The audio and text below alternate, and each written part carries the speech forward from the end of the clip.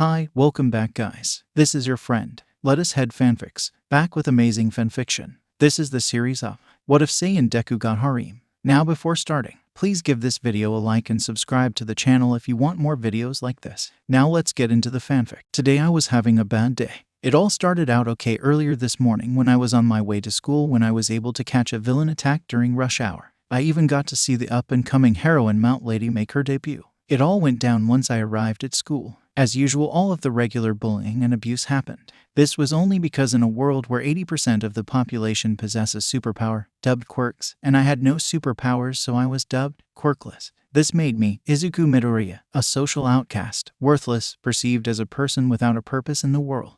When it was revealed back in grade school that I was quirkless to my classmates, I was immediately castigated and bullied to the highest degree. However, it didn't hurt as much when my former best friend, Katsuki Bakugo, I like to call him, Kaken, bullied me. He did it verbally and physically. Hell, even today after classes were over, Kaken literally told me to jump off the roof and hope to have a quirk in the next life. The reason he said this was because our teacher revealed to the class that aside from Kaken, that I will also be applying for UA High, the greatest hero course in all of Japan. Knowing that I had no quirk, in Kaken's mind, he knew I had absolutely no chance to make it into the prestigious high school. He also told me that I will die in the exams. Yup, definitely a bad day for me so far. I sighed. However, I had to learn how to deal with it on the daily basis since I was 4. So it was whatever. Taking a shortcut, I tried to get home faster. Walking through a tunnel, I was not paying attention as I found myself captured by a slime villain. The villain was trying to take over my body as he suffocated me to death. I know, today was pretty much a horrible at this point, but there was a twist. You see, as I was seconds away from my own death when out of nowhere the #1 hero, the symbol of peace, All Might would appear to save the day. He would land a Texas smash on the ugly slime villain and freeing me from his grasp. I woke up from my unconscious to see my idol standing before me. I was so excited to see him that I went into complete fanboy mode. I wanted to ask All Might to sign my hero journal number 13, but gasped in delight when I saw that he had already signed it. My excitement wore off as I had to get serious because I wanted to ask All Might one last thing, a question that mattered more than anything to me. This question roamed over my mind for over 10 years, something that has been answered countless times with the same answer. Can I become a hero, even if I'm quirkless? Before I could, I saw that the #1 hero was about to leave as he said that he had to turn the villain into the authorities. Seeing this caused me to panic because this may be my one and only chance to ask All Might this question. Because who knows if I will ever have the opportunity to see, let alone ask All Might this question, since he is a very busy person. I decided to take the risk and grab onto All Might as he took off, jumping high into the air. All Might noticed that I was hanging onto his leg for dear life. It forced him to land on a nearby roof, even though his transformation was running out. Landing on the roof, there was a huge puff of smoke. When it cleared, I was shocked to see All Might was gone, and what was left was a skinny, almost anorexic-looking version of All Might. Confused by the situation, I asked the man where All Might went. The skinny man told me that he indeed was All Might, or at least that was his true form, and his real name is Toshinori Yagi. Toshinori then explained to me that 5 years ago, he fought a villain who mortally wounded his respiratory system and destroyed his stomach. He visited countless doctors, but neither one could do anything for the hero. This injury has now limited to All Might only being able to complete 3 hours of hero work each day. Toshinori also explained that it was kept secret from the public because he still has to keep the persona of the symbol of peace. If word got out of his true condition, then villains would take advantage and cause more havoc. That is why it is necessary for All Might to never show any sign of weakness and to always have a smile on his face so that the people won't have to worry, because I am here. After Toshinori's explanation, I decided to ask the question, can he become a hero even though he is quirkless? Toshinori frowned, then proceeded to tell me the same as everybody else that I couldn't become a hero. The job of a hero is too dangerous for somebody without a quirk. Rampaging villains would do anything they can do to achieve their goals, and that meant killing as well. Toshinori told me that it is alright to dream big, but he also to dream realistically. Toshinori told me to look into more suitable careers such as a policeman or firefighter. Those jobs were also very important and admirable as they also risk their lives to protect and serve the people. Toshinori also asked me to plead me keep all of what he said a secret, as the public don't need to know that the symbol of peace was at all vulnerable. After that, he exited the rooftop and left me alone. I stood there as I was speechless. I didn't know what to say. The one person had been my idol and hero had told me that I blatantly could not become a hero no matter how hard he tried. All because I wasn't born with a quirk, something that was completely out of his power. There were so many emotions going through my thoughts at that moment. Sadness, anger, hurt, depression, but the biggest one was definitely disappointment. Disappointment in myself and in All Might. How could he say that? He's supposed to inspire hope into other people and motivate them to achieve their dreams. These were my thoughts as I left the rooftop and proceeded to the ground as I heard an explosion. Still disappointed I wasn't paying attention and didn't know I was subconsciously walking to where the commotion was. While I was walking, I was beginning to realize that this day was going from bad to completely horrible. Putting it straight, this has to be the worst day of my entire life no matter how anyone tries to slice it. Now in the present time, Izuku is walking towards a large crowd to see the fight that started earlier when he and All Might were on the rooftop. That's strange. Is the fight from earlier still going on? Izuku said. Why am I here? Did I subconsciously walk here just to check it out? Izuku thought as he crossed the street to get a closer view. I shouldn't even stop. All of my notes are useless, Izuku thought depressingly. However, his tone shifted as he saw the villain that was causing havoc. That's the same guy who attacked me, Izuku thought as he saw the same slime villain who tried to take his body through the tunnel earlier. That can't be right. All Might captured him. Izuku then thought back to when he and All Might were flying through the air. He must have dropped the bottle when I was holding onto his leg. Izuku then realized another fact. But then that means it's my fault, Izuku said as his face filled with dread. Why aren't the heroes doing anything? A civilian asked as he was a part of the crowd. It looks like they met their match, plus the villain captured a kid and things aren't looking so good, another civilian responded. He caught someone. I wonder how long they've been in there. How could they survive being suffocated like that? I thought I'd die after only a few seconds of struggling, Izuku said in his mind as he thought back to his near-death experience when he was captured by the very same slime villain. He cringed at the thought of somebody else going through the same traumatic experience. Wait, I'm confused. Isn't that the same villain All Might was chasing earlier today? One civilian asked. What, All Might? No way, he lost. Where is he? Can someone call him or something? A young woman asked. Seriously, why hasn't he shown up to help the heroes? Toshinori, who was at the back of the crowd, looked down to the ground in anger and was clutching his chest as he couldn't do anything because his time limit was up and couldn't jump in and save the day. Izuku has his hands covering his mouth and looked down in utter shame.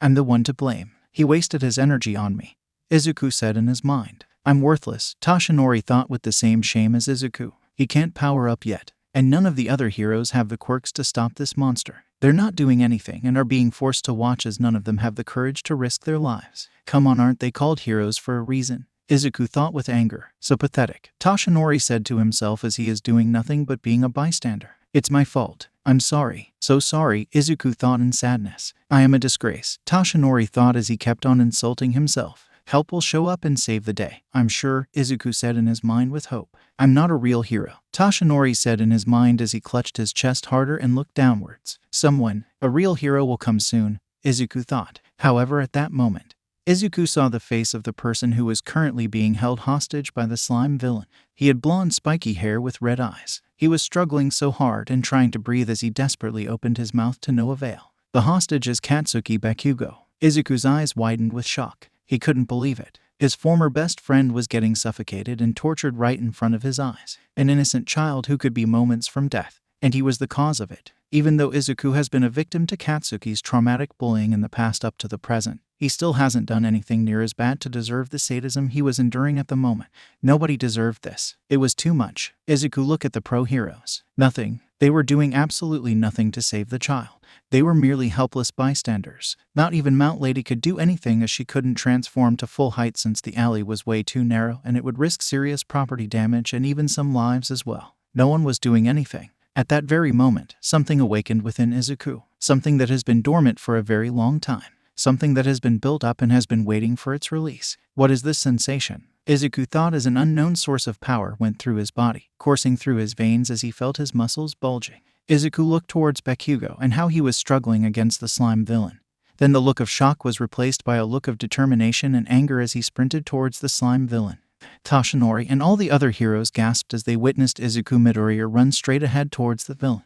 No, you idiot. Stop, you're going to get yourself killed. Death Arms yelled as he tried to stop the young man from heading straight into danger. Not this brat again, the slime villain said as he looked towards Izuku. Deku, Katsuki said in shock as he couldn't believe that his quirkless classmate and former best friend was running towards him, seemingly to save him. What am I doing? Why am I running? Why can't I stop? Izuku thought to himself as he kept running at full speed towards the villain as he continued to feel the unfamiliar, yet it felt so natural. Power flowing through him, giving him an unbelievable amount of power that felt so right that it was almost unexplainable. "You're toast, kid," the slime monster yelled as he aimed his fist towards Izuku. Izuku took off his book bag and threw it towards the monster's eye to momentarily stun him. This loosened his grasp on Katsuki and gave him the opportunity to finally breathe.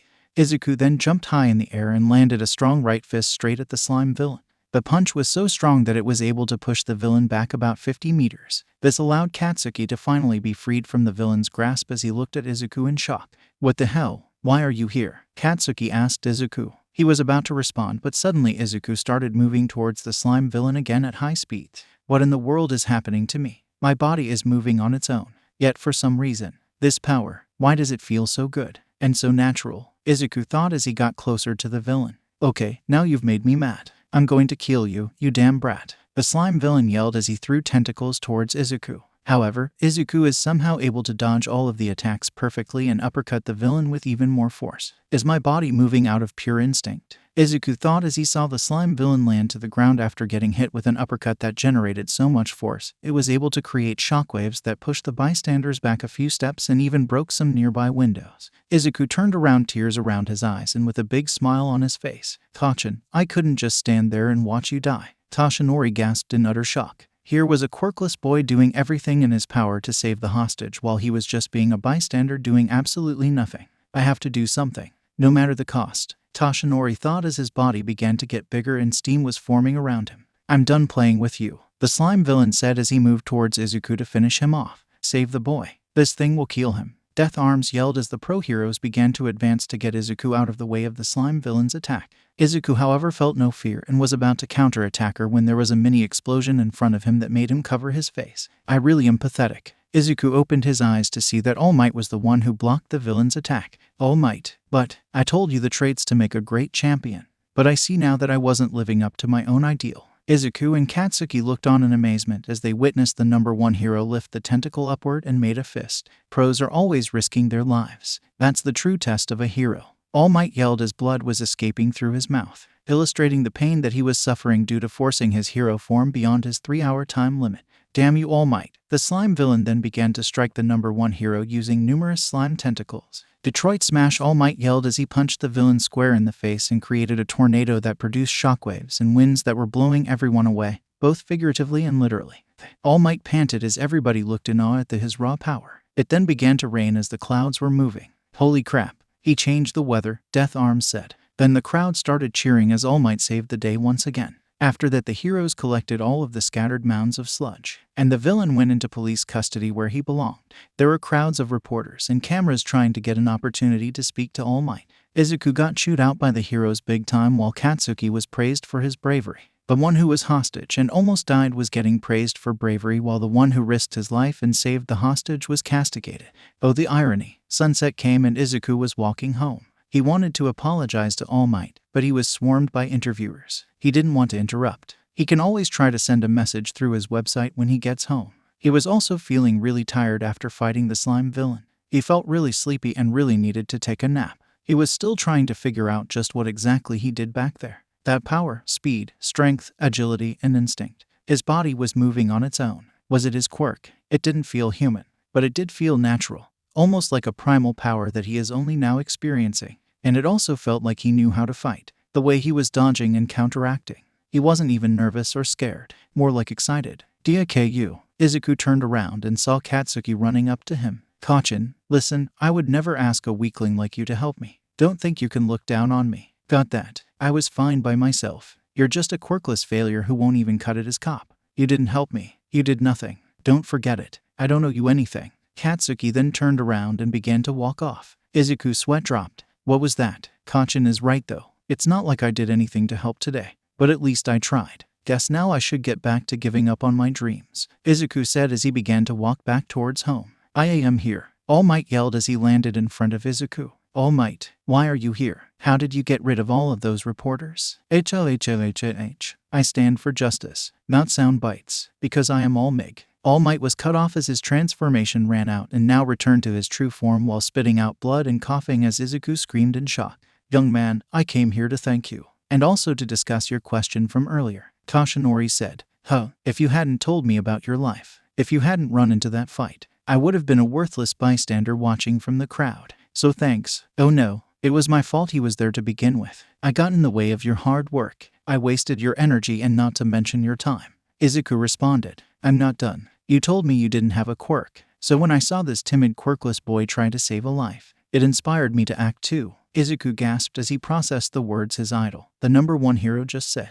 There are stories about every hero, how they became great. Most have one thing in common. Their bodies moved before they had a chance to think, almost on their own. Music. Boku no Hero Academia asked you can become a hero. Izuku's eyes widened as he began to shed tears. For some reason, he remembered his mother's words in that moment. I'm sorry, Izuku. I wish things were different. Izuku clutched his chest with both hands as he began to lower towards the floor. And today, that's what happened to you. Izuku's mother never told him the thing he wanted her to say back then. The words he needed to hear. The wind started blowing as cherry blossoms flew through the air. Young man, you too can become a hero, Toshinori said. Izuku then began to sob fully. Dreams can become reality. Mark Twain once said, the two most important days in your life are the day you are born and the day you find out why. And on this day is when Izuku Midoriya found out that he indeed was born to become a hero. Izuku clutched his chest even harder as he began thinking of all of the doubters and bullies that told him that he was useless, worthless, and had no shot to become a hero.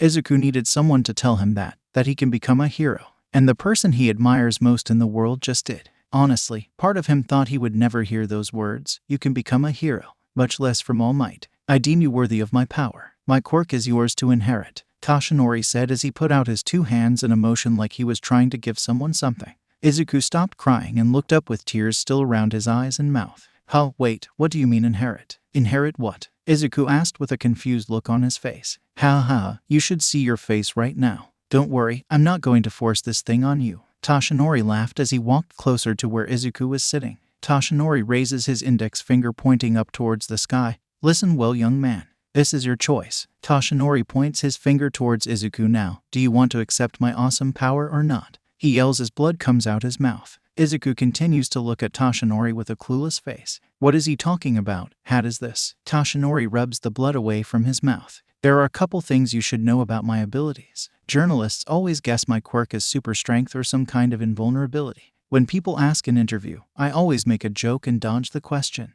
And it's because the world needs to believe that their symbol of peace is just a natural-born hero like any other. But I'm not. There's something natural about my ability. Huh. Toshinori then spread his arms out and looked towards the sky. I wasn't born with this power. It is a sacred torch that was passed on to me from someone else. Someone gave you this quirk. No way, Izuku said in shock. The wind blows as Toshinori's shirt moves, revealing bits of his scar. Yes way, and you're next. I can give you my abilities, Toshinori said in a dramatic pose. Wait, hold on, this is a lot to process, Izuku replied. It's true there's a lot of debate as to what your quirk actually is. Nobody has ever figured it out. It's one of the world's greatest mysteries. People are constantly talking about it online. While the idea of passing on a quirk and inheriting it just doesn't make any sense to me. I never heard anything like it. A power is supposed to be unique to each individual, and since the first superpowers, no one has been able to just give someone their power like a present? That's crazy. If this is true, this has changed everything we knew about quirks to begin with. Izuku kept on muttering and muttering as Toshinori looked on awkwardly. Sounds like you're overthinking this whole inheriting thing. Stop any RDING out. Izuku stopped his muttering as he heard Toshinori's shout. You'll have to adjust your reality and accept this new truth. I can transfer my quirk to someone else, and that's just one facet of my secret abilities. Toshinori holds out his hand as rainbow-colored light starts to emit from his palm. The true name of my power is One for All, Toshinori revealed with emphasis on the one for all part. 1, 4, oh, Izuku said slowly in awe as the name itself radiates power. Yes, one person improves the power, then hands it off to another person and continues to grow as it's passed along. Toshinori says as inside Toshinori's soul, multiple different colored stars move and turn into bigger and brighter stars as it finally stops when it reaches to a bright yellow star. It is this cultivating power that allows me to save those who are in need of a hero. The truth behind my strength. Toshinori finished as the rainbow-colored light in his palm faded. But why would you choose to give me a gift like that? What if I can't live up to it? Izuku asked. I was on a long hunt for a worthy successor, and then I watched you jump into action as the rest of us idly by. You may just be a Quirkless fanboy, but you tried to save that kid. You acted like a hero. Toshinori answered Izuku's question. Izuku then began to cry tears of joy from listening to the inspiring words of his idol. Toshinori saw this and began to laugh. Come on, seriously, you've got to stop crying like that if you want my quirk. Come on, kid. Izuku made a fist in his left hand. He said so much to encourage me. He even told me the secret behind his powers. Is this what I've been waiting for all these years? How can I turn him down? Izuku said in his head as he wiped the tears off his face. Izuku stands up with a determined look on his face. Okay, I'll do it. Yes. Izuku accepts Toshinori's offer. No reluctance. That's exactly how I figured you'd respond, Toshinori said with a smirk. Meet me at the Dagoba Municipal Beach in 2 days, 5 a.m. sharp.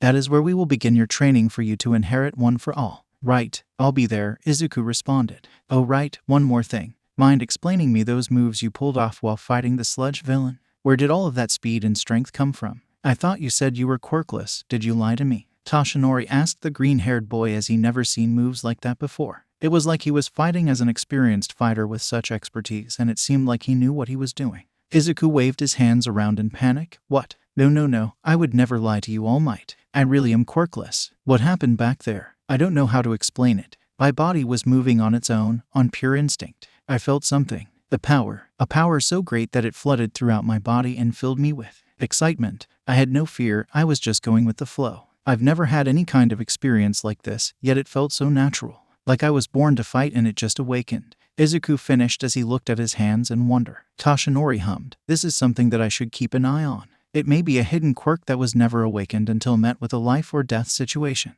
Toshinori thought as he returned his attention to the freckled boy. We'll talk about this later. It's getting late, so head on home and get some rest so you're ready in 2 days. All right. And with that, the two parted ways and Izuku went home to rest for the upcoming trials ahead. When Izuku reached his house, he immediately felt tired and yawned. Must be from all of the stress today. I should go take a shower. Izuku proceeded to the bathroom and took a warm shower, and as he was washing himself, he felt a slight bump near his butt. Must be a bruise from the sludge villain, Izuku assumed, and finished showering and proceeded to bed. As soon as he reached his room, he collapsed on the bed and felt really sleepy. Man, I'm really tired today. Oh well, lights out. Izuku though as he shut off the lights and proceeded to fall in a deep slumber. The next day, Izuku woke up from his deep sleep. He yawned and stretched as he got up from his bed. Whoa, I slept good. I feel full of energy, Izuku said as he headed to his bathroom. As he walked to the bathroom, Izuku felt really weird. He didn't feel any pain or drowsiness, but something felt off. For one, Izuku felt a little higher as if he was standing on a stool or something. Also, he felt like something was attached to his bottom. He didn't have any clue as to why that is, and his clothes felt really tight. When he reached the bathroom and looked at the mirror, his eyes widened in shock. Standing in front of the mirror wasn't the skinny little plain Deku that he was known as. No, standing there was a young man with a height of 5'11" with broad shoulders and a defined lean muscles all throughout his body that would put most bodybuilders to shame. There was no more baby fat as his face had defined cheekbones and a sharp jaw with a face that resembled more like a man than a boy. His chest was much bigger and so were his biceps and triceps that they were bulging under the now too small and tight shirt Izuku was wearing. His hair was longer, denser, thicker, and much more spiky and a lot more darker. While all of this is surprising to say the least, the thing that shocked Izuku the most was what was behind him, more specifically a part of him. Behind him was a wagging brown monkey tail that was a few feet long. It was moving freely as it was the most normal thing in the world.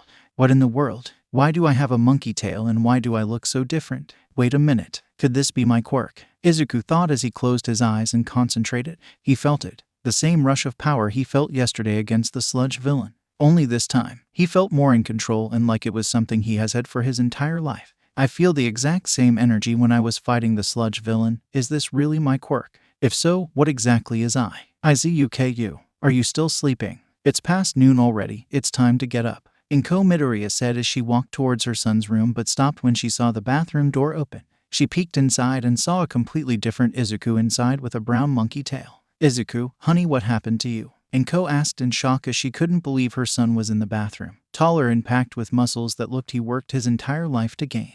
Not to mention the fact that he had tail too. I don't know, Mom. I just woke up and I looked into the mirror and saw this. I think this could be my quirk that has finally awakened, Izuku said as he tried swinging his tail, which he successfully did. Well, okay, you can explain in a minute. I'm going to go look for some of your father's clothes as it looks like they can fit you now, Izuku said as she went to her husband's old closet to fetch some apparel for Izuku. After putting on some of his father's clothes, Izuku explained everything that happened yesterday with his fight with the sludge villain, leaving out the part where All Might picked him as his successor obviously. Izuku thought Izuku's new quirk was a bit strange. His father, Hisashi Midoriya, who works overseas' quirk is that he can breathe fire. Her own quirk is the attraction of small objects. Usually a child's quirk is either one of the parents' quirks or a combination of both. So where in the world did that monkey tail come from? Nevertheless, she felt extremely happy for the fact that her son finally has his own quirk. She felt guilty for all of the trauma that Izuku had to endure because of his quirkless status. She hated that he wasn't able to inherit her power or his father's. She even felt guilty for not encouraging and inspiring him to pursue his dream no matter what.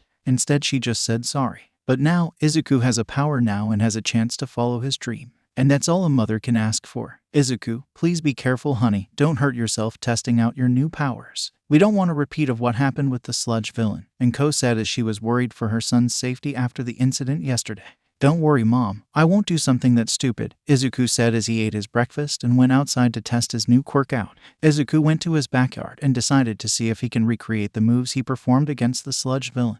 Alright, let's see how high I can jump. Izuku then jumped with all of his might as he rocketed towards the air in high speeds. He looks down and sees that he's up so high that he's about 200 feet in the air looking down towards his neighborhood. Whoa, I didn't know I can jump as high. Hold on, why aren't I falling down? Izuku looks down and sees that he's floating. What? I can fly too. Just what is my quirk? Izuku said in shock as he went down back to his backyard. Alright, let me test out my strength. Izuku then punched the ground with so much force that it was able to create a mini shockwave and craters in the ground. Izuku looked at his fist in awe. It was unbelievable. He was able to go from a weak little quirkless boy to a guy who's able to fly with superhuman strength. Wow, what else can I do with this power? One day later, Dagoba Municipal Beach is a beach that was once a beautiful place with golden sand and a glistening blue ocean. It was an ideal spot for young couples to come and relax and express their love for one another. But now it is a complete dumpster, full of trash and garbage. It has been a total mess for the last few years. Because of the ocean currents, anything that is dropped in the water ends up on the beach. People take advantage of that when they are illegally dumping their trash. Now all the locals avoid this place. Toshinori is on the beach waiting patiently for a certain green-haired boy to show up. He looked at his phone and the time read 4:58 a.m. He should be arriving any minute now, Toshinori said as he looked towards the entrance of the beach. In the distance, he could see what seemed to be a young man with a mop of green spiky hair, running to the beach with a bright green tracksuit on as he was getting near to where Toshinori is standing. Wait a minute, is that? Toshinori said in surprise as the young man reached Toshinori. Hey, All Might, I'm here. 5 a.m. sharp just like you said. So why did you tell me to come here to train in this dumpster? Izuku asked with curiosity as he wondered how this would be the ideal training place. Wait a second. Young Midoriya, is that you? When were you this tall? And where did all of those muscles come from? And, is that a tail? Toshinori asked as he couldn't believe that the skinny, plain, little boy with no quirk is the same tall and muscular young man standing right in front of him right now. Izuku smiled and rubbed the back of his head in embarrassment. Well, you see. Izuku told Toshinori all of what transpired the day before, how he woke up and the powers he discovered that he had. He hypothesized that this is his quirk that took a long time to manifest, probably because of the physical requirements needed to use properly. Izuku demonstrated his power by picking up a fridge with one hand and absolutely crushing it with the other hand. He then showed how fast he was by running so quick he was able to run across the ocean. After that, he flew up so high that Toshinori thought he was dreaming. After Izuku's demonstration, Toshinori turned into his hero form. My goodness, never have I seen such feats from such a young boy. It seems that inheriting one for all will be better, much easier than expected. Wait, what do you mean by that? Izuku asked as he flew back down to the beach. What I mean is that my quirk one for all is a whole lot to handle. The combined physical prowess of everyone who has ever used it creates a hurricane of pure force. An unprepared body can't fully inherit it. Your arms and legs would shoot off if you tried to. Izuku imagines his limbs tearing off and his body falling apart and decimating itself. He cringed. Seriously. Damn, that's harsh. Izuku shook his head as he tried to get the image out of his head. Okay, so this whole trash thing is some kind of hardcore gym workout. And you're my trainer. All Might smirked and did a thumbs up. You got it. But there's another reason too. I did a little online research yesterday. Turns out this part of the beach used to be beautiful, but it's been a total mess for years. Izuku looked around and nodded in agreement. Yeah, people just throw their garbage here, and since it's already a mess, people wouldn't suspect a difference. It's a shame nobody has taken the time to clean this place up, Izuku said with disappointment, as one would think a hero would at least try to renovate the place. Heroes these days are all about showing off and capturing flashy villains. Things were different before quirks. Service is what mattered. Back then, heroes were those who helped the community even if it was kind of boring. All Might said as he grabbed a microwave and crushed it effortlessly. You will restore the coastline for this entire section of the beach. That is the first step of your path, young man, towards being a hero. All Might finished as he stared into Izuku's eyes seriously. All this. But there is so much, Izuku said, looking around the entire beach, which was filled to brim with garbage of all different kinds. That's impossible. Young Midoriya, you want to go to UA, right? Well, yeah, of course. You went there, so it must be the best school around, right? Izuku looks down and balls his right fist. It's a long shot, but still, I'm going to shoot for the moon. UA, you've got a lot of spirit, fanboy. But as I said before, being a hero isn't easy to do without a quirk. It's not fair, but that's unfortunately the reality. And UA is the hardest hero course to get into. So that means that I have to prepare my body for your quirk really fast. UAS exams are in 10 months. All Might took out sheets of paper. Not to worry, kid. I've got you covered with the help of my handy aim to pass American Dream plan. Follow this to the letter and you'll clean up just in time. I also detailed every other aspect of your life while I was at it. Izuku looked at the sheets of paper. Wow, even my sleep is scheduled. If I'm being honest, this is going to be super hard. Think you're up to it? Izuku smirked and gained a look of confidence. Yeah, sure I am. I have to work 100 times harder to get in if I'm going to outdo everybody else. So what choice do I have, right? Izuku went right to work, taking as much trash as he could at a time. Ever since he has gotten his newfound power, his overall strength, speed, and stamina increased to the level of superhuman. He's able to lift cars and trucks that weigh several tons with relative ease. His efficiency in cleaning up the trash was so off the charts that All Might estimated that Izuku may get the job done with time to spare. When Izuku returned to school, all of his teachers and peers were speechless. They almost couldn't recognize him as he looked like a totally different person. It was unreal to them. When they saw his tail, they were even more shocked as they thought the green spiky-haired nerd didn't have a quirk. He explained to the class that his quirk finally awakened during the whole sludge villain ordeal. He theorized that the quirk is mutant, physical enhancement type that required the user's body to be developed in order to use as if he would have had it when he was 4. It may have been too much for his small body to handle. Surprisingly, Katsuki Bakugo didn't really give Izuku's newfound quirk much glance. If anything, he probably still thought he was much superior thanks to his incredibly powerful explosion quirk. After that day, Bakugo and pretty much everybody else stopped bullying Izuku. This was most likely because Bakugo respected Izuku a little for what he did against the sludge villain. And now that he had a quirk, it moved him up on the proverbial food chain in society. Since Izuku's knee power gave him inhuman amounts of stamina and endurance, he was able to study and do his school work with ease since he didn't feel much fatigue after the morning and afternoon workouts cleaning trash that he would have otherwise felt. Another cool aspect Izuku discovered about his new abilities was that he is able to feel the energy signature of any living being. He could tell where someone was located based on their unique power level, which is what he liked to call it, and he could how strong exactly someone was and assess their abilities. This would be a very useful ability as a hero where he could predict the power level of dangerous villains. Another ability Izuku had was what he dubbed Kai blasts, which were small laser-like blasts generated through an energy called Kai and fire them like projectiles. This was especially useful as long-range attacks since it wouldn't be a good idea to always fight somebody at close combat depending on what type of quirk they had. Izuku set time aside to practice his Kai control so he would be able to increase the efficiency of his Kai attacks and hopefully master them to an extent before the UA exams. Izuku gave his mother a recipe for the new diet he would have to take courtesy of All Might's training. A side effect of Izuku's new quirk was that it increased his metabolism, which allowed him to eat a ridiculous amount of food that wasn't normal by human standards. Inko was surprised at first, but she smiled and didn't mind it since she had no problem cooking for her beloved son.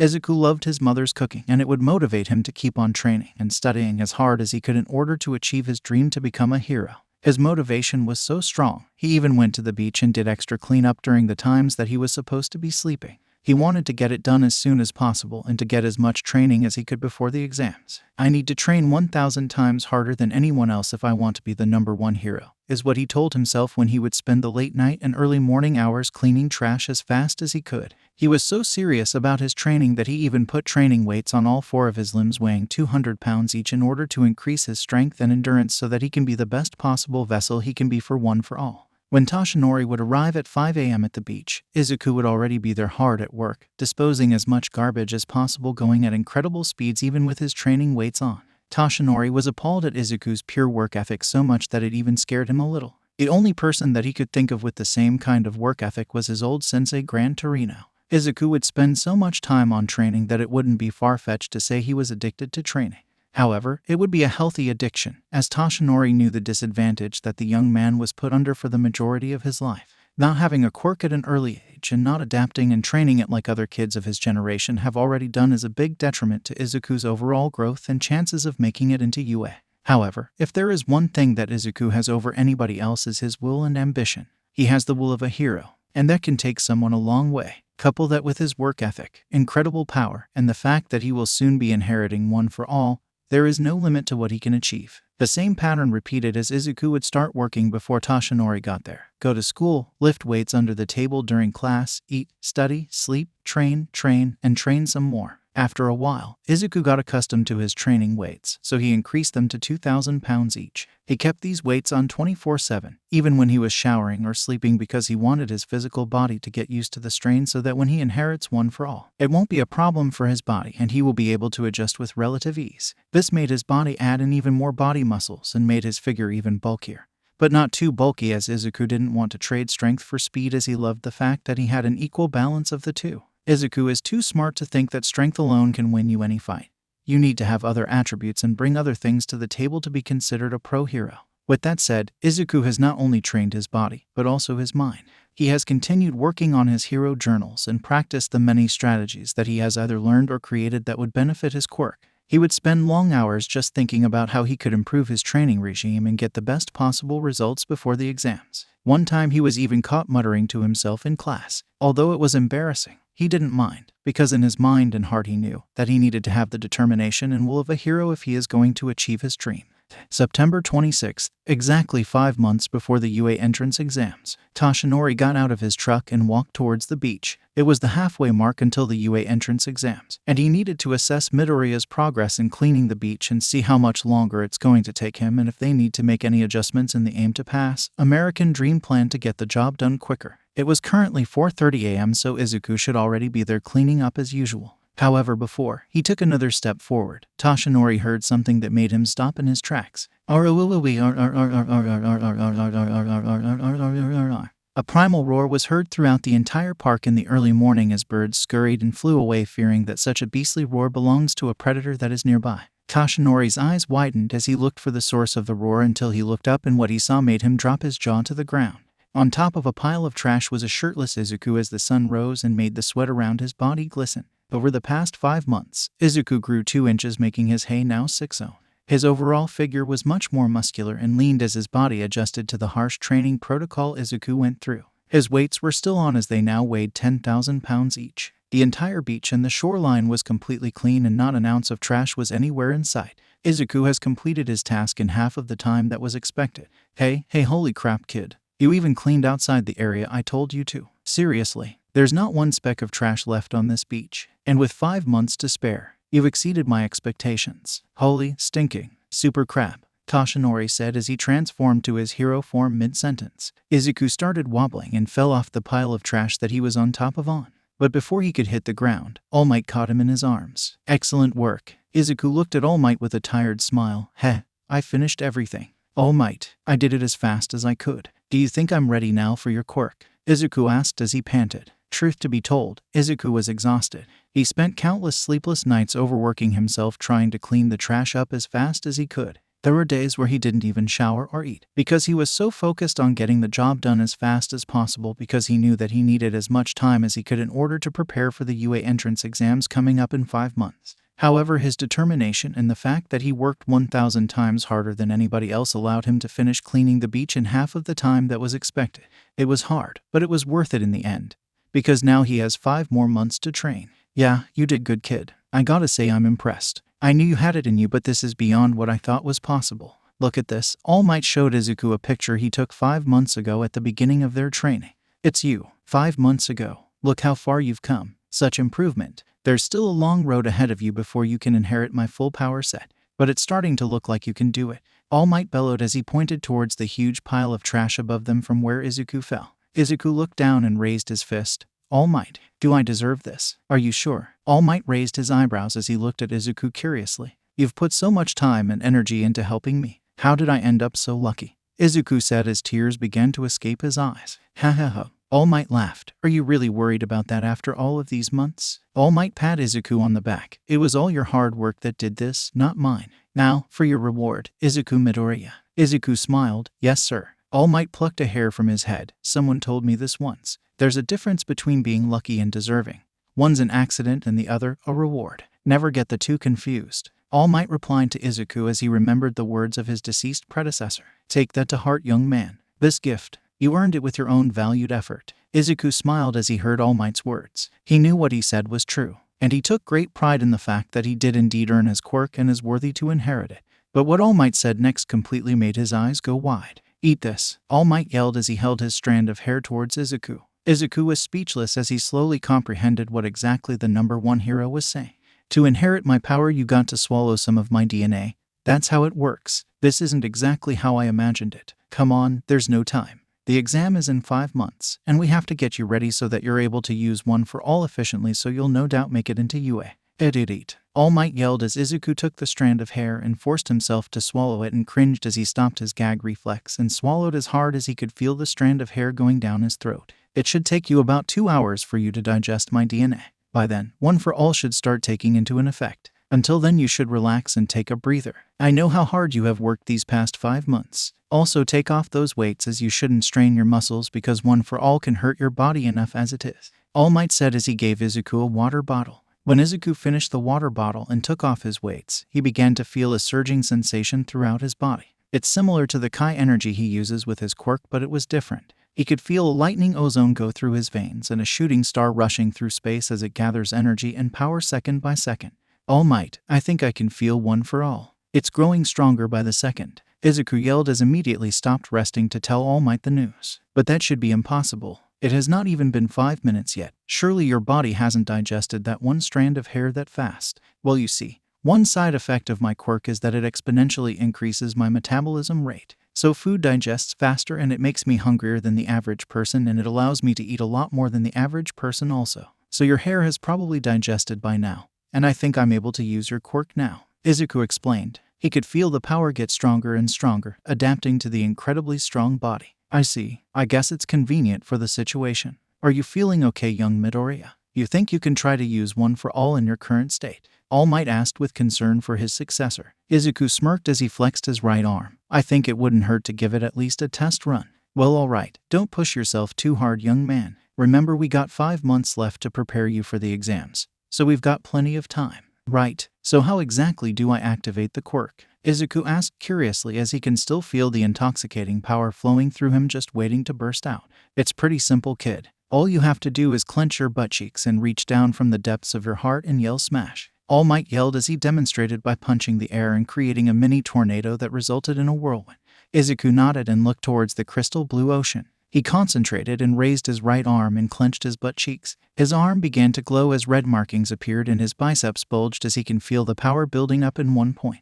He can also feel his Kai in his right arm supporting the power that one for all was giving him. It was so unreal. The power, he has never felt anything like this before. It felt so right and meshed so well with his other quirk that it practically felt like a perfect combination. Izuku looked towards the ocean and yelled with all his might.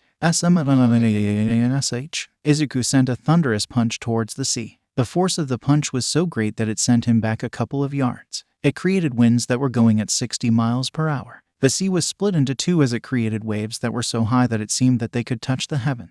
Izuku's punch also created a tornado similar to the one that All Might produced with his Detroit smash against the sludge villain.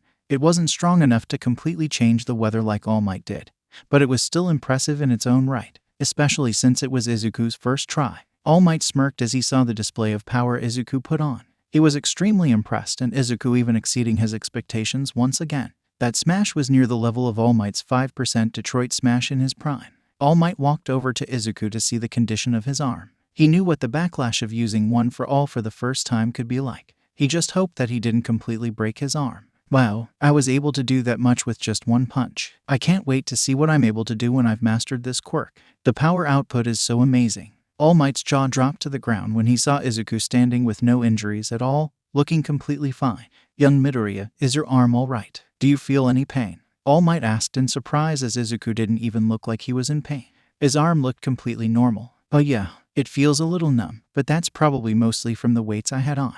I guess all my training paid off. My body is able to handle the backlash of one for all with little to no injuries. So does that mean my body is a proper vessel now? Izuku asked All Might as he was stretching to loosen up his muscles. This will make your training a lot easier. And since you've given us a 5-month head start, in that time, we will be focusing on increasing your control and efficiency rate of using One for All. This is so that by the exams you will be used to the effects of One for All and you won't have to worry about not knowing how to use it. Young Midoriya, are you sure you don't need rest? I know you have been working really hard, so are you sure you can keep training for the rest of the day? All Might knew how important getting into UA and becoming a hero is to Izuku. He also understood how little time he has to prepare. However, too much of anything can be detrimental to anyone, especially if one were to overwork themselves. The human body had limits after all, so it would be only natural as the young man needed to take a day off to rest and recuperate. No, it's fine. I promise you, All Might, I can keep going. How many times do I have to tell you this? I have to work 1,000 times harder than anyone else if I want to be number one.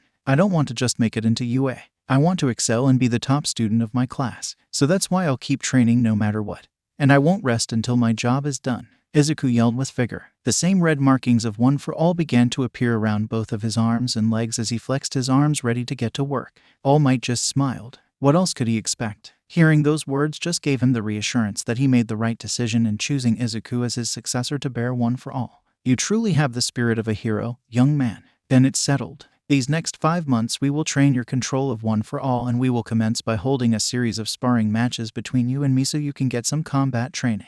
Get ready, young man, because this is where the real training starts. I almost forgot to mention, from now on, refer to me as TOSHINORISENSEI. 4.5 months later, 2 weeks until the UA entrance exams. It's been over 4.5 months since Izuku gained One for All, and the progress he was able to make in such a short amount of time is nothing short of amazing. He is now able to use One for All at 20%, and at a very proficient level. Usually, when children awaken their quirks, it's hard for them to use their powers without wasting a lot of energy. That doesn't seem to be the case with Izuku though. Izuku is so skilled at using his quirk that he's able to fight and launch attacks with little to no backlash to his physical body. When All Might saw the progress that Izuku was making during their sparring matches, practically getting stronger, faster, and better every day, it almost scared him. He has never seen someone so young be able to adapt and increase the output of their quirk almost flawlessly. Izuku's Kai abilities improved as well. He could now sense the energy signature of a person 1,000 miles away and can even lower his own energy to the point where he's almost completely unnoticeable. During these 4 months, Izuku has had some weird dreams. His dreams would always involve either a man with spiky black hair and an orange outfit or shorter man with long upright spiky hair with some sort of armor on. In these dreams he saw various things. He saw many fights and the encounters that those two had in their lives, and even some techniques that Izuku learned. One technique that Izuku was able to learn was the Kamehameha and the Gallic gun used by the man with the orange outfit and the man with the blue armor respectively. Izuku felt like he should know who those two are, but he just couldn't quite put his finger on it. Maybe it was another side effect of his quirk. Whatever the case, they were very helpful to him in his training. It allowed him to learn many fighting techniques that he could use during his sparring matches with All Might. Granted, he was never able to win against the number one hero. He just had much more experience than him. However, Izuku was able to land some hits on him and even catch him off guard a couple times, and actually almost managed to beat him one time, if it wasn't for that damned Oklahoma smash that sent poor Izuku flying away towards the sky. All Might went really hard on him during those spars, and he even complimented on Izuku's fighting style, saying if he had not had more raw power and hero experience than Izuku, he probably would have beat him. During those sparring matches, All Might made sure to have Izuku wear his training weights at all times. He increased the weight to 25,000 pounds on each limb. His rationale for such harsh training conditions is that if Izuku is able to keep up with somebody as fast as All Might with 100,000 pounds on his body, then he should have no problem outperforming any other person during the exams physically. This day and age, too many people rely solely on their quirk to do all the hard work, when in reality they have forgotten just how powerful humans can become with their physical bodies alone. And thanks to Izuku's quirk, his physical abilities seem to have skyrocketed. This is one edge that Izuku will have over any other applicant, as both Izuku and All Might knew for a fact that no other person his age trains like Izuku does. Detroit Smash. Instantly the waves of the Dagoba Municipal Beach were raised to seemingly impossible levels. The ocean rumbled as if a tempest was taking place, but the weather remained the same. Not strong enough. Toshinori-sensei is able to change the entire weather with a single Detroit Smash almost effortlessly. Mine is pretty good, but it still lacks the extra force and volume that Toshinori-sensei's smashes have. Guess I'll have to keep practicing until I get to that level, Izuku said to himself as he stood on the beach by himself. He is currently shirtless as he was sweating from training the entire day. All Might isn't there because this is one of the days when Izuku is supposed to be taking a day off. But who was he kidding? Izuku doesn't know the definition of a day off. Izuku now stood at 6'2" as he was able to grow 1 more inch during the past couple of months training with All Might. Izuku guessed that the reason he was growing so fast was because of the addition of One for All. His body adapted since the bigger and stronger his body is, the more effective his usage of One for All can be. He now had a defined six-pack, which is a sign of evidence of all the hard training he has done these past 9.5 months. Well, at least it's better than before 2 months ago. Flashback to 2.5 months ago. Damn it, yelled a frustrated Izuku. He just finished a sparring session with All Might and was currently taking a 5-minute break. Why do you seem so troubled, my boy? You have made excellent progress. At this point, Izuku has already gained access to 10% of One for All. He is able to activate it in all 4 limbs and fight on par with All Might's 10%. It's just that I feel that there is a way to use One for All a lot easier and more efficiently like you, Toshinori-sensei. When you use One for All, it's not just in your arms and legs, but your whole body, and you're able to use it with much more versatility. I want to be able to use it like that as well, but for some reason, I can only activate it in my limbs. Right when he said those words, Izuku widened his eyes as a light bulb lit up in his head. Wait a minute, that's it, Izuku exclaimed as he jumped up and confused All Might. All this time, I've been thinking of One for All as sort of like a switch, where I turn on and off whenever I use its power, as if it's an external weapon, sort of like a gun or sword. However, I've got it all wrong. One for All isn't just some disposable weapon. It's a part of me. It's connected to my very core and soul. It's the power that will unite the world and smash all evil into its place. I am One for All. Izuku closed his fists and began to power up and use One for All. Red markings immediately appeared on his arms and legs. Then it started to spread to his forearm, then to his hands, then to his feet, and upwards to his chest and shoulders. Come on, focus and concentrate, Izuku said loudly and grit his teeth as he put in his absolute best effort. The red markings then rose up to his neck, cheeks, and ears. Then it finally reached to his eyes and head as his eyes turned into a brighter and glowing shade of green. His hair rose a little as his green spikes became a little more defined. After that, the unique red markings completely disappeared, and in its place came a sparking green light encoded with a reddish aura that produced an ozone scent.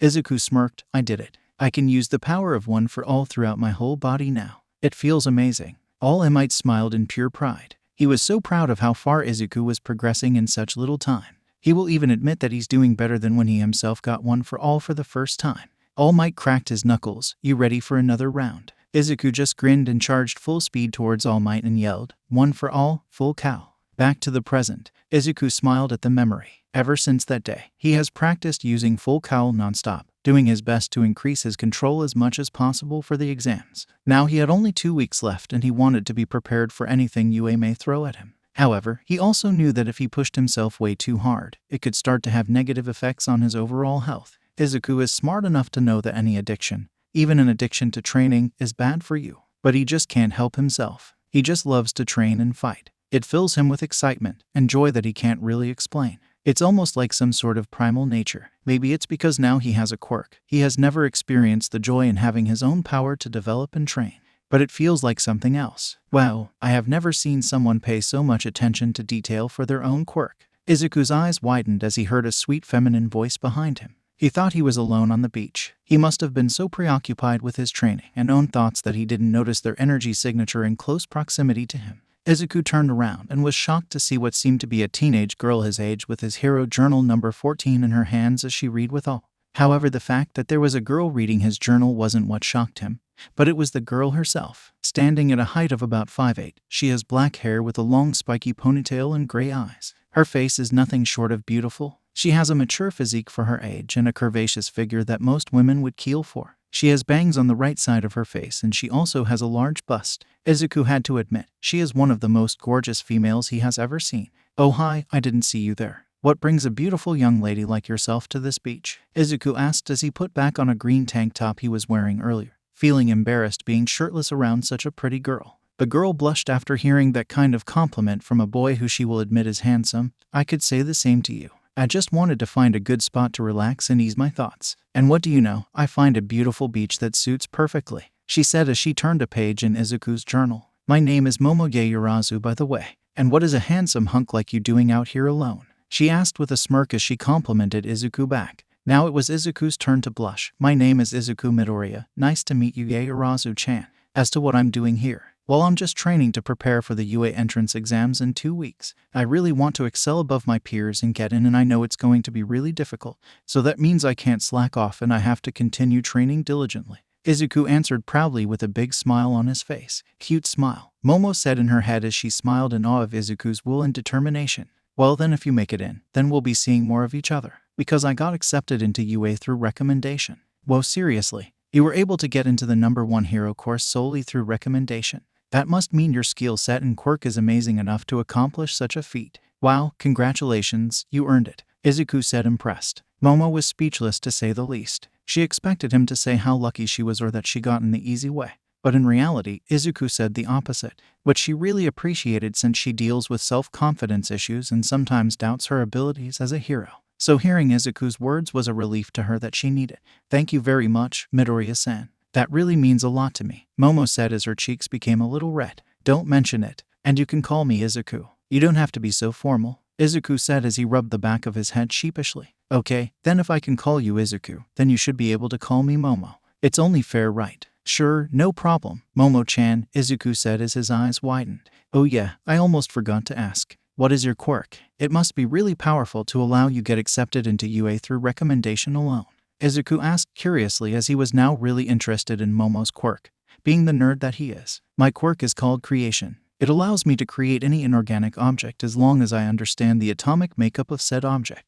The only drawback is that creating objects require lipids as fuel and my skin needs to expose so I can create something. Momo demonstrated by holding out her hand as a baseball appeared out of her skin. That is so cool. That makes your quirk adaptable to virtually any situation. It's also very useful in daily life as well. No wonder you were able to get accepted into UA through recommendation alone.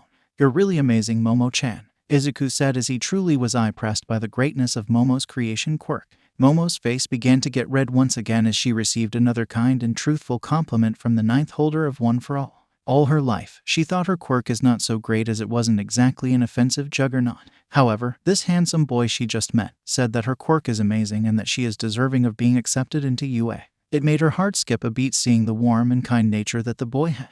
She also couldn't find any deceit in his eyes or face since he was being 100% truthful. So what exactly can you do with your quirk, Izuku-kun? Momo was now the one curious and interested. My quirk is a physical enhancement type. I'm able to increase my strength, speed, and durability to superhuman levels and deal massive damage. Look, I'll show you. Now it was Izuku's turn to demonstrate. The scent of ozone invaded Momo's nostrils as Izuku powered up to 5% One for All. Full cowl and green sparkling lightning surrounded his body. Momo stood in awe at the pure raw power that Izuku was emitting. Izuku turned towards the sea. You should take a couple steps back, Izuku warned as Momo listened to what he said and moved back. Izuku readied his fist and yelled, Detroit Smash. Just like before, the ocean waves rose to an unbelievable height as a mini tornado was created, causing the whole beach to slightly rumble. Momo's eyes widened and gasped, such power. I've never seen anything like it. It's comparable to All Might. Izuku rubbed the back of his head sheepishly. Oh, you're being too kind. I'm nowhere near All Might's level. Izuku blushed at the praise. However, that blow was using One for All only. He could have used Kai to throw an even bigger smash, but Izuku wasn't one to boast. Oh, stop being modest. It's true, I haven't seen a quirk like yours before. It can be a real powerhouse as a hero. Momo then looked at her phone to see a message from her father, telling her to come home since it was getting late. The sun was already starting to set. I'm sorry, Izuku, but I have to head home. It's getting late and my parents don't think it's safe for me to be out during dark, Momo said, disappointed at the fact that she had to leave. That's no problem. I can take you home if you want. Just tell me the address, Izuku offered as he started floating above the ground and getting ready to take off. Hold on a minute, you can fly too. That's incredible, Izuku-kun. I don't mind since I want to see how it is to fly. Let's get going then. Izuku proceeded to pick up Momo bridal style and flew off to Momo's address. During the whole ride, Momo had a huge blush on her face. She could feel Izuku's rock-hard abs through his shirt. Momo looked down at the beautiful city and saw the beautiful sunset keeping her in awe. She looked up to see Izuku's smiling face. She felt secure, safe, and protected in his arms. She somehow knew that he wouldn't drop her or let anything bad happen to her. As she thought of this, it made the blush on her face darken and caused her heart rate to increase. We're here, Izuku said as he descended to the ground. In front of them was a huge expensive mansion with a large front yard. Did I make a wrong turn? Izuku asked. No, this is the place. Holy crap, she is stinking rich, Izuku yelled in his mind as he didn't expect Momo to come from such a financial background. Before I go, let's exchange phone numbers so we can keep in touch, Momo said as she put her phone number in Izuku's phone and vice versa. Goodbye Izuku, I'll text or call you later. Good luck in the exams, Momo shouted right before she entered her house. Izuku waved and flew to the air towards his house. While he was in the air, he realized something. I talked to a girl. I even got her number and she's smoking hot too. The sun rose. The ocean waves moved. The seagulls flew in the sky. It was a peaceful sight this morning at the Dagoba Municipal Beach. It was quiet. The only sounds that could be heard were the sounds of nature. When the public heard that the once dumpster of a beach returned to its original alluring and prepossessing state, people wondered just how it was cleaned up and by whom. Citizens hypothesized that maybe a diligent hero cleaned it up or maybe some sort of volunteer for community service. But when they tried to think which hero could have done such a feat, nobody came to mind. All of the possible candidates were just too busy to have the time to clean up some beach with no particular reward in return.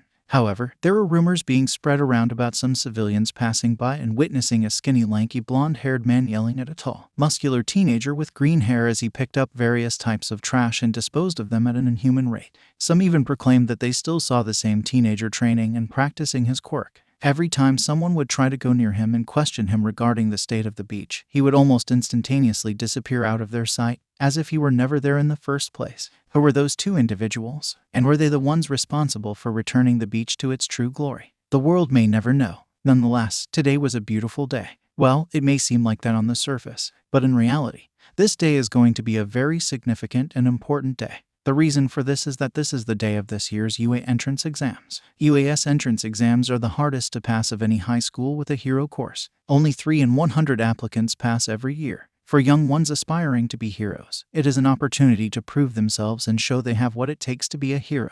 However, it is easier said than done because there are numerous applicants with only so little seats. The events of today will determine the future generation of heroes. A red truck pulled up on the parking lot of the beach. The driver of said truck none other than Toshinori Yagi, the #1 hero himself. He was wearing a long black coat. The reason he was here is because he texted Izuku last night telling him to meet him at the beach just before the exams. Toshinori walked on the sand and looked around for his young protege. His eyes was finally able to lock onto him. Izuku was floating a few meters above the ocean in a lotus position. His eyes are closed as he was meditating deeply. The milky white aura of his kai would be seen as the ocean currents reacted to the power as they moved in various directions. Alongside his kai was the green lightning aura of One for All. Izuku is currently using 20%. He sensed Toshinori's presence, but he didn't let it stop his flow. His two auras came close to touching as they were nearing each other in the middle of Izuku's body. The two quirks were close to merging with each other. But right before that can happen, the auras completely disappeared with Izuku opening his eyes soon after. Damn it, I messed up again, Izuku thought with a frustrated and disappointed facial expression. Izuku's frustration was caused by the fact that he was unable to combine his One for All, full Cal mode with his Kai throughout his whole body and use the two powers simultaneously. He is able to use the two only in certain concentrated points of his body. For his example, he is able to infuse One for All energy into Kai blasts and fire them from his hands or feet to increase the power output. Or he could also infuse Kai into an attack like a Detroit Smash and increase the punch's destructive capability. But he isn't able to combine the two all around throughout his body like full Cal, and he really wanted to achieve a mode like that. The reason being that when he combined the two quirks into one attack, it would cost him a decent amount of his stamina and limited his versatility, control, and efficiency, similar to how it was when he used One for All before he had full Cal. This was something Izuku has been trying to succeed in for the past couple of weeks now, but no matter how hard he concentrated, focused, or tried, it all ended in the same result. Both of his quirks shutting off, and each time making him feel more annoyed. Izuku tried to use a similar strategy to unlock One for All, full Cal. But for some reason, this was just a lot more difficult than he expected. You struck another dead end, Toshinori said to his successor, knowing full well that he just had another failed attempt in combining his quirks. Izuku told Toshinori of his shortcomings with combining the two powers. Toshinori was intrigued at the idea and thought it was actually a very interesting assessment. In theory, if he managed to use One for All and Kai simultaneously, it would make him stronger many times over. But to be able to control two quirks with such high levels of raw power was no easy feat. It took Toshinori years until he fully mastered One for All, and even then, it still cost him a considerable amount of stamina to maintain. So he could only imagine how hard it was for Izuku to control both One for All and his Kai. It had to be strenuous, especially for Izuku who has only had his quirk for 10 months. I don't know what's the problem, Toshinori-sensei. I've tried everything I could but I keep on coming up short. There has to be something missing, but I just don't know what. Izuku flew back to the sand and stretched his legs out. They were a little stiff from the intense and long meditation session. Toshinori sighed. He understood Izuku's frustration, but there are other important matters at hand. The exams are going to begin in about 2 hours, and it would not serve well for Izuku if he is distracted and unfocused. It could cost him dearly if he is not careful, and he could not afford to be off his game.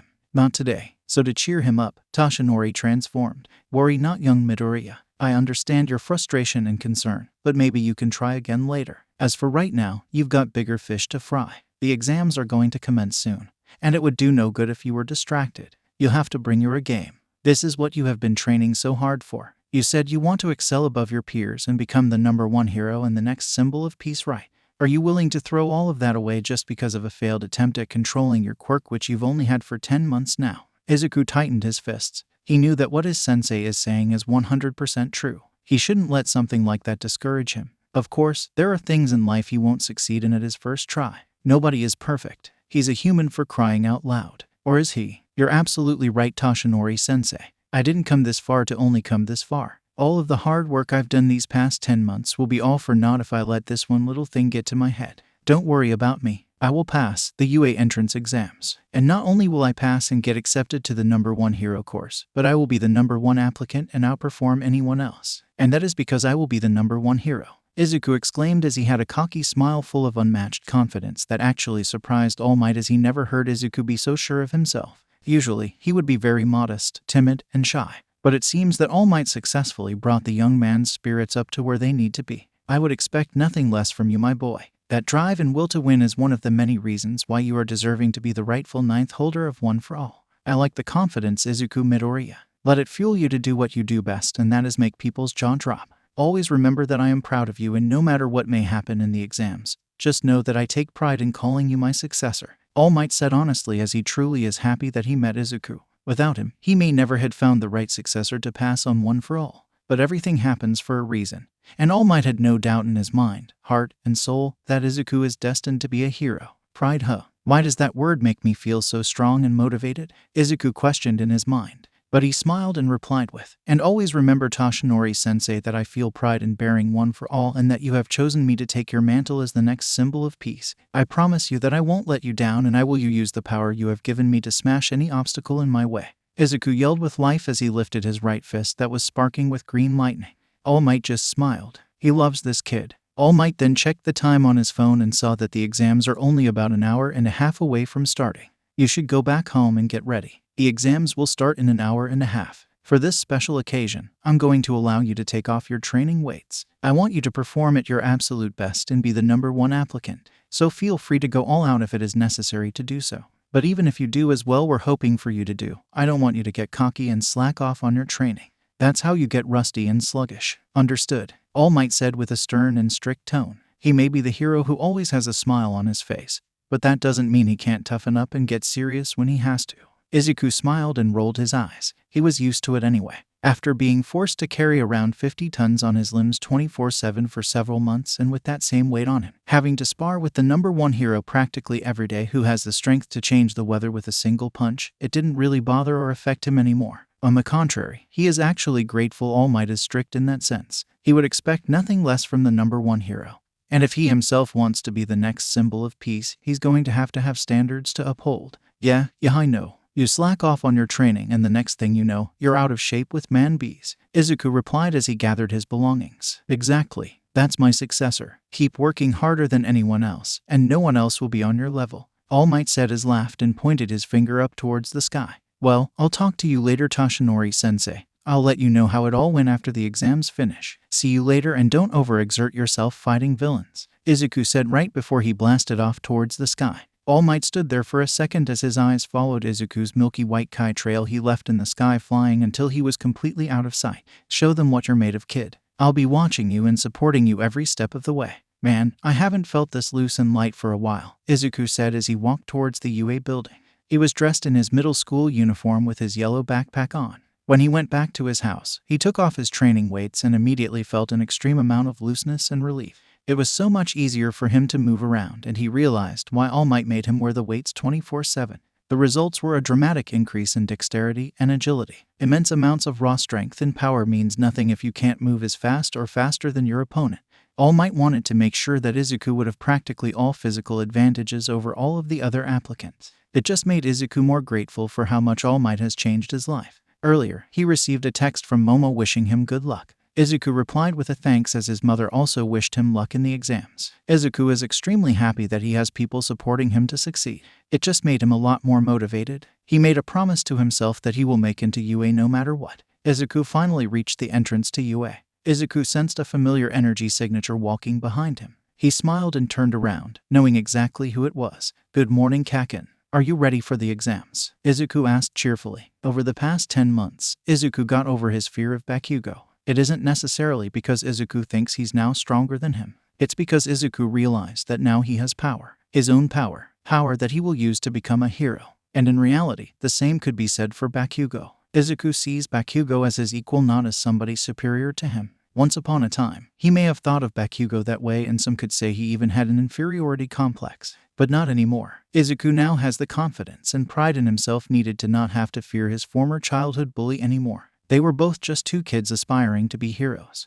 And really, Izuku just wanted to be friends, not enemies. Katsuki Bakugo looked at Izuku, up and down, sizing him up. "You've gotten taller, Deku." It was funny seeing as how Bakugo always figuratively looked down at Izuku for not having a quirk, labeling him worthless and good for nothing. It's how he came up with the name Deku. However, now, Bakugo has to literally look up to Izuku whenever he spoke to him because he was about 7 inches shorter than him now. That fact alone annoyed Bakugo to almost no end. Just how in the hell did he get so much taller, damn it? Is his quirk like a miniature version of Mount Ladies or something? "It's good to see you too," Izuku replied sarcastically as he laughed at Bakugo's behavior. Izuku knew that Bakugo hated the fact that Izuku now stood taller than him. He would occasionally tease the explosive quirk user that now Izuku had to look down at him. Every time he mentioned this, Bakugo would usually yell and curse at him, saying that he will set Izuku on fire. Izuku would always respond with, "If you can reach me." It would piss him off even more. And Bakugo's reactions will always cause Izuku to start cracking up. Katsuki merely scoffed. "Whatever, just don't you dare even thinking about trying to get in my way, Deku. I'll show you and everyone else why I'm number one. And that anyone else is just an extra." After his little proclamation, Bakugo went inside as he left Izuku standing there. Other people who were also applying for UA recognized Bakugo as a student in middle school who was a hostage of the sludge villain 10 months ago. They were amazed that someone his age could have survived such an attack. Some things just never change, Kaken. Izuku said in his mind. "But I'm not defenseless anymore. I have to remember all of the work I put in. Thanks to Toshinori-sensei, I'm actually going to be a hero." Izuku began walking, but then he accidentally tripped on his own feet. "Or I'll just die." Izuku closed his and waited to feel the pain coming from his face hitting the pavement. But for some reason it never came. Being confused, Izuku opened his eyes to see himself actually floating off of the ground. But he didn't activate his Kai though. So how in the world was he in midair defying the laws of gravity? "Are you okay?" Izuku heard a sweet and high-pitched voice beside him. He tried to look towards to where the sound of the voice was coming from, but he was stuck in midair and couldn't move properly. So he started panicking and flailing his arms around as he tried to regain his balance. The same voice laughed as said person helped Izuku up back to his feet. Izuku immediately calmed down as he felt gravity return to his body. Thus he again had control over his body. "I stopped you with my quirk. I'm sorry I didn't ask you first, but I figured you wouldn't mind me catching you. I don't think you would have enjoyed kissing concrete." Izuku was able to get a good look at his savior. She is a girl standing at a height of about 5 feet. She is a normal-weighted girl. She has fair skin, big round brown eyes, and shoulder-length brown hair which sports 2 long locks beside her face and a short bob at the back. She also has little pads on the top of each of her fingers similar to the pads on an animal's paws. She was currently wearing a brown coat with a pink scarf and a black book bag. She also had 2 permanent pink blush marks on each cheek. Izuku's face began to flush a little. He had to admit, the girl in front of him is highly cute and attractive, and the fact that she saved him from tripping over himself also made him a little embarrassed. But he did his best to keep his cool. "No, it's fine. You don't have to apologize for anything. Thank you for preventing me from falling on my face. It would have been a terrible omen." Izuku responded as he sheepishly smiled and rubbed the back of his head out of habit. "Well then, you're welcome. It happens when you get really nervous, and sometimes we may trip and fall on the way. Well, guess I'll see you inside. Bye." The girl proceeded to enter the UA building. Izuku stood there as he just processed what just happened. Holy crap. That's the second girl I just talked to recently. It is true, excluding his mother, Izuku doesn't have much communication or interaction with the opposite sex. It was not until he met Momo that he actually started to have a little more socialization with females. After so many years as being deemed a social outcast, Izuku got used to being pretty much antisocial. He really doesn't have any friends aside from Momo, who he just met 2 weeks ago. And if you really want to go there, you could count Bakugo, but that's really it. As a result of being deprived of friends, he doesn't have any experience with girls, and if a girl were to talk to him, he would almost freeze up, especially if the girl is as attractive as Momo or the brunette that saved him. It also doesn't help that Izuku has been fatherless for pretty much his whole childhood up until now. A father would be needed for teenage problems like this. But as fate would have it, Izuku's father can't be around. Apparently he works abroad and has a full schedule where he can't even come to visit for like 1 day. However, he makes sure to support Izuku and his mother financially. But at what cost? Izuku is not even sure his father was aware that he was quirkless. Izuku shook his head as he cleared those thoughts out of his head. I have to focus. I can't let such trivial things distract. I have an exam to take that could dictate my future as a pro hero. And with that last thought, Izuku went inside the building. UA Hero Course Entrance Exam Orientation. The written exam was a breeze. Izuku felt full confidence that he aced it. All those hours spent on his hero journals weren't for nothing. During his 10-month training, Izuku made sure to focus on his studies as well. When he wasn't training or cleaning up trash, what do you think he was doing? What good is godly strength if there isn't an intelligent mind to understand how to use it? When Izuku said he was going to excel above all other applicants, he didn't just mean physically, but mentally as well. Izuku understood that mental strength is just as, if not more, important as physical strength was. I guess being a nerd and fanboy helped me out in the long run, Izuku muttered to himself as he found his assigned seat in the auditorium. He saw that the person adjacent to his right was none other than Katsuki Bakugo. Izuku concluded that it must be because they were from the same middle school. As the last few people entered, the lights turned out, and out in center stage was none other than the voice hero, Present Mic, also known as Hisashi Yamada. Hisashi is a tall, slender man with long, spiky blonde hair and a small mustache. He wears a pair of headphones with the word Hage written on the headband and a pair of sunglasses. When his eyes are visible, they appear as concentric circles. He is almost always seen with a large smile on his face. Present Mike's hero costume consists of a black jacket with an upturned collar complete with studs. He sports a tan, studded shoulder pads, black pants with a red studded belt, black boots, and black fingerless gloves. His neck is completely covered by a directional speaker. What's up, UA candidates? Thanks for tuning into me, your school DJ. Come on and let me hear ya. Present Mike shouted to only receive silence as a response. Keeping it mellow, huh? That's fine, I'll skip straight to the main show. Let's talk about how this practical exam is going to go down, okay? Are you ready? Again, silence. Oh my goodness, it's the voice hero Present Mike. So cool. I listen to his radio show every day of the week. It's so crazy nuts that all of the UA teachers are pro heroes. Izuku, however, was nerding out as usual as he was thrilled for the fact that if and when he gets into UA, he will have the opportunity to meet all of his favorite heroes in person. Will you shut up? Bakugo growled in annoyance. Knowing Izuku as well as he does, this pretty much is an everyday occurrence, and it will always drive him bonkers. Seriously, could he stop fanboying for 5 minutes? Like your application says, today you rocking boys and girls will be out there conducting 10-minute mock battles in super hip urban settings. After I drop the mic here, you'll head to your specified battle center. Sound good? For the 3rd consecutive time, Present Mike was responded back with silence. Wow, tough crowd today. It must be because of the pressure and anxiousness that comes with these types of tests. I see. They're splitting us up so that we can't work with any of our friends, Bakugo said as Izuku looked at his and Bakugo's cards to see that they were in fact assigned to different battle centers. Izuku's card says Battle Center B, while Bakugo's card read Battle Center A. Yeah, you're right. Our examinee numbers are one after the other, but we are assigned a different battle center, Izuku replied as he took a peek at Bakugo's card. Get your eyes off my card. Damn, I was really looking forward to crushing you. Izuku just smiled and shrugged. Of course you were. Why would I expect anything less from you? Okay, let's check out your targets. There are 3 types of foe villains in every battle center. You'll earn points based on their level of difficulty, so you better choose wisely. The goal in this trial is to use your quirk to raise your score by immobilizing the foe villains. But check it, attacking other examinees and any other unheroic actions are strictly prohibited. May I ask a question? One examinee asked. Okay. Present Mike pointed towards the examinee as a spotlight was put on him. On the printout, there are 4 types of villains. If that is a misprint, then UA, the most prominent school in Japan, should be ashamed of that foolish mistake. We examinees are here in this place because we wish to be molded into exemplary heroes. The person who said that is a tall and muscular young man. He has black hair and wears rectangular half-rimmed glasses, which go with his serious attitude. His eyes are also somewhat rectangular, as is his jaw. He turned around and pointed towards Izuku. In addition, you over there with the curly and spiky hair. You've been muttering this whole time. It's distracting. If you're here on a pleasure trip, then you should leave immediately. Izuku covered his mouth in embarrassment. I'm sorry, he muttered. Everybody other examinee present began to chuckle and snicker. Okay, examinee number 7111. Thanks for the great message. The fourth type of villain is worth 0 points. That guy's an obstacle, so to speak. There's one in every battle center. It's an obstacle that will go crazy in narrow spaces. It's not impossible to defeat, but there's no reason to defeat it either. I recommend that you listeners try to avoid it.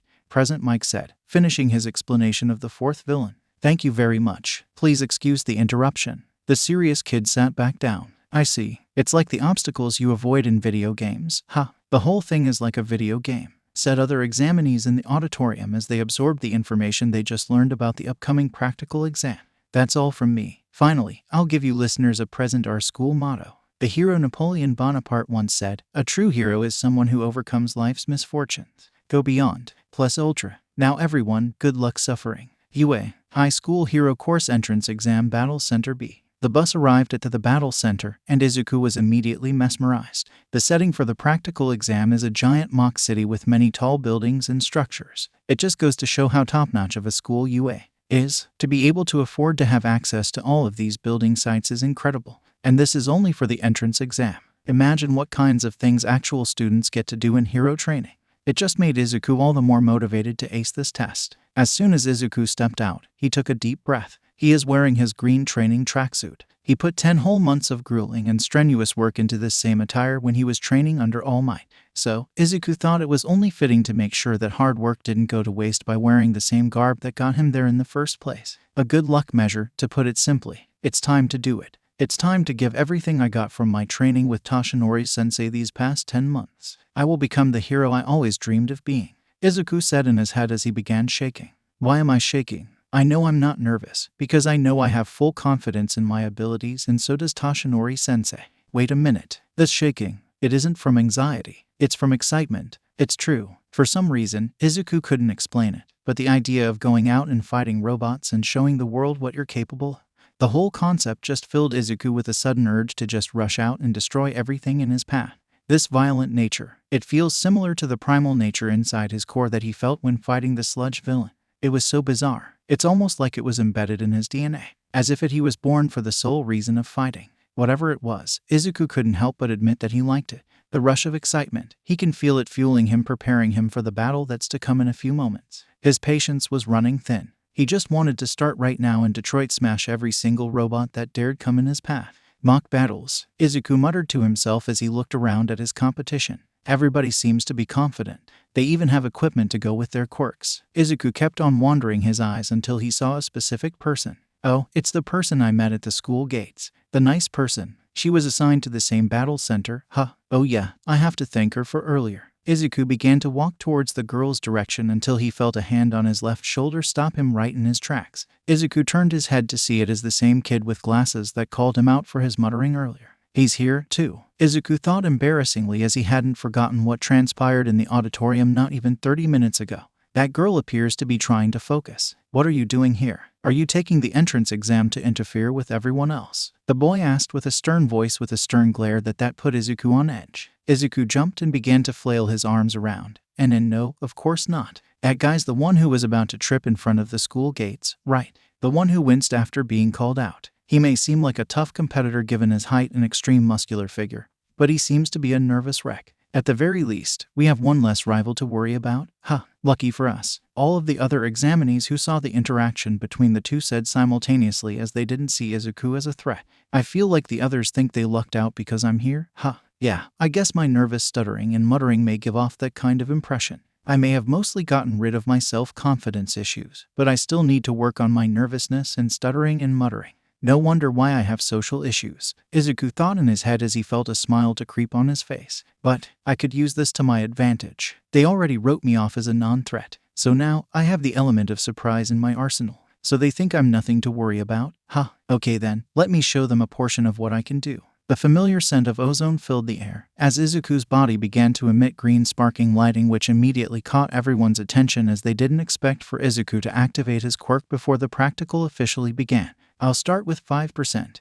Izuku mentally said as the green lightning became slightly bigger as he went from 1% to 5%. One for all, full cow. Everybody was so immersed into Izuku's light show display, questioning whether he had some sort of electrical quirk, that they didn't notice Present Mike above them. Okay, start. Present Mike shouted. Everybody stood there confused as they failed to process what was going on. What's wrong? There are no countdowns in real fights. Run, run. The die has been cast, you know. Look, there's already one examinee who's way ahead of all of you. The examinees looked ahead shocked to see Izuku already running and jumping over buildings as he already found robots to destroy. Whoa, he's so fast. He was right next to me, and yet I didn't even notice when he moved. The boy with the glasses said as he and the rest of the examinees, who were still shocked at Izuku's pure speed, raced ahead to begin the practical exam.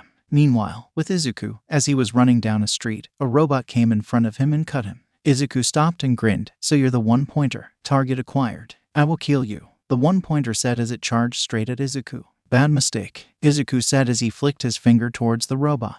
Delaware smash. The force of the finger flick was so potent that it was able to create a sharp gust of wind that completely obliterated the robot in half and barely left any scrap metals left. Really, that's it. That was barely even a warm-up. If the rest of the robots are like this, then this test will be a breeze, Izuku exclaimed as he began running and leaping looking for more victims. At the top of a building, Izuku saw a whole pack of 10 two-pointers, waiting for a fellow examinee and to catch them off guard. Izuku saw this as another opportunity and leaped high above the building and yelled, Texas Smash. Izuku brought his fist towards the floor of the roof and it created a shockwave that reduced all 10 of the robots to absolute scrap metal. So that's 20 points plus the one-pointer is 21 points. Gosh, I'm kind of getting the hang of this, Izuku said cheerfully as he jumped off the roof and landed on the ground. There, he found 5 three-pointers and 3 two-pointers already waiting for him. They must have heard the shockwave of his Texas Smash and began looking for him. The faux villains circled Izuku as they seemed to be planning to jump him and attack him all at once. Izuku realized this and just smirked. Come on, bring it on. Give it your best shot. After hearing this, the robots charged all at once hoping to corner him and end his life right then and there. You fell for the bait. Right as the robots were inches away from capturing Izuku, he began to spin around at overwhelming speeds. Oklahoma Smash. The result was a whirlwind that immediately sent the robots flying as they were completely destroyed by Izuku's smash just like their kin before them. I've been dying to test that move out ever since Toshinori-sensei used it on me during that spar one day, Izuku said as once again commenced to run and count his points. Okay, so that's 35 points now, if I did the math correctly. Man, these robots don't seem to be a challenge at all. That's probably because these were meant for untrained teenagers with subpar quirks to be able to beat them. Not for someone who trained directly under the #1 hero himself and inherited his awesome quirk. Izuku concluded as found another pack of 5 three-pointer robots who were coming directly to him. Let's try this, Izuku yelled as he fired 5 yellow Kai blasts at each of the three-pointers with deadly precision. The yellow blasts melted through the metal and vaporized their circuits as they began to malfunction and fall to the ground completely dying out. Man, I'm having a field day out here. Meanwhile in the judge's room, in this practical exam, the examinees have not been informed of the number of villains or their locations. They have a limited amount of time in a vast area. They have to draw the villains out from there. It was a dark room with many monitors showing each of the examinees and how they are conducting in the practical exam. There are UA staff members sitting in chairs as they assess the performance of the examinees and how they decide to adapt to the conditions that were just previously stated. Information gathering ability to understand the situation before anyone else. A monitor showed a big bulky examinee with what seemed to be tentacles on a rooftop using his arms to scan or look for something. Mobility that can be used in many different circumstances. Another monitor showed the serious guy with the glasses, using his speed to pick off enemies one by one. Discernment to be able to stay calm in any situation. A blonde French kid is shown shooting a laser from a device on his waist and decimating the faux villains with complete and utter confidence and pure combat ability. A monitor screen shows Bakugo in a path of utter destruction as all around him are fallen robots with smoke all around them. He looked like he was constipating as he was maniacally laughing like a crazed psychopath who has been let out of his cage. Everything that came in his way he destroyed using his explosion quirk, which is an ability very suitable for this practical exam. He just wished Deku were there. If he saw him, he would have destroyed him too and anyone else who dared to try and stand in HS way. Honestly, his actions and attitude kind of freaked some of the judges out, but they couldn't ignore the pure combat prowess and potential that the kid was showing, as he seemed to be one who was a unique card. These basic abilities needed to keep the peace in the streets are turned into points in this test. Doesn't this year's group look promising? A feminine voice said. One monitor showed Izuku flying and smashing and dashing around as he kept on racking up the points with no seemingly end to his chaos. His efficiency was off the charts as he kept on earning so many points in so little time at a constant rate. He was sweating as he kept the fast pace up. He wanted to earn as many points as possible, as he was serious about his declaration earlier stating that he was going to be the #1 applicant. No foe villain was safe as they got smashed by the power of One for All or got blasted to smithereens due to Izuku's potent Kai Blast. His display of dominance surprised the staff members as they never seen anything like it. The way he moved, it was as if he were born and bred to fight, like it was in his blood. A wild lion that was finally let go from his civilized cage and set free to roam in the wild as he caught his prey. If anything, it was like they were witnessing a mini version of All Might, especially that young man right there. He just oozes raw power and is a cut above the rest, said the same female judge seductively as she licked her lip hungrily when she saw Izuku's defined muscles through his tracksuit. Well, we can't know for sure yet. Their true test is still to come, said another staff member as he pressed a large red button. Back with Izuku. Detroit Smash. Izuku shouted as he punched a three-pointer square in the face. It fell down and short-circuited completely, making its red eyes turn off and it could no longer function. Alright, I think that's like 141 points. I should try to find some more robots and see if I can boost my score up to 150, Izuku said as he began to walk down a street to look for more foe villains. Throughout the whole practical exam, Izuku has only used 5% of One for All. He saw no reason to change how much power he was using since the robots weren't much of a challenge and it was provided him with a large amount of quickness, which is one of the main reasons why he was able to rack up so many points. It also didn't spend much stamina, as the higher the percentage of One for All he uses, the more stamina and energy is required. So Izuku deemed it best to just remain at the level he was at for now. It's best to save his energy. Okay, so where are the little critters at? Izuku said, but before he can start moving, the ground began to rumble as buildings around him began to collapse. The other examinees looked up to see what was going on, and what they saw scared the living daylights out of them. Standing taller than all of the buildings was a humongous green robot with 8 red eyes. It had hands the size of trucks that effortlessly crushes the top of tall buildings. It had a base the size of a tank with about 12 to 16 wheels, and along its body, it had missiles that can be fired simultaneously in all possible directions. It looked like all 3 types of robots combined into one, but then multiply the size by like 100, and there you go. Holy crap, it's huge. That must be the zero-pointer. Isn't it a little too big? Izuku said as the zero-pointer proceeded to throw a punch towards the ground, which caused a giant dust wave that momentarily blinded all of the examinees as they were forced to cover their eyes. When the dust wave settled, all other examinees began to run for their lives as they didn't want to be in the zero-pointer's path of chaos and destruction.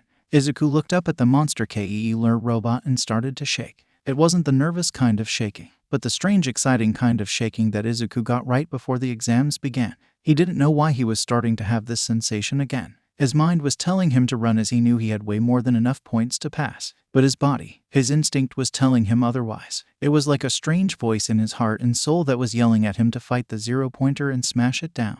But his more rational and logical mind was telling him to do the opposite. Izuku was frozen. He didn't know what to do. Should he run and hide? Or should he stay and fight? An overwhelming threat. How people act after they've seen this shows their true nature. The young man with the glasses that called out Izuku before ran by Izuku, who was still standing there frozen. He shook his head and kept on running away from the zero-pointer along with everyone else. Less than 2 minutes left. President Mike shouted as he reminded the examinees how much time they had left. Not that it mattered. It seemed everyone besides Izuku wasn't going to try to gain any more points, as their main priority was to get away from the giant Keeler zero-pointer as soon as humanly possible. Less than 2 minutes, Izuku said in shock. Damn it, I wanted to get to 150 points. But it seems I can't since there's a goddamn freaking metal Godzilla in the way. I guess I won't be able to get 150 points after all, Izuku thought in his head. But just about when he was going to turn around and fly away, he heard something. Oh, Izuku stopped and turned back around. Under a pile of debris and pieces of buildings was the same cute brown-haired girl who saved Izuku from tripping at the school gates earlier today. Her legs seemed to be stuck and she couldn't get out. I stopped you with my quirk. I'm sorry I didn't ask you first, but I figured you wouldn't mind me catching you. I don't think you would have enjoyed kissing concrete. Izuku remembered vividly the words she uttered when she saved him from falling onto the ground. And right when he remembered those very words, something in Izuku snapped. and he began to run towards the girl and the zero-pointer. There is absolutely no merit in taking on that faux villain, but that creates opportunity for it to shine brightly. Izuku used 20% one for all, full cowl, to get to the girl as fast as possible. Once he reached her, he lifted up the debris effortless and picked her up bridal style and carried her away to safety. Once Izuku found a spot where he knew she would be safe, he told her, "Stay here and don't come near the zero-pointer." Izuku then used 20% to run back towards the robot.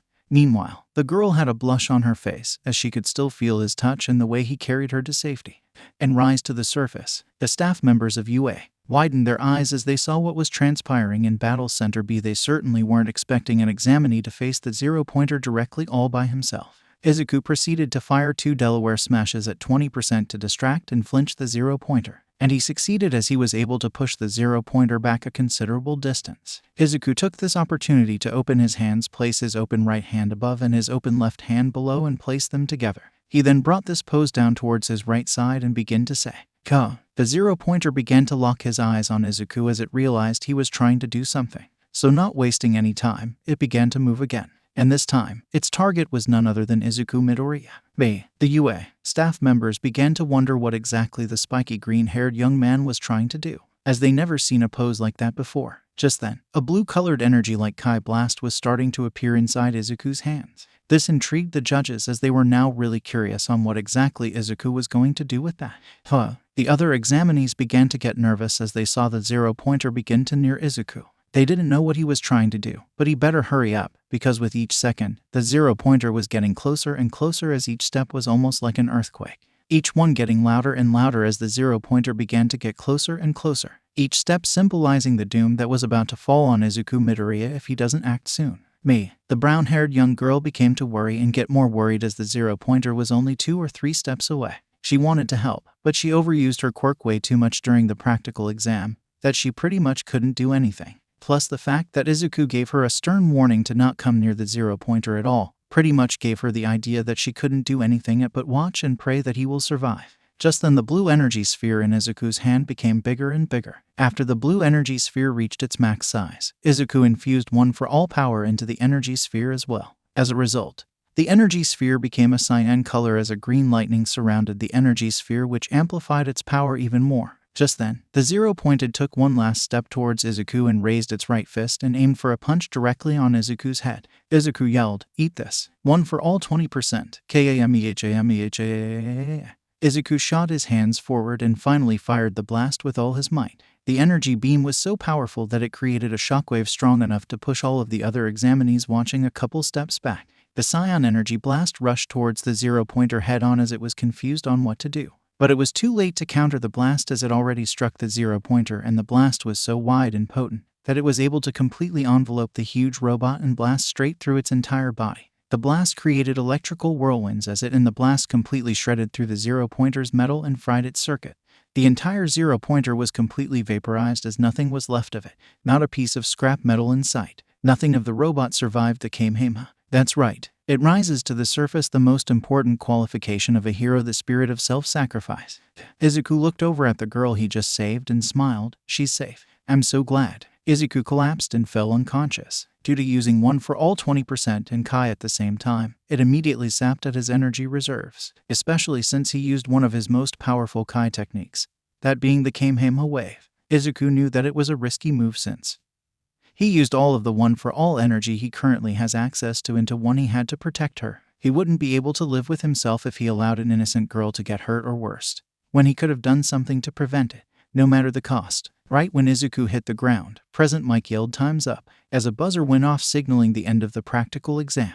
All of the other examinees, however, didn't pay much attention to that announcement as they still were shell-shocked at the display of power from a certain green-haired young man with a monkey tail. Never in their life have they seen somebody use a technique like that and on such of a destructive scale. Not even All Might has shown something like that. Usually he would just smash villains with his thunderous punches. But never have they seen him shoot a beam, Kyle the cyan-colored one that they witnessed Izuku fire from his very hands. What kind of crazy quirk allows somebody to do something like that? What was that guy? He suddenly pushed at the zero-pointer and just completely obliterated it with some kind of laser beam that he shot from his hands. He seemed to have a reinforcement-type quirk, but that was unusual. But if he had such an amazing quirk, what kind of life did he live that made him so jumpy? Maybe he was putting on an act to trick others, but it doesn't look like he gained anything from doing so. Anyway, there's no mistaking that he's an amazing guy. Various other examinees continued to comment on Izuku's strength. All were in awe of what he showed and couldn't believe that there was somebody on that level who was amongst them. The consensus was that Izuku will most likely make it into the hero course of UA. However, a certain boy with glasses was having different thoughts. They're missing the point, didn't they see? He turned his head towards the brunette that Izuku saved. He jumped out to save that girl. He was aware of the remaining time, his own safety, and the points he needed to pass. And even so, he did not hesitate at all. He remembered vividly how he ran past Izuku just like everyone else, while Izuku did the opposite and actually challenged the zero-pointer head-on. If we had not been in an exam, of course, I would have done the same. But then his eyes widened as an idea popped into his head. Wait, exam, of course, wait a minute. Okay, good work, good work, good work. Here you go. Here are some gummies. A short elderly woman said as she gave out candy to the examinees. Thanks, one examinee said. Yes, you too. That mademoiselle is the backbone of UA, said the blonde French kid. The elder lady walked towards Izuku. Oh dear, you were hurt this much by your own quirk. The reason she said this is because Izuku's arms were bruised and battered as they were a reddish-pink color with many cuts and pores open. This was the direct result of using one for all 20% and a Kamehameha wave at the same time.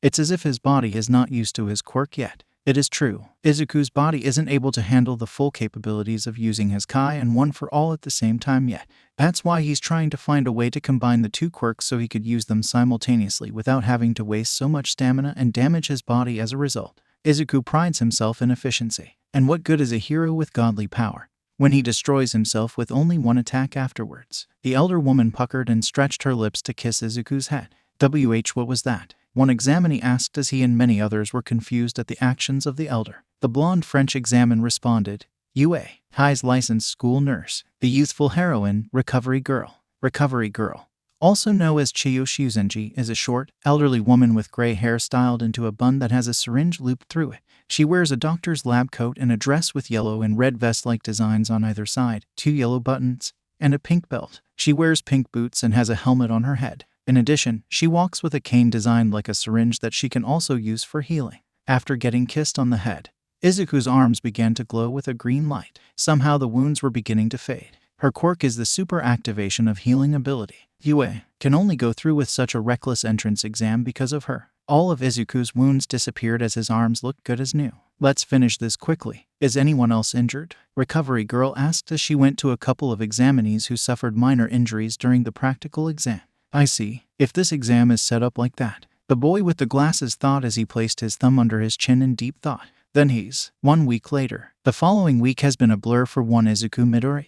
When he woke, he found himself in Recovery Girl's office. She explained to him what transpired after he took down the zero-pointer, how she healed him, and the fact that everybody present was completely in awe of the feat he was able to pull off when everybody else ran away. He asked her if anybody else got hurt by the zero-pointer. When she replied with no, Izuku breathed a sigh of relief. Recovery Girl was honestly impressed. She didn't expect Izuku to be so caring of others, even though he was really the only one who suffered major injuries. Kids these days are usually concerned with how flashy their quirks are and whatnot, but Izuku seems to have come from a rare breed. He already had the mindset and spirit of a hero, and it sure helps that his quirk is very powerful. Recovery Girl asked Izuku if he felt alright, and Izuku told her that he felt better than ever. Her also said that he actually felt stronger after she healed him, which is weird, but Izuku brushed it aside as it probably being because he was able to get some rest. When he got home, Momo called him to ask how the exams went. He told her that the written exam was really easy, and he is pretty confident in himself that he got a perfect score. He then went on to tell her that he got 141 points in the practical exam.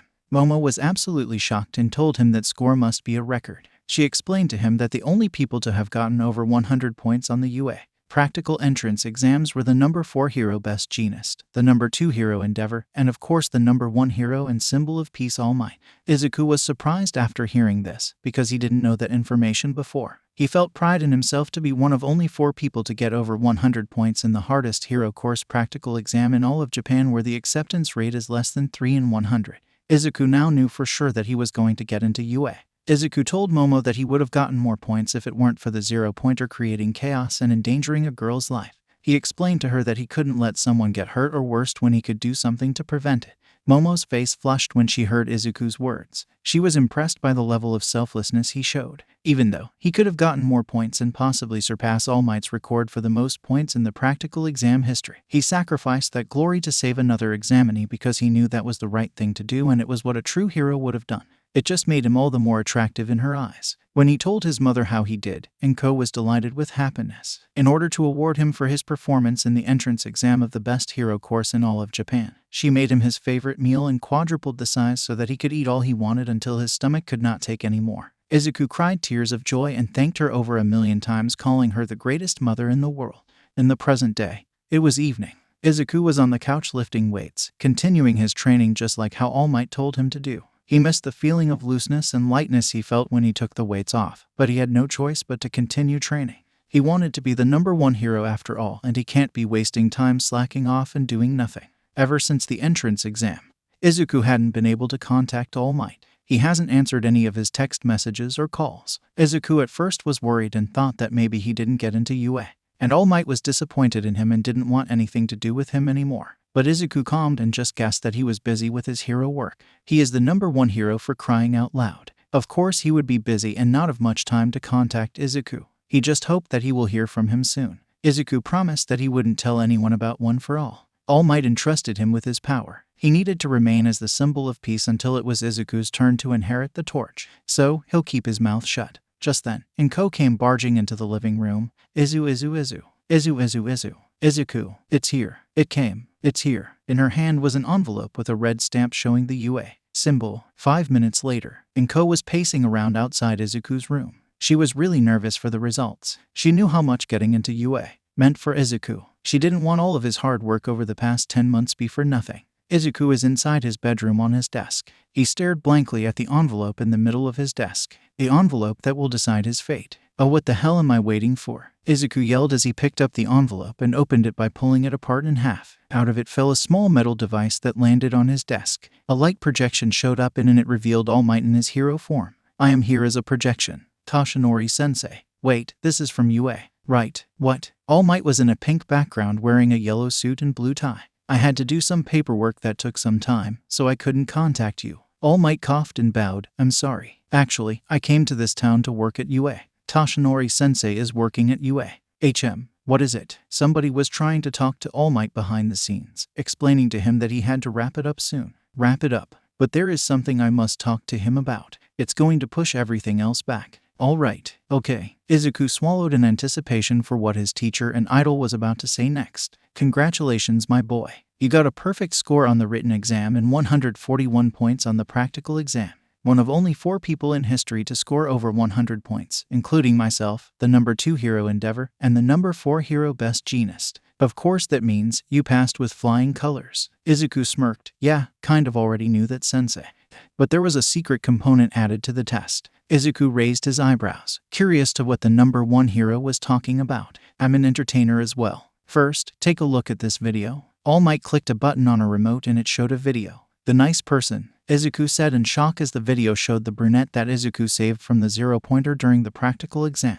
She came to negotiate directly in person after the exam. Negotiate what? Keep watching to find out. All Might pressed play and resumed the video. The person with green spiky and curly hair and freckles. Do you know who I'm talking about? He's very tall and muscular with a brown tail. He also has a handsome face. Izuku's face went red. She's talking about me. Is it possible for me to give him some of my points? There was still time left and he could have gotten more points if he wanted to. But instead he came and saved me from the 0-pointer. So I thought maybe he needed more points. Music. Boku no Hero Academia asked you can become a hero. What the hell can you do? Izuku heard the voice of Bakugo in his head. At least the points he lost because of me. There was absolutely no reason for you to put yourself in danger. Izuku also began to hear the voice of Death Arms. He saved me. Izuku gasped as he stood up from his chair, as he was utterly speechless. Please, please, please. All Might paused the video. In addition to now having a quirk, your actions spurred others to act. All Might turned and looked at the camera. The entrance exam the other day was not graded only on villain points. All Might resumed the video. Even if you ask to, you cannot give him your points. Anyway, there's no reason to give him any, female listener. Present Mike said as he patted her head. All Might paused the video. How can a hero course reject people who save others and do the right thing? Call that lip service. Bring it on. This is a job that requires risking one's life to put that lip service into practice. Rescue points, and they're given by a panel of judges. It's the other basic ability we at UA look at. A scoreboard showed up displaying all of the examinees' scores from top to bottom. Izuku saw his name at the number 1 spot. Izuku Midoriya, 60 rescue points. It then showed the number 4 spot. And Achako Uraraka, 45 rescue points. You both pass. And with 141 villain points and 60 rescue points makes a total of 201 points. Izuku Midoriya scored the highest amount of points of all time in the UA practical exam. And you're the only one to ever score over 200 points. Izuku's eyes began to water as tears were threatening to spill out. This is too crazy. It's unreal. I must be dreaming. Why am I so blessed? All Might opened his hand towards the camera. Come, young Midoriya. This are Hero Academia. Izuku wiped the tears out of his eyes as he could barely control his tears of joy from exploding. Yes, sir. After receiving a lot of help and waking up with a brown monkey tail one day, Izuku's life changed and will continue to change. And now his dream high school life is about to begin. However, this is only the beginning of his journey, as I almost forgot to mention. This is the story of how Izuku Midoriya became the greatest hero of all time. Frieza. Explosions and battle cries could be heard in the distant void of outer space. In a galaxy far, far away from the planet Earth we all know love, is another planet that is very similar to it, but not quite. For one, the gravity is about 10 times heavier than that of planet Earth with a very dense and thick atmosphere. Another difference is that Earth is blue. This unique planet, however, is pink in color. The size of the planet is not that far off, with this particular planet being slightly bigger. Unlike Earth, there aren't many landmarks, oceans, mountains, jungles, or any other kind of unique landscape present in this planet. It was mostly land, with buildings very distinct than the ones present on Earth. Planet Earth also has the technological edge in many aspects as well. One major difference that completely set the two planets apart, however, were the races and species that inhabit the two. Planet Earth had a large diversity of animals, plants, fungi, bacteria, and other organisms living on it, including the most dominant one being the Homo sapiens sapien race. The pink planet had a wide variety of organisms too, but there was one huge difference. The most dominant race wasn't the Homo sapiens sapien race, but a very similar species that goes by the name of Saiyan. Humans and Saiyans had very similar features. They both walked on 2 legs and had 2 arms with 2 hands with 5 fingers. The way they reproduced and procreated are the exact same as well, making it possible for a Saiyan and a human to mate and create a child with no worries of birth defects. Practically every single damn thing was the same. Every organ, every bone, tissue, cell, you name it. However, there is one key difference, in that being, each and every Saiyan was born with a brown monkey tail. This completely set the two apart as far as strength and overall fighting capabilities go. The Saiyan race are natural-born fighters with a primal nature reminiscent that of a lion. They are always striving to be the strongest warriors in the universe. The planet that inhabits these magnificent warrior race is none other than planet Vegeta. A baby Saiyan's power level is measured as soon as they are born. If their power level is up to standard, they are raised as upper-level warriors and become combatant candidates. If their power level remains low even after a certain amount of time has passed, they are classed as low-level warriors and become either engineers or infiltration babies. Infiltration babies are sent off to a planet the Saiyans have selected for takeover. And if the baby grows up into a warrior capable of taking over the planet, they are allowed to return as a full-fledged combatant. Infiltration babies have a low survival rate. Saiyans do not naturally know how to fly. Some need to be taught, while others work it out on their own. Training to increase power level is also uncommon, with only a few Saiyan children receiving a short period of special training to acquire a greater power level. Saiyans do not celebrate any holidays. Instead of playing like Earthling children, Saiyan children fight amongst themselves. Frieza, stop hiding. Come out and fight me, you coward. The one who is screaming at the top of his lungs is a low-class Saiyan warrior. He has unkempt hair which partially stands on end. He has a scar on his left cheek, slightly dark skin and fully outlined, sharp eyes. He wears a dark blue and green battle armor and a green scouter on his left eye, and has red-cutted pants and black and green shoes. He is wearing a blood-soaked armband as a headband. This armband belonged to another fellow Saiyan who fell in battle. The name of this man is Bardock, the father of Son Goku. He was currently flying through space above planet Vegeta. There was a huge oval-shaped spaceship hovering above the planet's atmosphere. Bardock was speeding straight towards it. His path was blocked, however, by many countless Frieza soldiers that did their best to detain him. All of their efforts were in vain due to the sole reason being that Bardock was a man on a mission,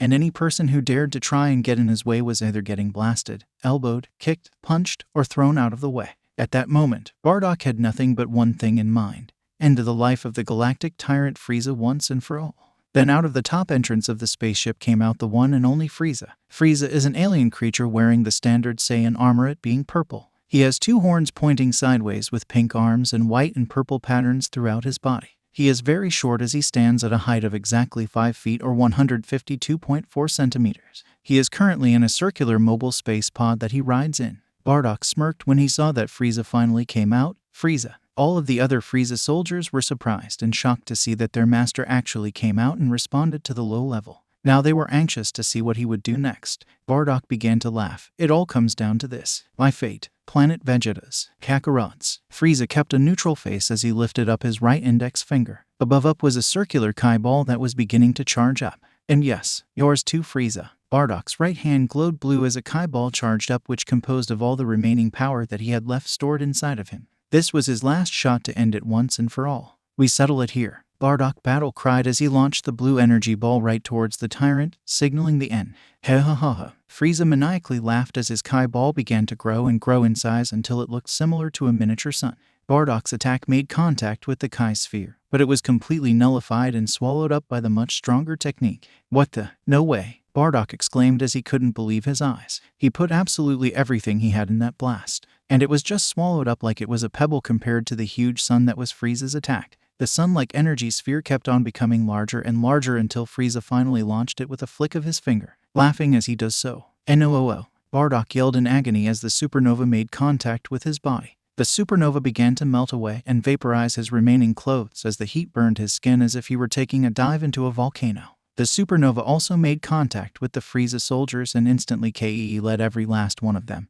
But of course Frieza had absolutely no concern for them whatsoever. To him, they were just worthless pawns. Bardock began to have a vision. In it, he saw his son, Goku, standing across from Frieza on planet Namek as they prepared to do battle. Kakarot. Bardock smiled and laughed as he knew the future. In time, his son, Goku, the last hope of the Saiyan race, will face off against Frieza, and Goku will win. Not only will he win, but he will avenge his race and everyone else who tragically died at the hands of Frieza. Kakarot. The name of his beloved son was the last thing Bardock said as his body was burned to ash by Frieza's supernova. It eventually made contact with Planet Vegeta. All over the planet, yellow cracks were spread throughout as the splash damage of the supernova took effect. A couple seconds later, Frieza began to laugh maniacally once planet was utterly destroyed as all the Saiyans present were destroyed along with it. Nothing remained of the once home of the Saiyan race as it was completely destroyed. Meanwhile, across another galaxy was a Saiyan space pod, and it was the sleeping baby known as Kakarot, who will later be renamed Goku by his grandpa Gohan. Kakarot, my son, you must succeed where I have failed. One day, you must rise up to avenge the Saiyans of planet Vegeta. Redeem the pride of our race. Izuku woke up with a start, his heart racing, panting, and sweating as he did so. He immediately checked his current location and immediate surroundings. He calmed down once he realized that he was in his bedroom. He looked towards his nightstand and saw that his digital clock read 3:45 a.m. He used his Kai to scan the energy signatures of the surrounding area. He sensed his mother sleeping peacefully in her room. Other than that, Izuku didn't sense in particular high power levels at all, and he also didn't feel any malicious energy. Izuku sighed. He had one of those dreams again, each one getting more vivid and detailed one right after the other. Usually, he would only get these kinds of dreams once every so often, maybe once every 2 or 3 weeks. But now, he was getting dreams such like this example practically every other day. There were nights where he couldn't even sleep because of the extreme amounts of realism of the dreams. It was as if he was actually present there, watching all of the scenes unfold from a bird's eye view. Man, what a pain in the tail, Izuku said grumbly as he got off from his bed and went to his bathroom to urinate. After he finished his business, he washed his hands in the sink. After he was done, he looked at the mirror and examined himself. He was currently shirtless as none of his pajamas fit him any longer. Most of the clothes he wore now were originally his father's, with all of the time that was occupied with his training and studying. Izuku hasn't had the chance to actually go out to the mall and shop for new clothes that would actually fit him. He was actually surprised to find out that his father's clothes fit him, since the average male height in Japan was 171.2 centimeters or 5'7".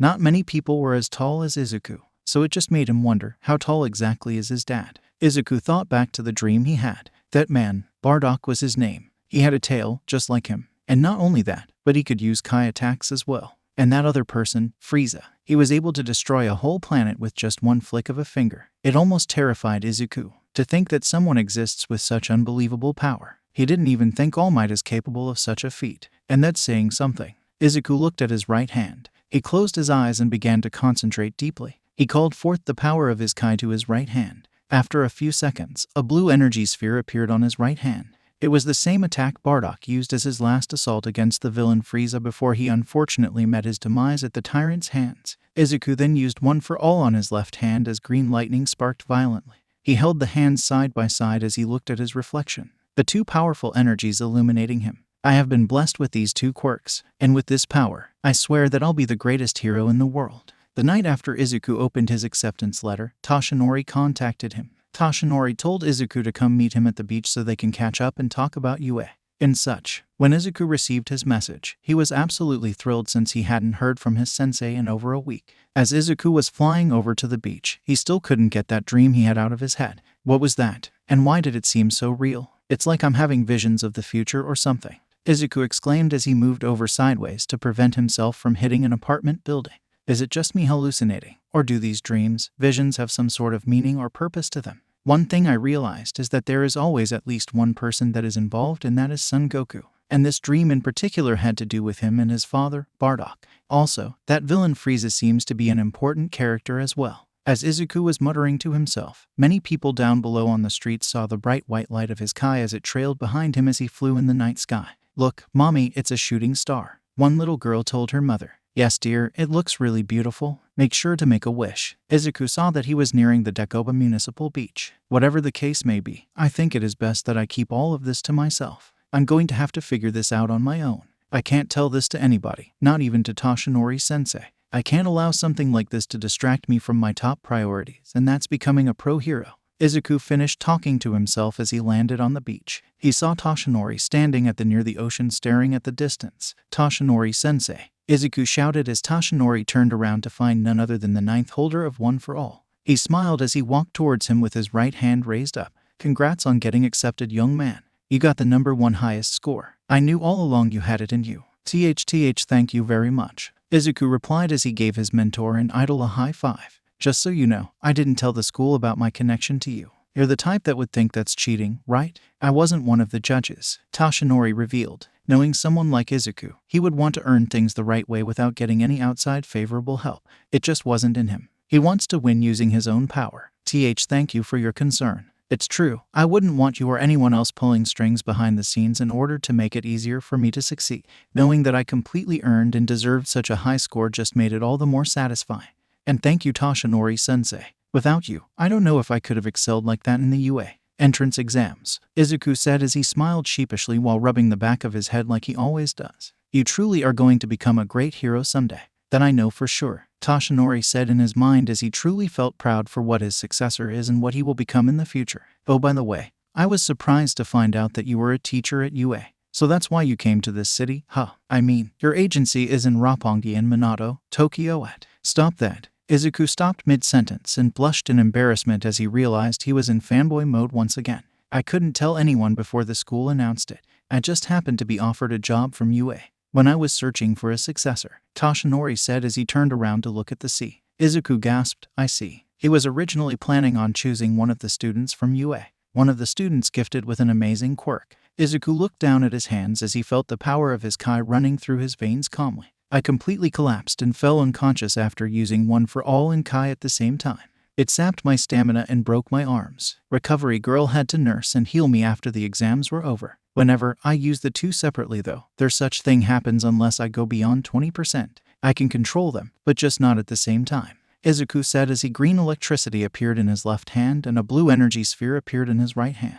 Toshinori turned around to face his student. That can't be helped. It's like if you asked who suddenly grew a tail to do a trick, they wouldn't be able to control it.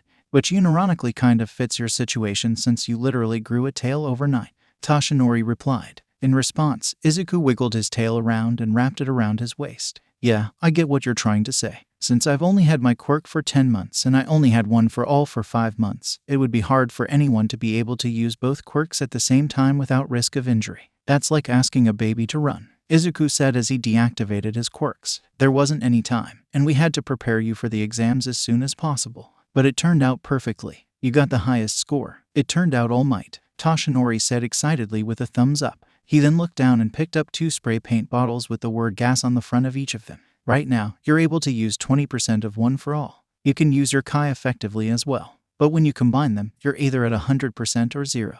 But once you can control them both simultaneously, you'll be able to adjust to what your body can handle. Control. Toshinori began to elaborate on his point. The more you train a vessel, the more you'll be able to move the power freely. Think of your body like a glass of water, and think of your Kai as clean water. You can control that quirk pretty easily since it's the power that you were born with. But one for all is different. It is not a quirk that one is born with. It is a strange power that your body isn't used to and hasn't completely adapted to yet, unlike your Kai. So think of one for all as a different kind of liquid, like soda. Putting in the soda and water in the same glass cup at the same time wouldn't be a good idea. So for you to enjoy both drinks, you would have to empty out the glass cup and pour the liquids in separately. Your body as it is now can only handle one quirk at a time. But with time and training, your body will adapt to one for all and it will become second nature to you. And you'll be able to use both powers freely. Like this, All Might said as he crushed the 2 spray paint bottles effortlessly in his hero form. Izuku smirked as he said, "All right then. I'm just going to have to keep training up until I've mastered both quirks to the point where I can use them both at the same time without having to worry about KEing myself." Right.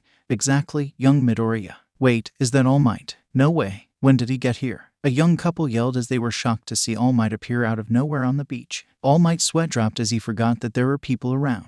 He began running as he said, "Let's go, young Midoriya." "Why yes, sir," Izuku said as he also followed suit and ran alongside All Might to get away from the young couple as fast as possible. All Might looked towards Izuku. "The flame I passed on to you is still small, but in the future it'll be exposed to wind, rain, and grow even bigger. And then I will slowly become weak and disappear, and I will finish my job." "Yeah, that's deep." "April, Izuku, do you have tissue?" "Yeah, and your handkerchief." "What about your handkerchief?" "Your hanky." Izuku rolled his eyes and smiled. "Yes, Mom, I have it. I'm going to be late. I have to hurry." Today is the first day of Izuku's first year in UA High School. He has been anxiously waiting for this day for over a month now. Who wouldn't be anxious? UA is the #1 hero course in the entire country. Getting into this school has been Izuku's dream for as long as he could remember. Today would start his journey into becoming a pro hero. If Izuku was going to be the #1 hero and the next symbol of peace, then this was the school to help mold him into the hero he has always strived to be. Izuku and Momo would sometimes talk for hours on the phone about the upcoming school year. She was glad that she had somebody to talk to who was on her level in terms of intellect.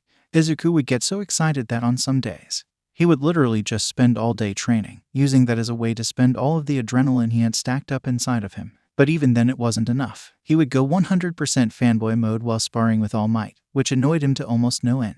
The #1 hero would have landed a couple of decent Kansas smashes in order to knock some sense into him. After Izuku finished tying his shoes, he stood up and put on his same old yellow book bag and opened the front door. Izuku turned his head to face Inko. "Yes, Mom. You look just like your father when he was your age. You're really cool, and I want you to know that I'm proud of you, honey, and I know for a fact that he would be proud of you as well." Inko said with a smile as she had tears at the edge of her eyes, as she could barely contain her joy of seeing her son going to his first day of high school. She was witnessing her baby boy grow up into a fine young man who will later become a great hero someday. Izuku widened his eyes. Whenever the subject of his father was brought up, it always hit a sore spot. But in the context of the situation, it being a positive one, he was actually happy that his mother said that. It not only lets him know that he has his Inko's support, but somewhere overseas, he also has the support of his father. Still, it wouldn't hurt to at least visit once in a while. "Thank you, Mom. You don't know how much that means to me." "Well then, I'm off. I'll see you later," Izuku said before he blasted off to the sky. "Don't forget to call me if anything happens," Inko yelled out as Izuku disappeared from her line of sight. The acceptance rate for UA High's hero course is less than 1 in 300 every year, other than the 4 people admitted through recommendations. 36 are admitted through the regular exam. Those 36 are split into only 2 classes, with 18 each. Class 1A. 1A. This place is too big.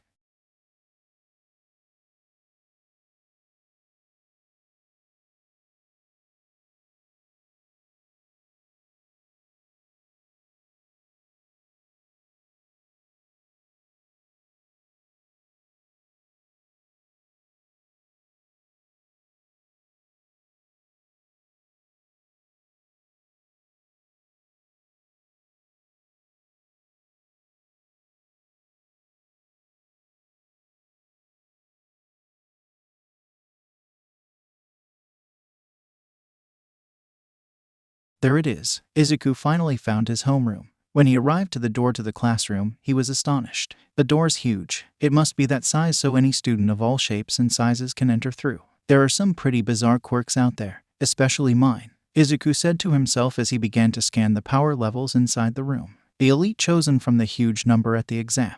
And of course, the two people who I hope would not be in the same class me are in fact in the same homeroom.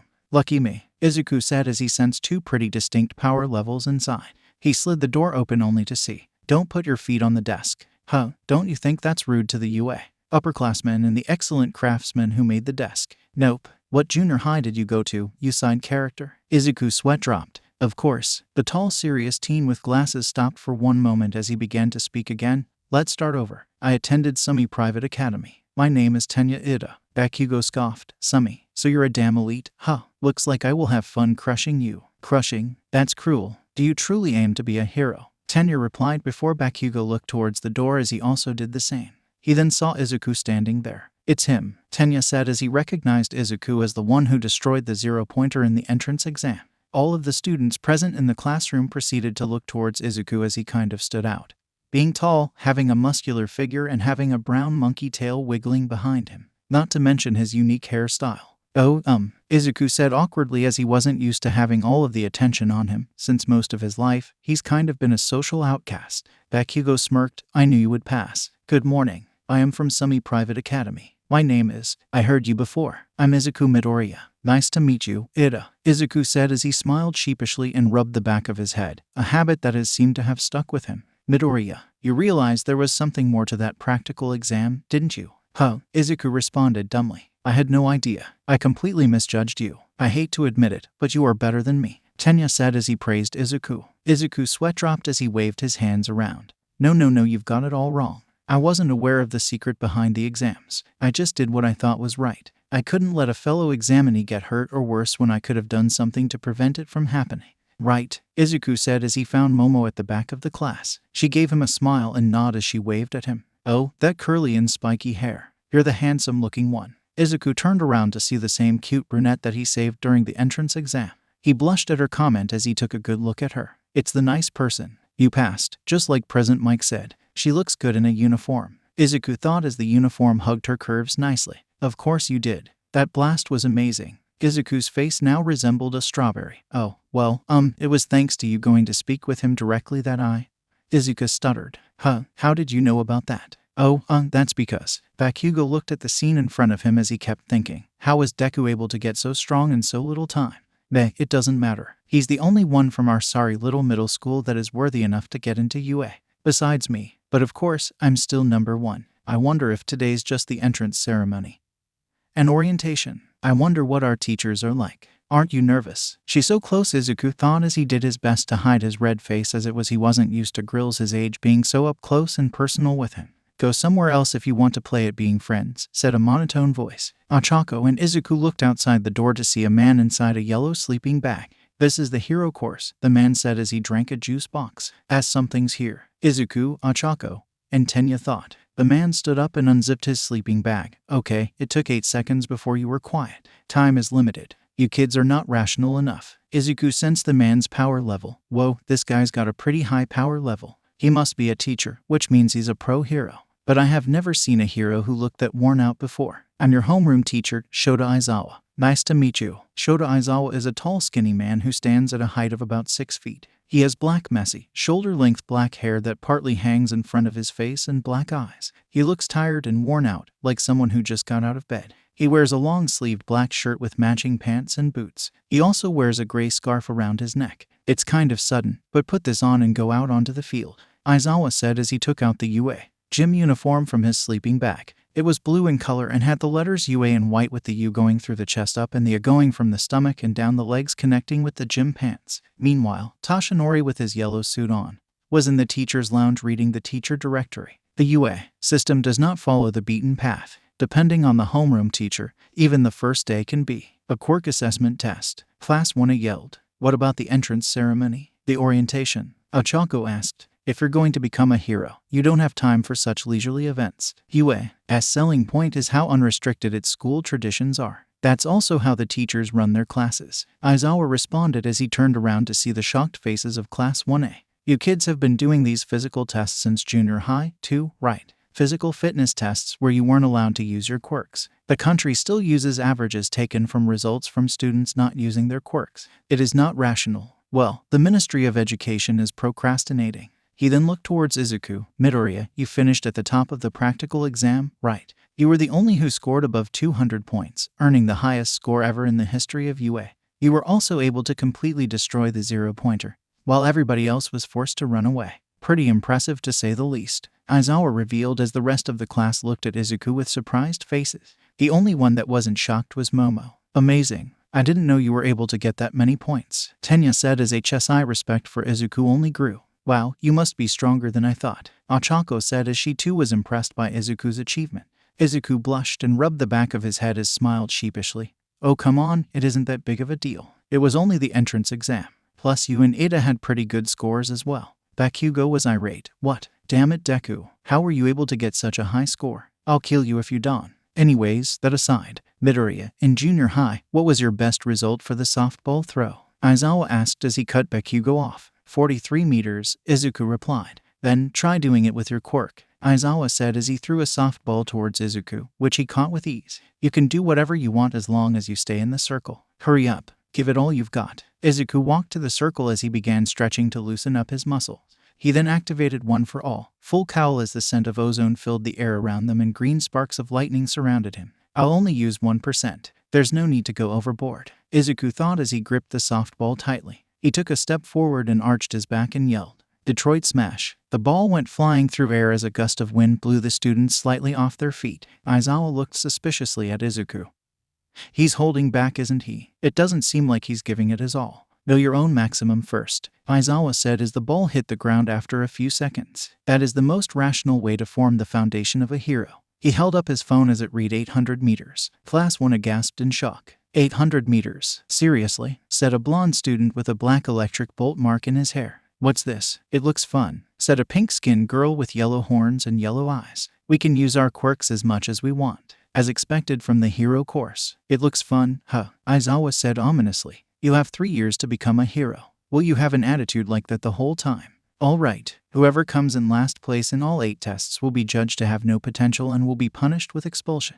Huh. Most of the students of Class 1 shouted. Aizawa, huh. It seems like Izuku is going to be facing a lot of suffering from the start, Toshinori said as he looked at Shota Aizawa's profile in the teacher directory. Punished with expulsion. If you get last place in all 8 tests, Izuku thought as he somewhat couldn't believe what he was hearing. He made eye contact with Momo, and she shook her head, signaling that Aizawa wasn't being serious. Oh, I get it. He's trying to deceive us so that we put in our absolute best effort and show what exactly our limits are. Pretty smart strategy, Izuku thought as he looked in sympathy at the nervous faces of his classmates. We're free to do what we want about the circumstances of our students. Welcome to UA. As hero course, Aizawa said as he moved his hair out of the way, showing his freaky smirking face. Ochako spoke up. Last place will be expelled. But it's the first day of school. No, even if it wasn't the first day of school, this is too unfair. Natural disasters, big accidents, and selfish villains. Calamities whose time or place can't be predicted. Japan is covered with unfairness. Heroes are the ones who must bear the responsibility of balancing that unfairness. If you plan to go talk with your friends at the local McDonald's after school, then you're sadly mistaken.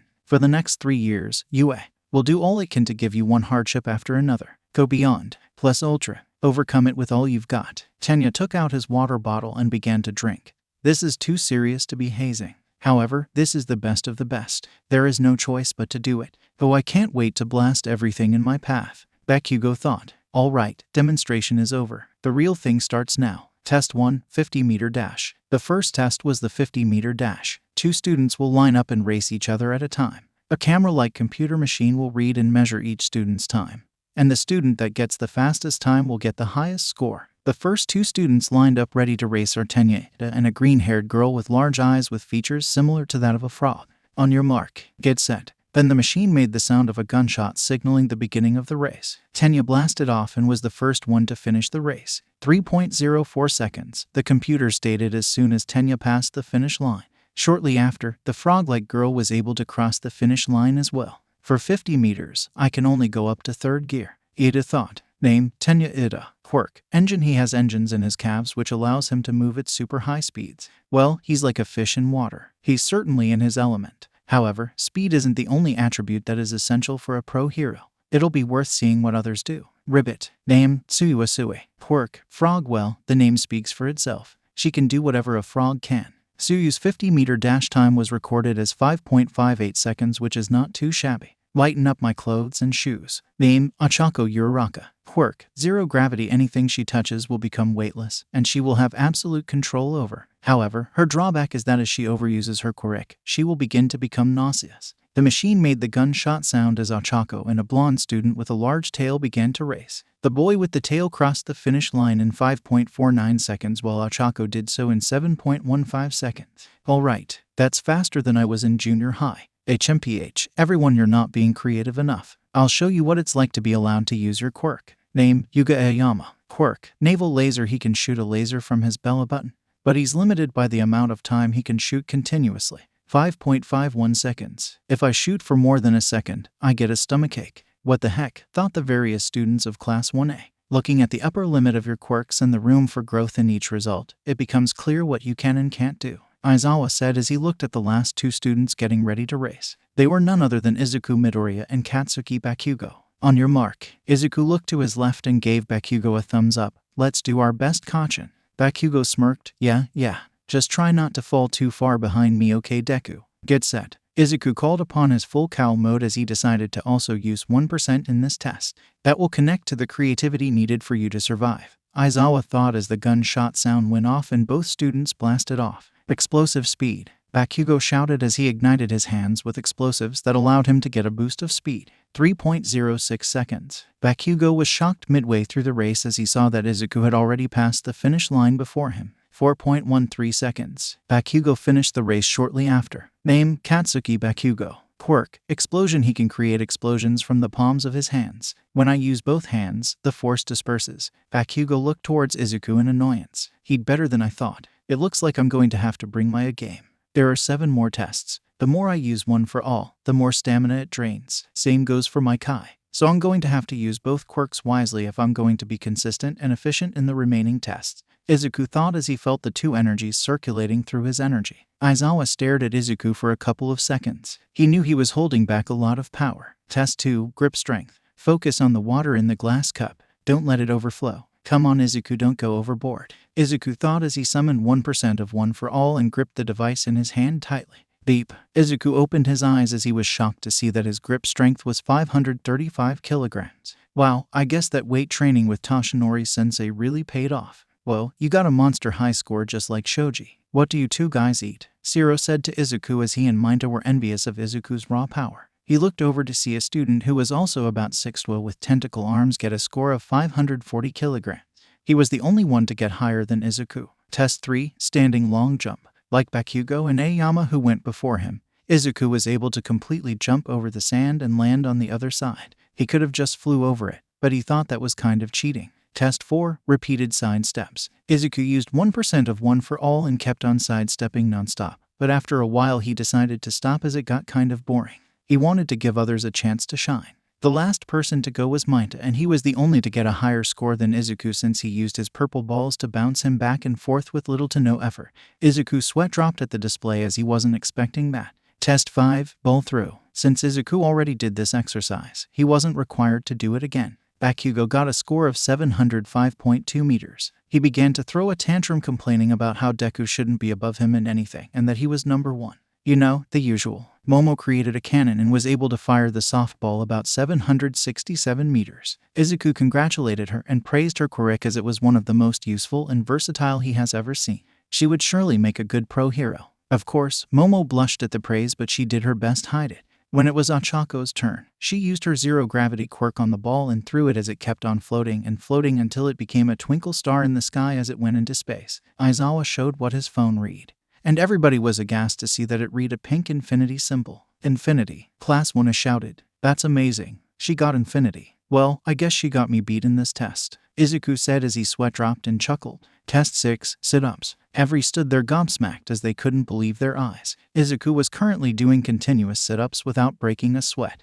Everybody had long stopped doing their sets. Bakugo tried to keep up with Izuku, but it was too much for him and he was forced to stop as his body could not go on.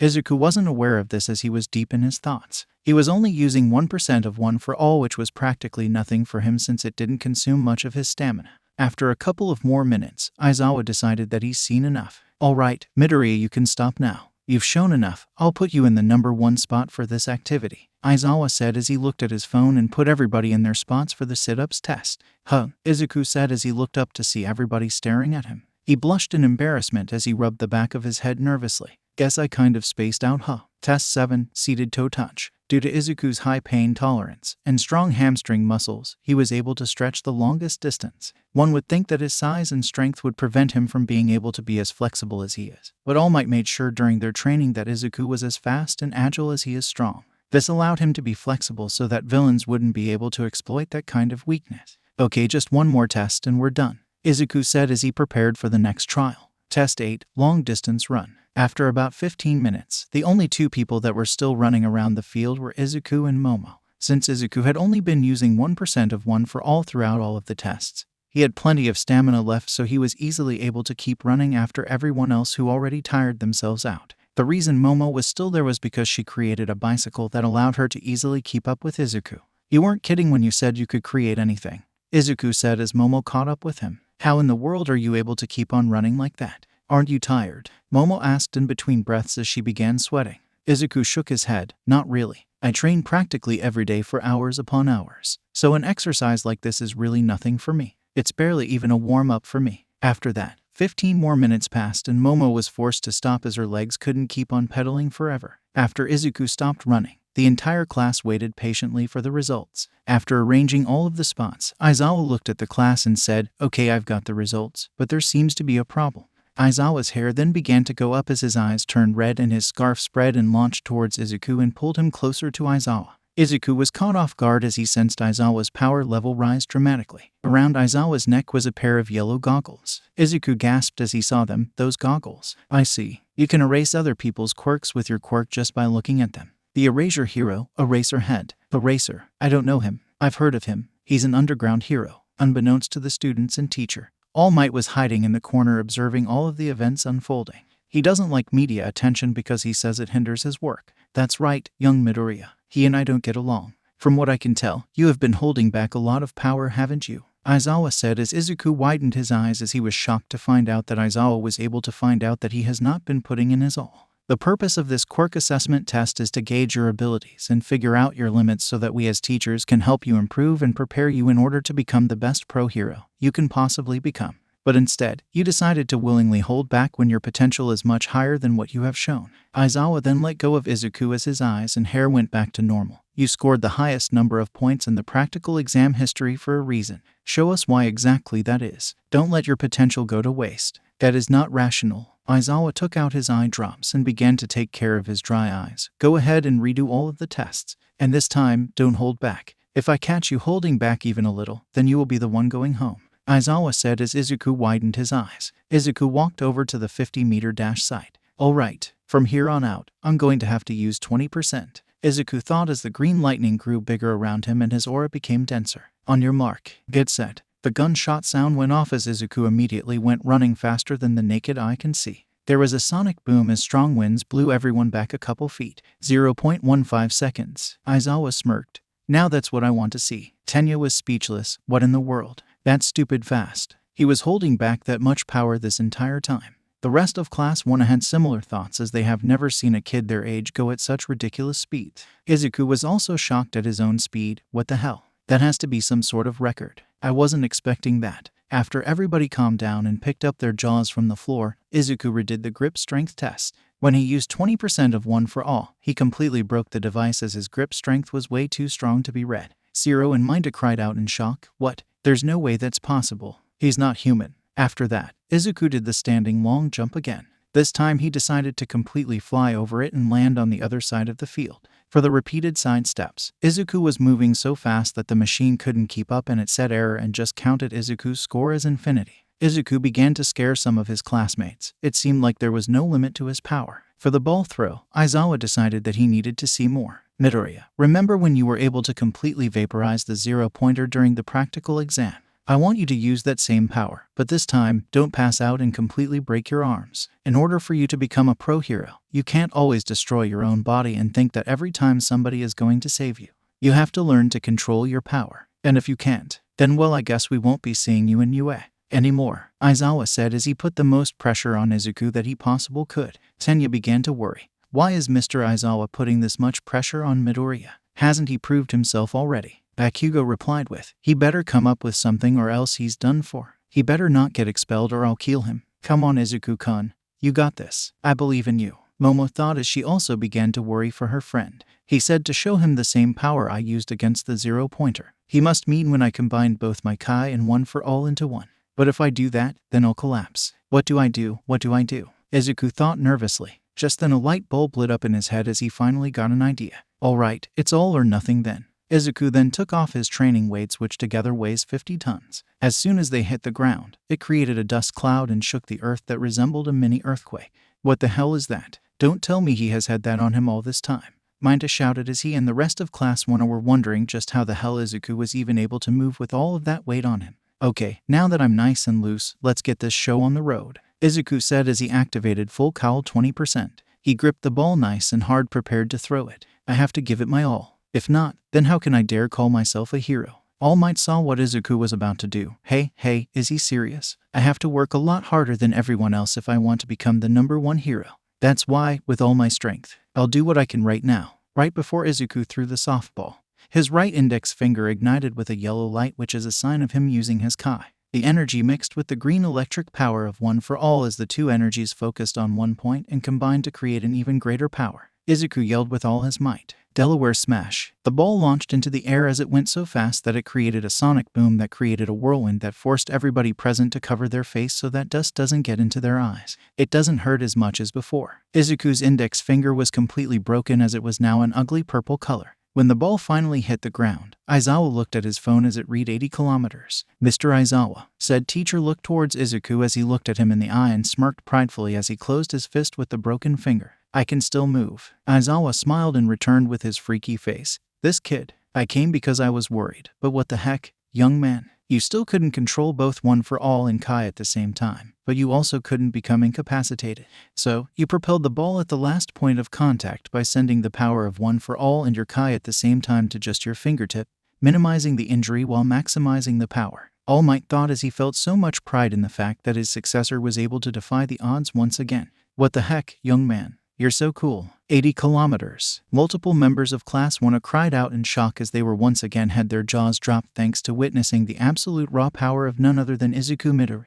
Yeah, that's amazing. I knew he could do it. Achako cheered as she was happy that Izuku isn't going to be expelled thanks to exceeding everyone's expectations once again. Nice job as always, Izuku-kun, Momo said as she crossed her arms. His finger is swollen. He also broke his arms during the entrance exam as well. His quirk is really powerful, but it is also very strange. I have never seen anything like it. He truly is one of a kind, Tenya said with his finger resting on his chin as he pondered about Izuku's abilities and his unique powers. It's not very stylish, Ioma said, but everybody ignored him. However, the one that was the most surprised out of the group was Bakugo as he had his mouth open gaping at Izuku's magnificent softball throw.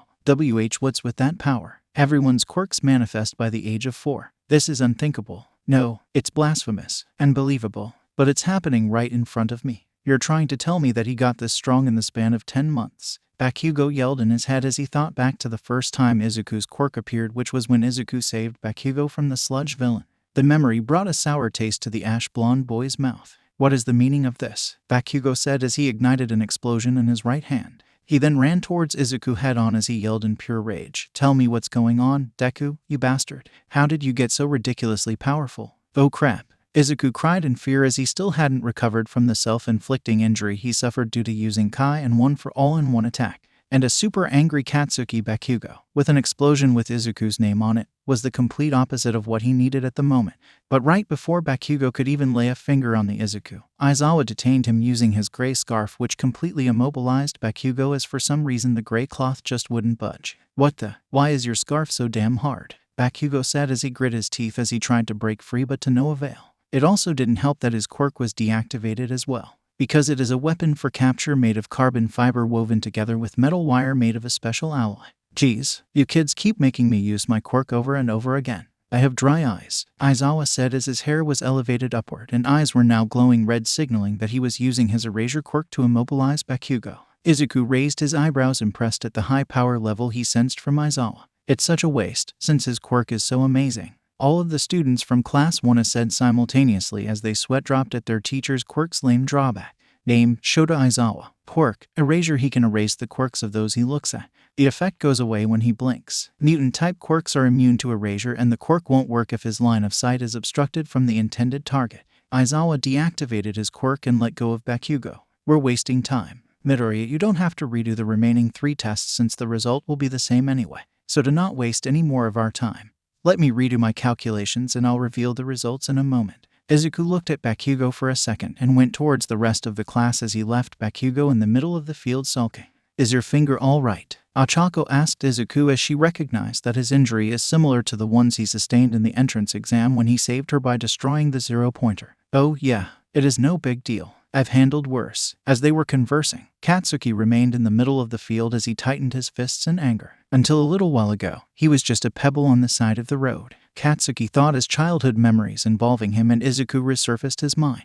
You're so lucky, Kaken. Your quirk is so cool. I hope I get mine soon, too. Kid Izuku said as he and Kid Katsuki were walking in a forest. Kid Katsuki had a fishing net in his hand and Kid Izuku was trudging behind him. No matter what quirk you get, you will never beat me, Deku. The pebble, on the side of the road, Bakugo thought as he grit his teeth. After about 2 to 3 minutes, Aizawa was finally ready with the test results. He walked over to the group of students and said, "Okay, I'll quickly tell you the results. The total is simply the marks you got from each test. It is a waste of time to explain verbally, so I'll show you the results all at once." Aizawa clicked a button on his phone as a blue hologram projection appeared showing a list that ranked all of the students' scores from highest to lowest. The results were as follows: Izuku Midoriya, Momo Yaoyorozu, Shoto Todoroki, Katsuki Bakugo, Tenya Ida, Fumikage Takoyami, Mizo Shoji, Mashiro Awajiro, Ijiru Kirishima, Mina Ashido, Ochako Uraraka, Koji Koda, Rikido Sato, Suiwa Sui, Yuga Aoyama,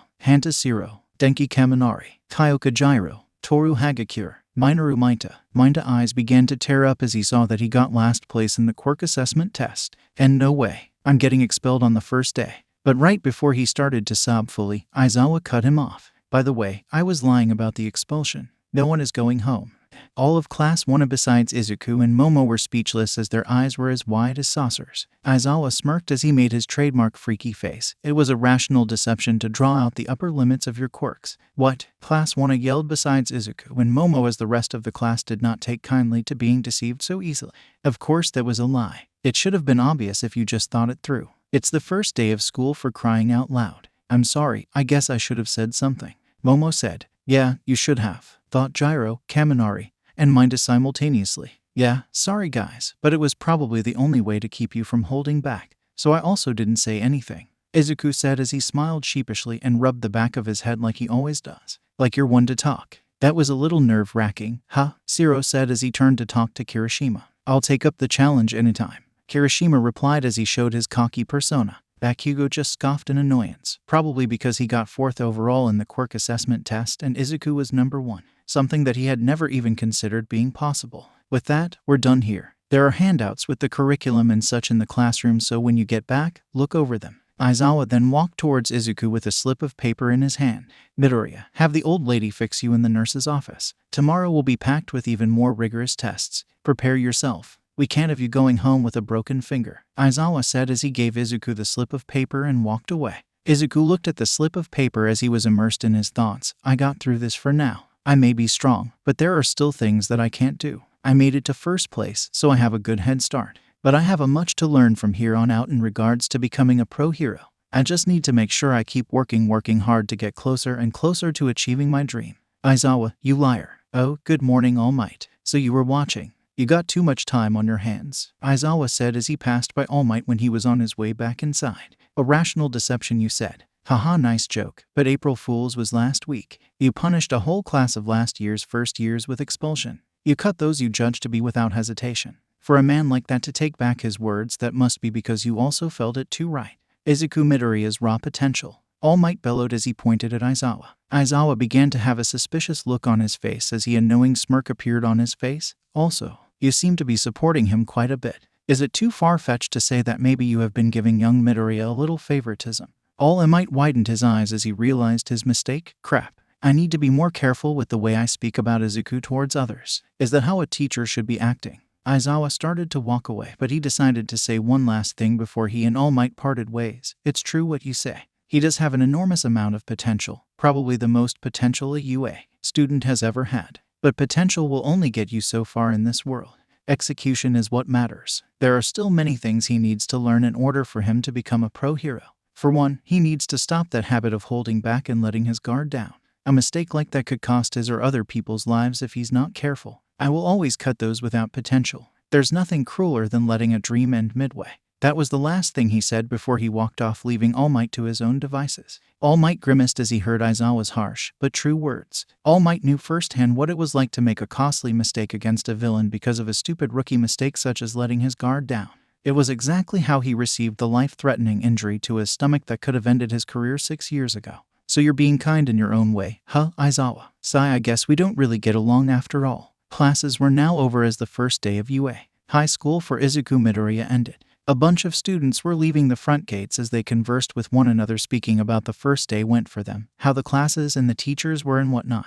The first day of the school year always has the most energy, more than most of the days in the school year. I'm so tired, Izuku said as he walked out the main gates of UA, feeling very fatigued as he did. Just then, a strong hand grabbed Izuku's right shoulder. He already knew who the person was since he felt the person's energy signature about 30 seconds before they even touched him. Izuku turned around and greeted them. Hey Ada, what's up? Ada raised his eyebrows at the nonchalant attitude that the green-haired young man was displaying, but pushed that thought aside. Is your finger healed? Yeah, thanks to Recovery Girl, Izuku said as he showed Tenya his bandaged finger. Flashback. Nurse's office. Kiss. Recovery Girl kissed Izuku's broken finger as a green light illuminated it and healed it completely. Wow, it's healed. But I suddenly feel very tired. I need a nap, Izuku said groggily as he instantly felt the fatigue kicking in. My quirk can only stimulate a person's healing ability. Healing requires stamina. If you keep getting major injuries, you'll use too much stamina and end up dying instead, so be careful, Recovery Girl said as she gave Izuku candy so that he regain some energy. I'll end up dying instead, Izuku cried in horror as in his head he imagined a chibi version of him dead from breaking due to breaking all of his bones and Recovery Girl having to heal him, only for it to end in tragedy. SHT, I need to be more fucking careful, Izuku swore as he started sweating nervously and muttering incoherently.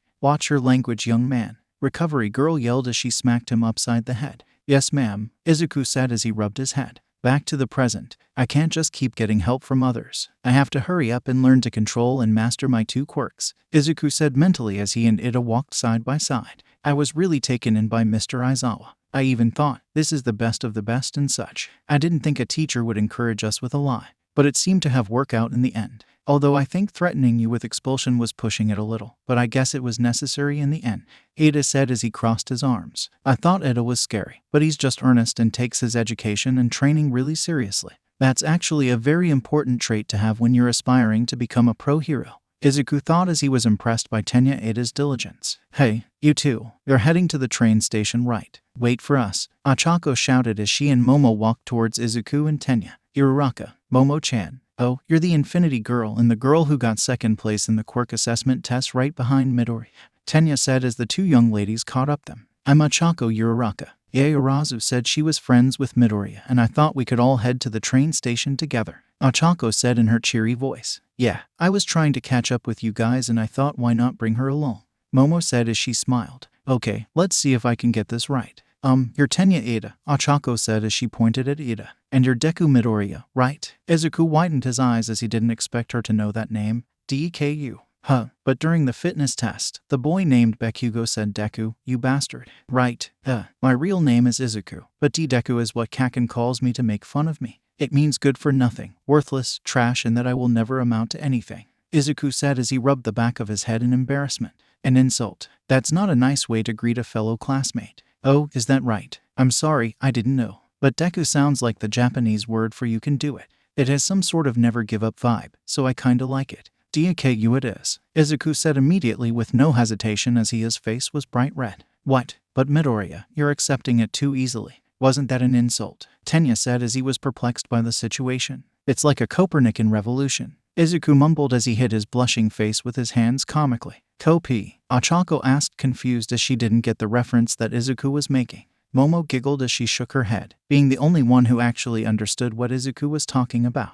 Pushing that aside, the group of 4 began to walk towards the train station, conversing on the way there. There are so many things I can't do yet. I have to work hard and do my best. This is only the beginning of my journey to becoming a hero. But, Toshinori-sensei, I can at least be happy that I have friends, right? Izuku thought as he finally had people who he can call friends. It has been a while since he has socialized with his classmates or other people in his school. It made him feel happy inside that now his life was finally taking a step forward from the darkness and hopelessness it used to be. This was the beginning of his path to becoming a hero. Meanwhile, in the teacher's lounge, Toshinori was sitting down as he stared at the hero costume that was currently in his hands. You don't have time to relax, Izuku, my boy. The real thing starts tomorrow. Prepare yourself for the trials to come. The next day, the curriculum of UA High's hero course, regular required classes like English in the morning. Which of these English sentences is wrong? Present Mike asked as he wrote down these 4 sentences on the chalkboard. The man whom I respect most is my father. That is the house in which he lived. I well remember the day on which we both met. Please tell me that all you know. So normal. Mina, Kaminari and Gyro thought simultaneously. So damn boring. Katsuki thought as he rested his head on his hand. Everybody, heads up. Let's get this party started. Present Mike bellowed as he tried to get his students to be more enthusiastic. The relative pronoun is in the wrong place in number 4. Izuku said mentally as already knew the answer as soon as Present Mike wrote the problem on the board. But he wanted to give his classmates a chance to answer the questions as Izuku isn't the type of person to hog all of the spotlight. Momo raised her hand since nobody else was doing anything. Okay, Yaoyorozu, come on, Present Mike said as Momo proceeded to answer the question correctly. Lunch is at the main cafeteria, where students can buy gourmet food for reasonable prices. White rice is great comfort food, isn't it? Lunch rush, the cook hero said. Yeah, Ochako said as she chewed the delicious dish in delight. Of course, Izuku was gushing and fanboying over meeting another one of his favorite pro heroes in person. Yeah, nothing new there. And then in the afternoon, Class 1 finally has hero basic training. I am. Izuku smirked as he knew exactly who it was, coming through the door like a normal person. All Might burst through the door very dramatically, which was not normal at all. It's All Might, Kaminari said excitedly as he truly was hyped to be taught by none other than the number 1 hero. Wow, he really is a teacher, Kirishima said. That's a costume from the Silver Age, isn't it? Suyu said observantly. Its style is so different, it's giving me goosebumps. Ajiro stated as bead of sweat rolled down his cheek. All Might marched to the teacher's podium. I teach hero basic training. It is a subject where you train in different ways to learn the basics of being a hero. You will take the most units of this subject. Let's get right into it. This is what will today combat training. All Might exclaimed as he held a card that read the word battle. Katsuki smirked in anticipation. Combat. Training. Izuku finished as Ito was smirking. He couldn't lie, he was just as excited for Kaken. Just the thought of fighting made him shake in excitement. He knew firsthand what it was like, training with the symbol of peace, so he couldn't wait to see just what exactly they'll be doing next. His tail began wagging back forth as he anticipated for what's coming. And to go with that are these. All Might pointed to the wall as from holes installed there came out numbered boxes from 1 through 20. These are costumes made based on your Quirk registrations and requests you sent in before school started. Students cheered in delight as they couldn't wait to try their new costumes on. Costumes, Izuku said. After you change, gather in ground beta. Yes, sir, at ground beta. All Might stood at ground beta waiting for his students to arrive. After a couple of seconds, figures can be seen coming out through the tunnel. They say the clothes make the man. Young men and ladies, be fully aware. From now on, you are heroes. As he said that, students from Class 1 all entered through the tunnel suited up ready to face whatever challenge that may come their way. All of the students had costumes that best suited their quirks in one way, shape, or form. They were also aesthetically pleasing to look at as all of the costumes were unique and best fit the young aspiring heroes in training and their personalities. All Might smiled as he greatly approved of everybody's gear. That's great, everyone. You all look cool. Now, shall we begin, you zygotes?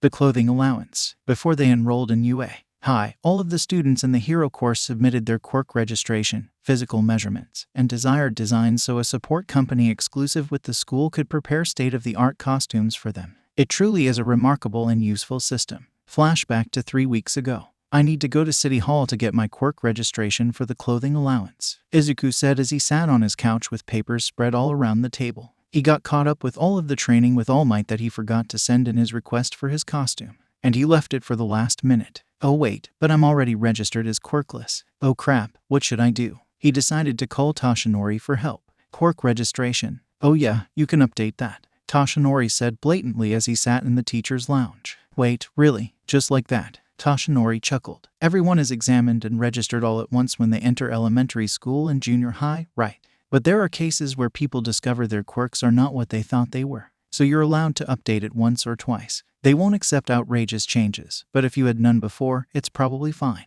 I'm home, Inko yelled from the front door. Izuku got nervous because she could find out All Might and Izuku's secret, so he panicked and hung up by accident.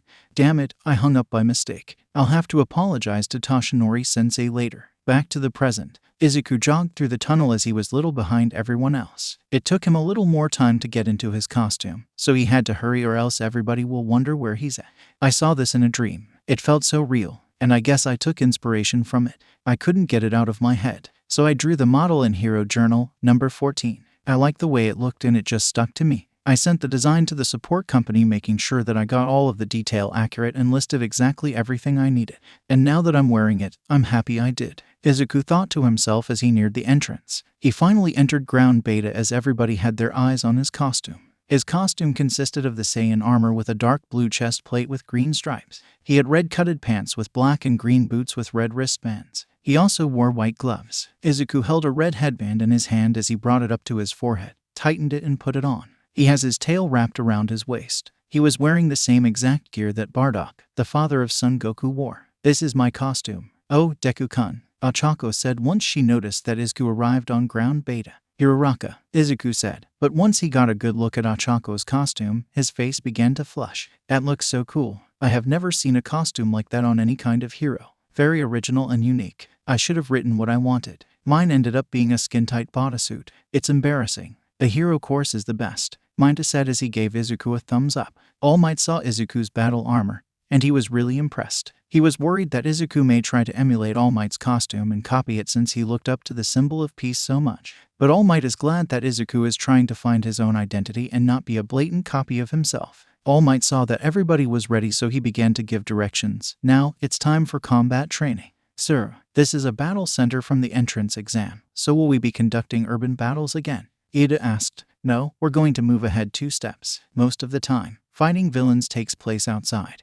But if you look at the total numbers, atrocious villains appear indoors at a higher rate. Imprisonment, house arrest, backroom deals in this society filled with heroes. Truly intelligent villains hide in the shadows. For this class, you'll be split into villains and heroes and fight 2-on-2 indoor battles without basic training. So you asked, this is a real battle to understand those basics. However, the key this time is that there's no robot you can just beat up. How will wins and losses be determined? Now it was Momo's turn to ask a question. Can we beat them up anyway? Of course Bakugo would ask a question like that. Who else? Will the punishment be expulsion like with Mr. Aizawa? Ochako asked as she didn't want that kind of pressure again. How shall we be split up? Asked Tenya. Isn't this cape crazy? Aoyama said randomly and completely off topic. All Might began to become overwhelmed as he wasn't used to being a teacher, so being asked like 50 questions at once was kind of new to him. I'll answer all of your questions. Now listen here. All Might brought out his teaching notes. A script. Is he being for real right now? Izuku thought with a sweat drop as he found amusement in his teacher and idol's antics. The situation is that the villains have hidden a nuclear weapon somewhere in their hideout.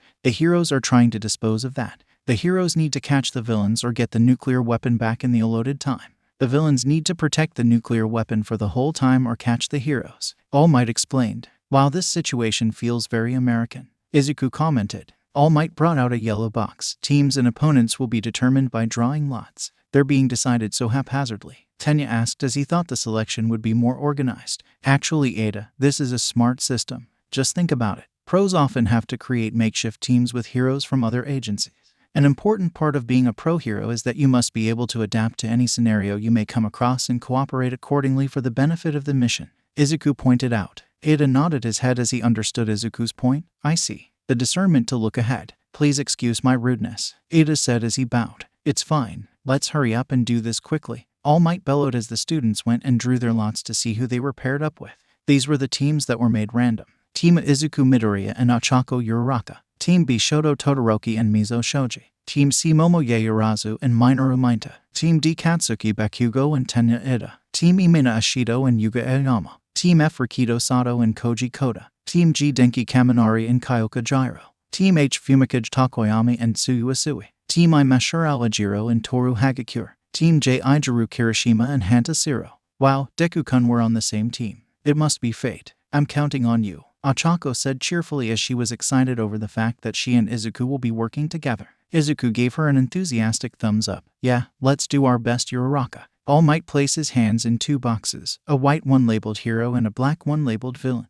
The first teams to fight will be. All Might dramatically took his hands out, and in his hands appeared a black ball labeled D and a white ball labeled A. These guys. Team A will be the heroes, and Team D will be the villains. Izuku and Katsuki both gasped, as they didn't expect to be fighting each other so soon. Well, I guess I would have to go up against Kacchan sooner or later, so we might as well get this over with. Oh hell yeah, perfect. I get to crush Deku with my own hands right off the bat. Everyone else, head toward the monitor room. Yes, sir. Besides the 4 students participating, the students of Class 1 did as they were told and left to go to the monitor room to watch the battle that was about to unfold. Izuku looked towards Katsuki and saw that he was giving him a mean glare. So to annoy him, Izuku decided to glare at him back and give him a cocky smirk. Bakugo was taken aback by this gesture and just got even angrier as he made a silent growl. Villain team, go in first and set up. In 5 minutes, the hero team will break in and the battle will start. Yes, sir. The students minus Bakugo said as the villain team began to make their way into the building. Young Ida, young Bakugo, learn to think from the perspective of the villains. This is pretty close to a real battle. Go all out. Don't be afraid to get hurt. Yes, sir. Ida replied. If things go too far, I will stop it. Yes, sir. All the while, Katsuki looked towards Izuku, who was doing warm-up stretches getting ready for the battle that will commence in 5 minutes. Just looking Deku made Kacchan growl in anger. When the villain team made it to the floor where the fake nuclear weapon was located, Ida began to speak. Even if this is training, it pains me to become a villain. So our job is to protect this. He proceeded to knock on the fake weapon. It's papier mâche. Hey, Tenya turned around to see that Katsuki had his back turned towards him. Deku has pretty strong quirk, doesn't he? Well yeah, you saw that extraordinary strength, didn't you? It appears to carry a lot of risk, though. However, you seem to be especially angry when it comes to Midoriya. Bakugo was shaking in anger as a certain thought came to his mind. Has he been tricking me all this time? Playing me for a fool when in reality he had a strong quirk all along? That damn nerd. Meanwhile, the hero team was still outside discussing battle strategies. It's a lot of work to memorize the building's floor plan, but All Might is just the same as when he's on TV. Unlike Mr. Aizawa, it looks like there's no punishment, so we can relax, and you're not relaxed at all. Ochako exclaimed as Izuku was visibly shaking. However, it wasn't because of nervousness, but it was because of excitement. Well, it's because we're going up against Kacchan. And there's Ada, too, so I feel like I need to be on guard. I see. Bakugo's the one who makes fun of you, right? Ochako said as she remembered what Izuku told her yesterday about him giving the name Deku to Izuku as an insult. Izuku sighed. He's amazing. I'll definitely surpass All Might and become the top hero. Yeah, he can be really annoying and a jerk, but his goal, his confidence, his physical strength, and his quirk were way more amazing than mine. Izuku then stood to his full height and tightly balled his fists. But that's all in the past. Now, I have my own power, my own confidence, my own drive, and my own goal. So, now, I refuse to lose against him. Izuku bellowed as the milky white aura of his Kai sparked to life. Ochako stood in awe of the sheer raw power that was coming from Izuku. It made her feel safe and brought a sense of calmness and peace to her heart. She smiled and said, "So it's a fated battle between rivals, huh?" Izuku smiled sheepishly as he scratched his head.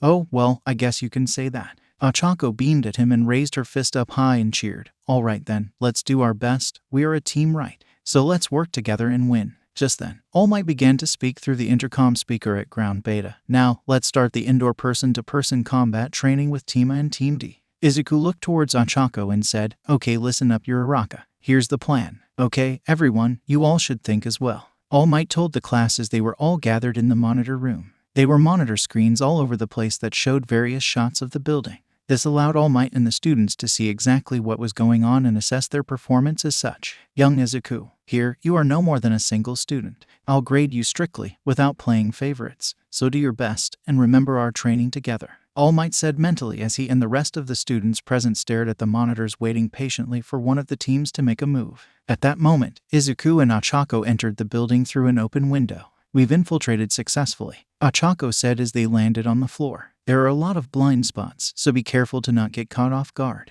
Izuku stated as the two began to walk through the hallways. Izuku closed his eyes and concentrated on the energy signatures in the area. Okay, so Ida is on the top floor. He's stationary and not moving at all. That must mean he's guarding the nuclear weapon, Izuku thought. He then scanned the area again as a smirk appeared on his face as he sensed a certain someone's energy signature, just as according to plan. Izuku quickly grabbed Ochako and moved out of the way the second before Bakugo came around the corner and blasted an explosion aimed directly for Izuku, but since he moved out the way, it just hit the wall. Hiraraka, are you alright? Izuku asked with genuine concern in his voice. Yeah, thanks for the save, Ochako responded as she got up from the ground and dusted herself off. The smoke cleared as Bakugo swiped his arm through it. Come Deku, don't dodge and fight me like a man. Izuku chuckled as he stood up straight. I figured you would come for me first, Kaken. A surprise attack from the start. Bakugo, that's cheating. A surprise attack isn't manly at all, Kirishima said angrily as he punched his fist towards his palm.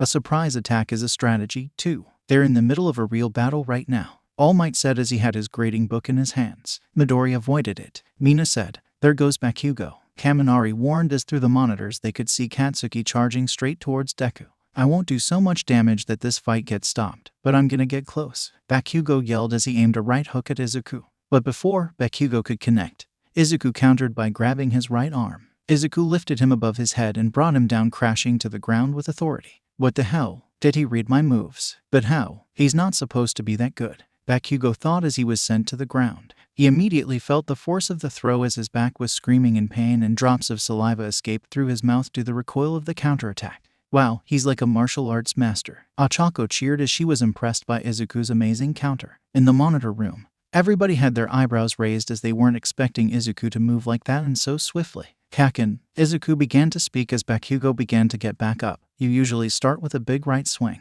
How much do you think I've been watching you? I wrote an analysis for all of the heroes I thought were amazing in my hero journals. In the notebook you blew up and threw away. What? Bakugo shouted in bewilderment as he too remembered when he threw out Izuku's notebook through the window. Coincidentally, that was the same day that Bakugo told Izuku to commit suicide and Izuku would later on save him from death against the sludge villain.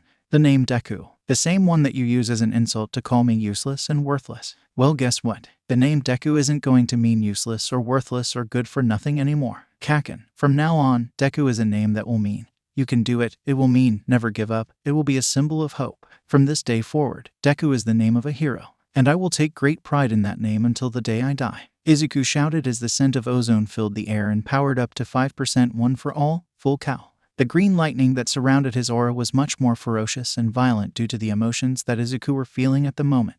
Ochako's cheeks had a slight tinge of red as she remembered that those were the exact words that she used to describe the name Deku yesterday. Oh, is that right? I'm sorry, I didn't know. But Deku sounds like the Japanese word for you can do it. It has some sort of never give up vibe, so I kinda like it. Katsuki now stood completely on his feet. Izuku's words now stained in his memory forever. Deku, if you keep going, I'll never forgive you, Kaken. Katsuki remembered the day when Izuku first stood up to him. He was a weak, small child. He trembled and shaked in fear as he stood in front and defended the other little boy that Bakugo and his lackeys were bullying. Izuku's face were full of tears that day. But now, 11 years later, it was a much different picture. The person that stood in front of him now is by no means a small, weak child. He is a strong, well-built young man. No tears were evident on his face as he had an expression that resembled an undying will, determination, and pride. Back then he had an aura that emanated absolute fear. Now his aura was electric as it oozed power and bravery. Izuku Midoriya is no longer afraid of Katsuki Bakugo. Izuku Midoriya is now Deku. And Deku is a hero who embodies hope and justice and he has no fear. He will take on any obstacle that comes his way until he achieves his goal. The green electric eyes bore into Katsuki's soul as the sheer raw power behind them knew no bounds. Even though you were scared that day, you still didn't stand down. And now here you are. After all of the trauma I put you through, you never gave up no matter what and kept striving for your dreams. And look at you now. You're a completely different person. You have no fear at all. You're not even crying like you used to. You will fight no matter what the odds. And you will prevail. You will win no matter what. Katsuki's hands ignited with small explosions as his whole body was burning in absolute rage. That's what I hate about you. Because Deku and Kaken lived in the same neighborhood. They've known each other since they were little kids. Let's go kill the enemy, Kid Katsuki said as he pointed towards a gate to a forest that read no trespassing. Okay, Katsuki's lackeys yelled as they were willing to follow the blonde explosion quirk user wherever he went. Oh okay, Kid Izuku said a little more hesitant as he was the one behind in the pack. Kaken was the type who could do anything he tried his hand at, a rascal who led the group of neighborhood kids. Good or bad, Kaken was full of confidence, and little Deku thought he was so cool. But, after his quirk manifested, it accelerated him down the wrong path. All men are not created equal. This was the reality that Deku learned about society at the young age of 4. Hey, Bakugo, give me your status. What happened? Tenya said through Kaken's earpiece. Just shut up and defend. I'm really angry right now, Kaken replied. I'm not asking about how you feel. Hey, but right before Tenya could say anything further, the connection was cut off. He hung up, going off on his own like that. What is wrong with him? Geez. Meanwhile in the monitor room, what were Bakugo and Midoriya saying? Can't tell with just the cameras in a fixed position and no sound. Kirishima said. Young Bakugo was to his partner over the small wireless radio. You can bring that plus the building's floor plan, and this capture tape. Once you wrap this around your opponent, it shows that you've captured them. All Might replied. The time limit is 15 minutes, and the heroes don't know where the nuclear weapon is located, right? Mina Ashido asked. Yes, the heroes are clearly at a disadvantage here, Mina said as it was true. Since the heroes are under a time limit, heroes should be able to turn the tables on whatever predicament they're in. Besides, didn't Mr. Aizawa tell you, too? You know, here we go. Plus Ultra. The students of Class 1 cheered their school's motto. Monsieur, Bakugo Izayama said. Huh, All Might replied as he looked towards the monitors. Back to the battle. Kaken put his left hand behind his back as he began to ignite an explosion. Deku saw what he was doing and yelled towards Ochako, Uraraka, go. Follow the plan. Right, Ochako replied as she made her way towards the upper floors. Kaken fired an explosion that he used to propel him towards Deku at high speeds. He aimed a roundhouse kick towards Deku with his left leg, but Deku managed to block the attack with his right hand just in time. Looking away during a fight. You must be sure of yourself. You know, you talk a lot of crap, don't you? Deku said before he grabbed Kaken's left leg and swung him with the force of one for all across the hallway as Kaken's back hit a wall. He kicked first this time to keep me from predicting his moves. He's being cautious now. I won't win against him in an up-close battle. His explosion quirk is way too powerful, so I'm going to have to fight him at a distance and make him come to me. Deku thought as he strategized his next move. Kaken got back up from Deku's swing and placed both of his hands behind him. Deku saw what he was trying to do and immediately ran around the corner faster than the eye can blink to create some distance between the two and bait Kaken. Damn it, don't you dare run from me. Come back here, Deku. Kaken yelled as he chased after him. After a few minutes of playing cat and mouse, Kaken was growing impatient. Hey, you tricked me, didn't you? Was it fun tricking me all this time? Huh, you've got a flashy quirk there, don't you? Over here. Kaken turned his head around towards the voice, but just as he did, he got a one-for-all enhanced roundhouse kick straight to the dome, courtesy of none other than Deku. The kick sent Kaken twirling around as he landed on his back again on the floor. You damn nerd. That was a cheap shot, Kaken said angrily as he slowly got back up to his feet. By the way, I forgot to tell you, Kaken. You're quirkless. How can you even stand in the same ring as me? It's not like I'm trying to compete with you or anything. Believe me, I take back everything I said. Deku bellowed as he increased his power output to 8% of one for all and ran so fast that Kaken barely had time to even breathe as Deku delivered a sucker punch to Kaken's gut. The force of the strike had so much pent-up rage and aggression that it turned out to be significantly more powerful than what Deku intended. Kansas smash, Deku shouted as the punch pushed Kaken back so hard that he crashed through walls and landed in an entirely different room. Deku looked at the miniature destruction that were caused by his own hand. He sweat dropped and said to himself, I need to keep my emotions in check. I can't get carried away because of a personal vendetta. The mission takes top priority. Kaken was lying on the floor after receiving Deku's Kansas smash. He laid there as he pondered what Deku said earlier. Kaken, from now on, Deku is a name that will mean you can do it. It will mean never give up. It will be a symbol of hope. From this day forward, Deku is the name of a hero, and I will take great pride in that name until the day I die. He's just a pebble, Kaken said as he began to look through his earlier memories with Deku. Wow, Kaken, Kid Izuku said as he was impressed by Kid Katsuki's display of skill of kicking a ball up and down. This is easy. But when Kid Izuku tried to emulate Kid Katsuki, he failed and busted his behind. Oh, Izuku, you really can't do anything, can you? You can read the characters for Izuku as Deku, you know. Kaken, you can read. One of Kid Katsuki's lackeys asked. You can't. And Deku means someone who can't do anything. Someone is useless, pathetic, worthless, and who won't amount to anything in their life. Kid Katsuki said as that was the origin of the name Deku. Really? Kid Katsuki's lackeys began to make fun and tease Kid Izuku for the new nickname that Kid Katsuki came up with. Stop that, Kid Izuku said as he did not appreciate the way that Kid Katsuki and his lackeys were treating him. It made him feel sad and he didn't like that feeling at all. Why don't you know? Kid Katsuki threw a stone across the river and made it skip a bunch of times. His lackeys and Kid Izuku were really impressed by his performance and wanted to be just like him. Kaken, how many times did yours skip? One of the lackeys asked. 7 times, Kid Katsuki said proudly. Wow, that's Kaken for ya. What about you, Deku? Kid Katsuki asked as he looked towards Kid Izuku. Kid Izuku put his head down in shame and embarrassment, 0 times. Kid Katsuki and his lackeys proceeded to laugh at Kid Izuku's misfortune.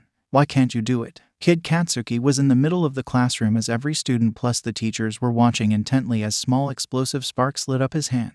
His quirk has just manifested. Wow, that's so cool. Lucky, Kid Izuku said. Wow, that's an amazing quirk, the male teacher of the class said. It really is. It is a flashy quirk just right for a pro hero. Right, Katsuki? Oh, I see. I'm amazing. No one is as amazing as I am. You're so lucky. Re-quirk is so cool. I hope I get mine soon, too. Kid Izuku said as he and Kid Katsuki were walking through a forest as Kid Katsuki had a fishing net in his hands. No matter what quirk you get, you'll never beat me. He's just a pebble. Hey, did you hear? Deku doesn't have a quirk. What? Really? Yeah, it's called being quirkless. That's so lame. Too bad for him. He's so weird. Don't worry about it, Izuku.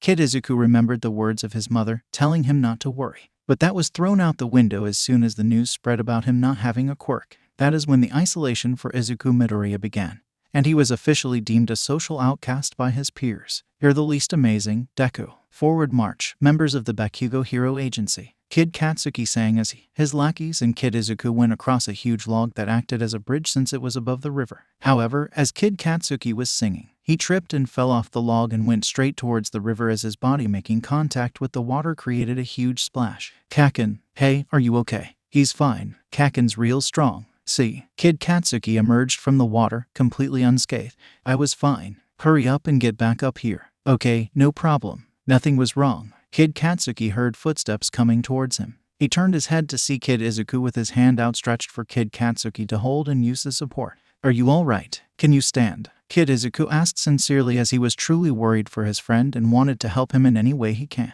Kid Katsuki was speechless as his whole world was shaking upside down. It would have been bad if you hit your head. As soon as those words left Kid Izuku's mouth, something snapped within Kid Katsuki. Don't look at me with that face. Kachen, I couldn't just stand there and watch you die. Stop it. I'm better than you, Deku. Kachen yelled with all his might as his voice can be heard all around the building as it echoed about 3 times. He immediately got up, ignored whatever pain he was feeling, and used his explosions to propel himself forward to where Deku was. Deku sighed as he got into his fighting stance. He just doesn't give up, does he? Alright then, Kaken, come at me. Found it, Ochako said in her head as she peeked around and saw Tenya guarding the nuclear weapon. Now I just have to tell Deku-kun and hide until he gets here. Right before she was about to communicate to Deku, she heard Tenya begin to say something. Bakugo is a natural at being bad, but that fits this training perfectly. Then, I must also devote myself to being a villain. That's right. This is another trial to turn me into a man who will not bring shame to the Ida family. Become a villain. Be dyed with evil in order to become a hero. I am extremely evil. Ochako couldn't contain her laughter as she saw the scene unfolding in front of her. He's taking this so seriously. However, that slip-up cost her dearly as it announced to Tenya that she was hiding in the room. Have you arrived, Uraraka? Oh no, my cover has been blown. Ochako thought as knowing that she has been caught. She came out of hiding and revealed herself. I knew you would come here alone the instant Bakugo ran off by himself. Your quirk allows you to make the objects you touch float. That is why I put away all the things on this floor before you arrived. Now you cannot play your little tricks. You have blundered, hero. Tenya proceeded to laugh maniacally as he knew he had cornered her. He's starting to look like a villain. Deku-kun. Deku heard his name through his earpiece as he touched it to respond. Uraraka-san. How's it going? Ida found me. Sorry, I made a slight slip-up and he immediately knew I was here. I'm evil. Deku heard someone say through his earpiece as he was a little confused. What was that? He asked. Oh, well, right now, he's kind of getting into the whole villain role. Deku just pushed that aside. Where are you right now? At the top floor, where the weapon is located. That's almost directly above where me and Kaken are. We probably don't have much time left, either. If we run out of time, our opponents win. Deku gripped the capture tape tightly. I can't lose this fight. Just then Kaken made it to where Deku was, his face full of unfathomable rage, as he was panting. His right glove glowed red. Kaken smirked. They're loaded. Kaken, Deku said as he readied his fighting stance with 8% of one for all, full cowl activated.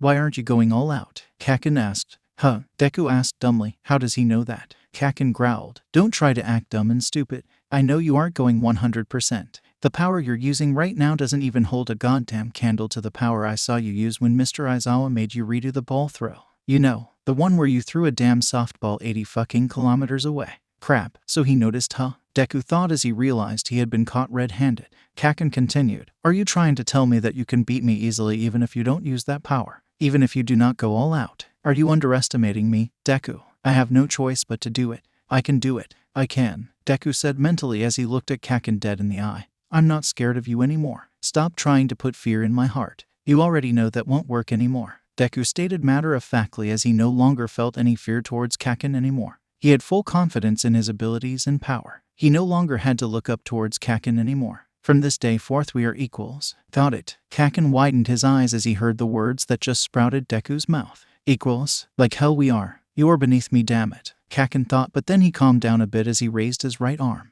With all your stalking, you probably already know, but my quirk, explosion, lets me secrete nitroglycerin like sweat from the sweat glands on the palm of my hand and make it explode. If they made this the way I asked, then these gauntlets will store the nitroglycerin inside them, and Kaken began to pull the firing pin on his grenade-like gauntlet. Don't tell me that's. Young Bakugo, stop. Are you trying to kill him? All I Might yelled through the earpiece. If I don't hit him, he won't die. He'll be fine as long as he dodges. OSHT. He's being serious, Deku said as he immediately stood on guard, had his palm out. He could feel Kaken's power level rising rapidly. At that moment, Kaken completely pulled the firing pin as an explosion bigger than anything Deku has ever seen Kaken produce fired directly at him. Its attack potency was so strong that it rocked and made the entire building shake as Ochako and Tenya were knocked off their feet in the top floor. The explosion was so strong that everyone else in the monitor room could feel it.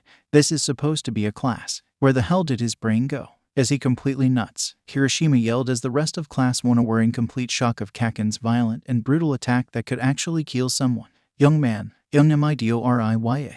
All Might yelled as he was worried for his student's safety. The smoke cleared as Deku could be seen with his headband off and torn, bits and pieces of his armor broken. His hand was glowing with blue Kai energy as he used that to try and nullify the huge explosion as best as he could so that it wouldn't cause too much damage. He increased his power output to 15% of one for all, full cowl, so that he could actually withstand and tank the attack. The green electricity around his aura became sharper and more violent as he was pissed off at the moment.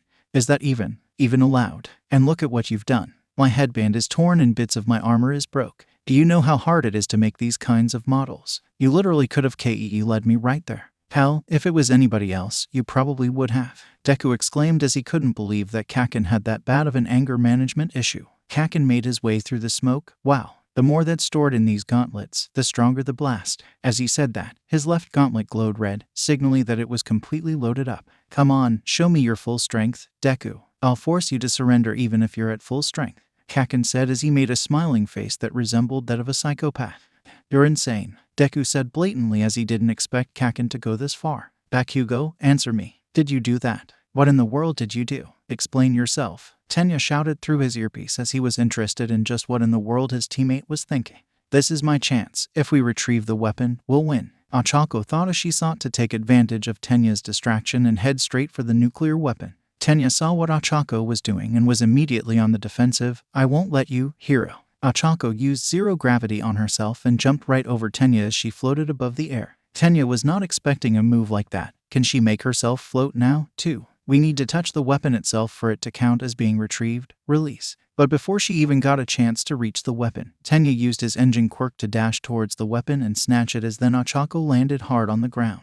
Your quirk is not a threat if you cannot touch anything. I'll hold out until time runs out. Tenya then did his evil laugh as he was really into the hole, playing the villain role. Deku-kun is trying so hard, though. I can't give up, Ochako thought as she got back up to her feet. Speaking of Deku, Kaken was currently taunting him. Hey, what's wrong, Deku? Why are you not going all out yet? Do you still think of me as weaker than you or are you just that arrogant? Come at me, damn it, and fight me like a real man. However, Deku was currently immersed in his thoughts. The explosion shot out. He had his costume made so that his quirk would work even for long distances. He reached for his earpiece. You're Raka-san, what's the situation? Deku-kun. Ochako responded as she was relieved to find out that he was all right. Kakin had a perplexed look on his face, ignoring me again. I can't believe this damn nerd. Am I not a threat to you? Meanwhile, back in the monitor room, all of the spectators were watching the scene unfold. Sir, you should stop them. That Bakugo's really crazy. He's gonna hurt somebody, or even worse if he's not detained. Kirishima pleaded to All Might.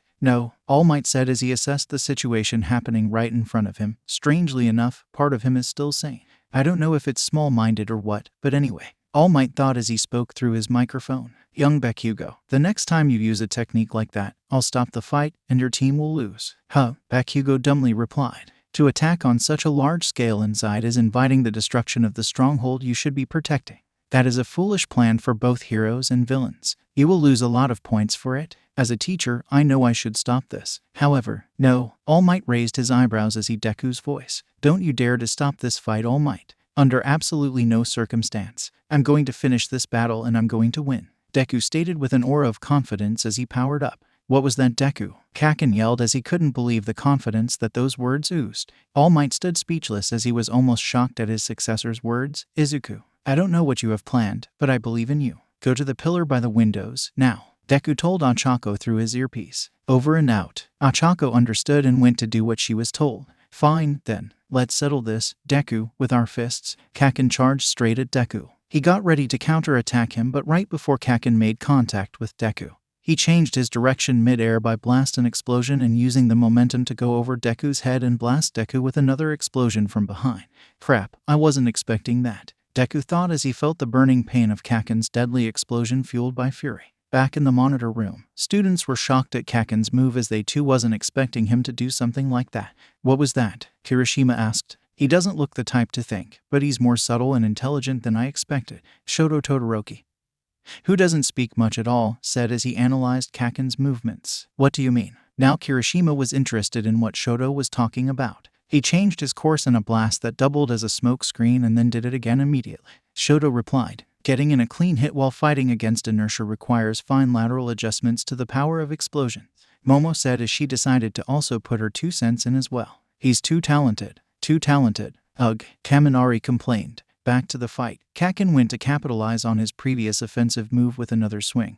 Where's all that confidence now, huh? You are below me, Deku. Here comes you favorite right swing. He yelled as he went for his famous right hook. You talk way too damn much, Deku shouted as he fired a blue Kai blast straight to Kakin's midsection on purpose, knowing that's where he has suffered the most punished throughout this fight. The blast connected as it blew Kakin away and created its own miniature explosion. He's not going to give me a chance to think. He's just going to keep charging at me like a locomotive no matter what. He's a ball of natural instincts, so I'm just going to have to fight back, Deku thought as he sensed Kakin getting back up and walking towards him. I should stop them, but I don't want to stop them for his sake. All Might thought as he was in an internal dilemma. Deku jumped over to where the winder was and positioned himself over there as he saw Kakin walk towards him slowly. That last laser blast stung like a BGMI, but there wasn't too much force behind it. You're still holding back, aren't you? Why won't you use your full power? Are you underestimating me? Do you perceive me as inferior to you? Deku looked down as his eyes were shadowed. No. You have been like this ever since we were kids. Have you been underestimating me like that since then? You bastard? Kakin yelled. That's not it. Deku began to remember all of the memories he and Kakin shared as kids. Deku finally looked up as his eyes were a furious, sharp, and electric green. You're an amazing person, so that's why I want to beat you. What? Kakin growled. I want to win. Deku then raised his power as rocks and pebbles began to float due to the aura of power he was shedding. And surpass you, you idiot. Don't look at me like that, you damn nerd. And with that they both charged at each at full speed. These are the first passionate emotions he's shown other than when he says I want to be the #1 hero. I'm sure this is necessary for you to arrive at the future you're looking at. The two jumped at each other, both with their right arms aimed ready to strike. Kakin had an explosion ready to ignite. Deku charged up all the way to 20% of one for all, full cow. Around his right arm is the milky white aura of his Kai as it merged with the power of one for all and created a blue electric energy that fueled the arm with even more power than ever before. The muscles of his right arm bulged so hard that it tore his sleeve to shreds as the blue energy amplified itself even more many times over as the arm itself looked like it was about to explode. Detroit, you're toast, Deku. Kakin yelled as his explosion in his right hand was ready to fire as he aimed to completely incinerate the young man before him. As they were inches apart, All Might yelled through the microphone, both of you. STO, let's go, URARAKA. Deku yelled. Okay. Ochako heard her teammates signal and proceeded to hold and grab onto a pillar by the window. I may have said we are equals, but smash. Right at the last moment before they collided, Deku aimed his arm upwards and smashed towards the ceiling. The punch went through each floor and made a hole in each one. The strike created gusts of winds that were so potent that it created whirlwinds and mini tornadoes as the entire building shook due to the sole force of the punch. The only reason the entire building didn't completely collapse is because Deku only aimed towards the ceiling and the air and not the building itself. Deku created shockwaves that were so powerful that it reached all the way to the monitor room as the students and teachers struggled to stay on their feet. What the? Tenya said in shock as he couldn't believe his eyes. There was a large hole right at the middle of the floor where he and Ochako were located. There was so much wind and debris that it was hard to even see what was going on. Ochako activated her quirk on the pillar she was holding onto and lifted it off the ground.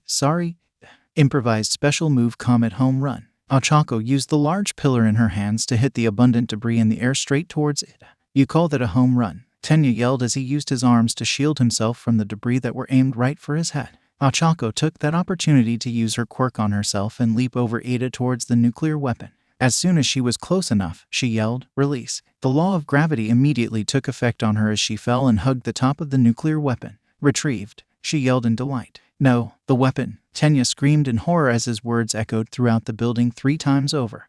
"This is my win, Kakin." Right at that moment, the timer went off, signaling the end of the battle. All Might's hands shook as he said his next 3 words. "Hero team wins."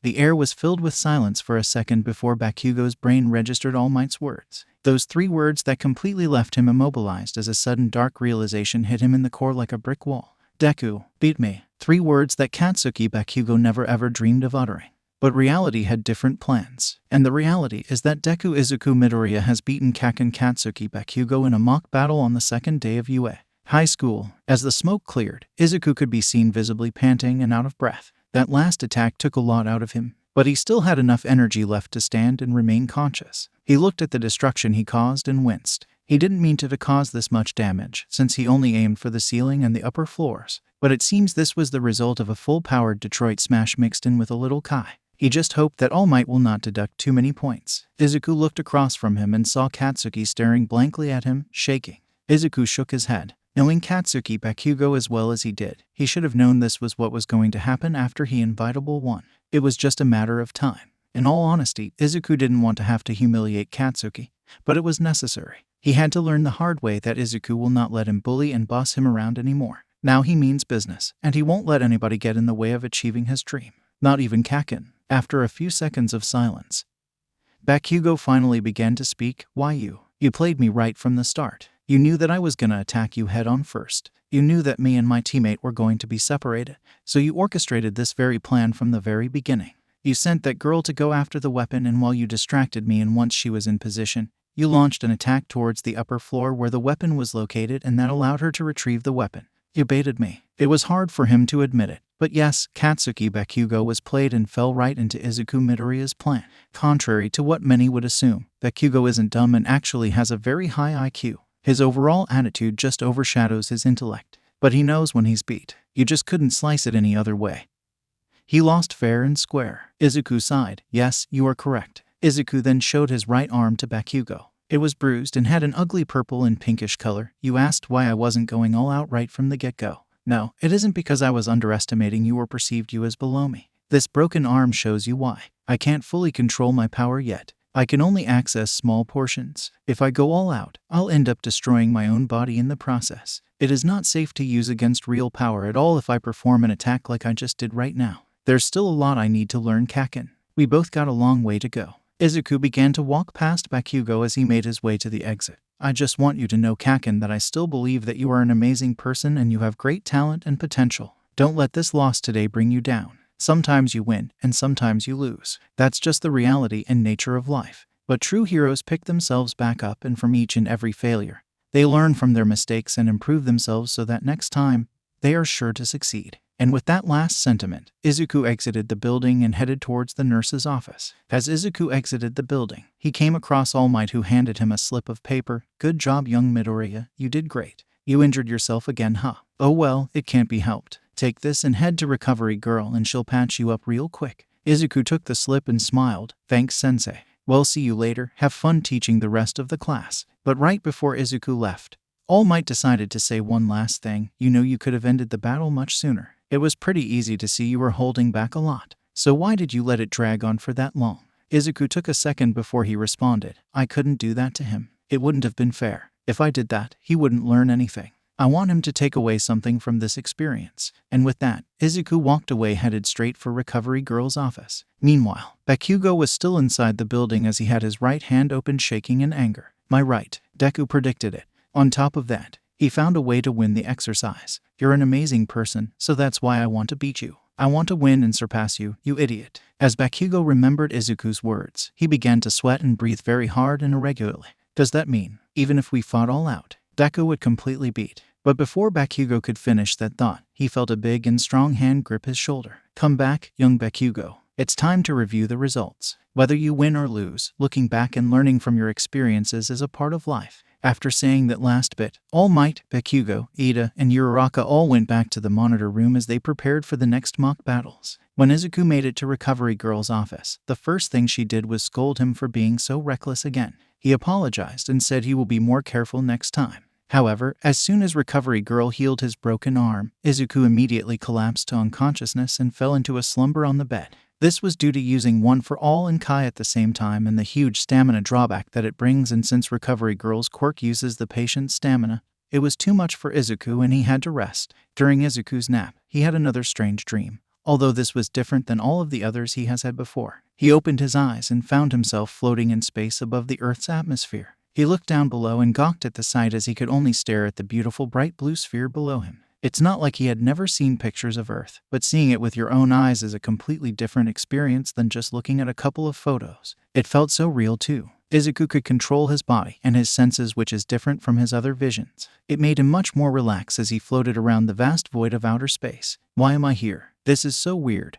Why the hell am I floating in space? Izuku said out loud as he turned his vision from Earth. He used his Kai to try to see if he can sense out anybody else's power level, if there was anybody else in the area. He then sensed something above him and gasped in shock as he looked up. Floating above Izuku was a large green star that shined brightly above Earth. It was comparable to the sun, only it was green in color and much hotter and denser. Izuku immediately felt the raw power and energy that the green star is emanating. It had a fierce but calm aura that radiated absolute justice heroism. Izuku decided to fly upwards closer and closer to the star until he was right in front of it. Surprisingly, he didn't burn to death. He placed his hand on the surface and felt a rush of strength and adrenaline that he had never felt before. Green lightning surrounded him as his green eyes shined with power. Below the star was a digital progress meter that read, 20% complete until full mastery. The meter was a fifth of the way filled up. He tried to move his hand across the star to over distance that read 20%, but stopped as soon as he went over 20%.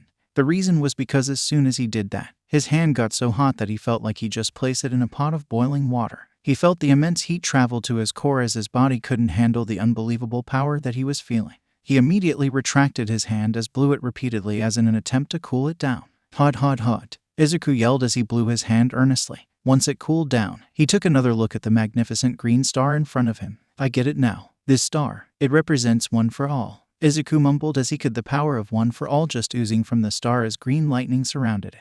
Just then, right beside the star, appeared multiple large doors that stood tall over Izuku as they floated in the endless void of space. The first door was golden in color and it had the Roman numeral of I marked in the middle. The doorknob had a large lock that prevented anyone from entering. Izuku tried to pick the lock and also rip it off with brute force, but no matter how hard he tried, it just wouldn't budge. It honestly made him frustrated. Damn it, I just want to see what's behind that door. Izuku shouted in annoyance as he sighed and moved to the next one. Now the second door was twice as big and dense as the first one. One key difference was that their active blue lightning speaking around the door, similar to the green lightning around the green star. It had 2 locks on the knob instead of 1, and right in the middle was the mark of the Roman numeral of 2. Izuku tried to open it, but it was even harder than the first one. He decided to just leave it alone and move on to the next door. Now this door was quadruple the size and thickness of the second one. It had lightning around it, but this time it was much more fierce and strong as it illuminated the Izuku's figure. There were 3 locks on the doorknob, and right in the middle of the door was a mark of the Roman numeral of 3. Izuku tried to open it,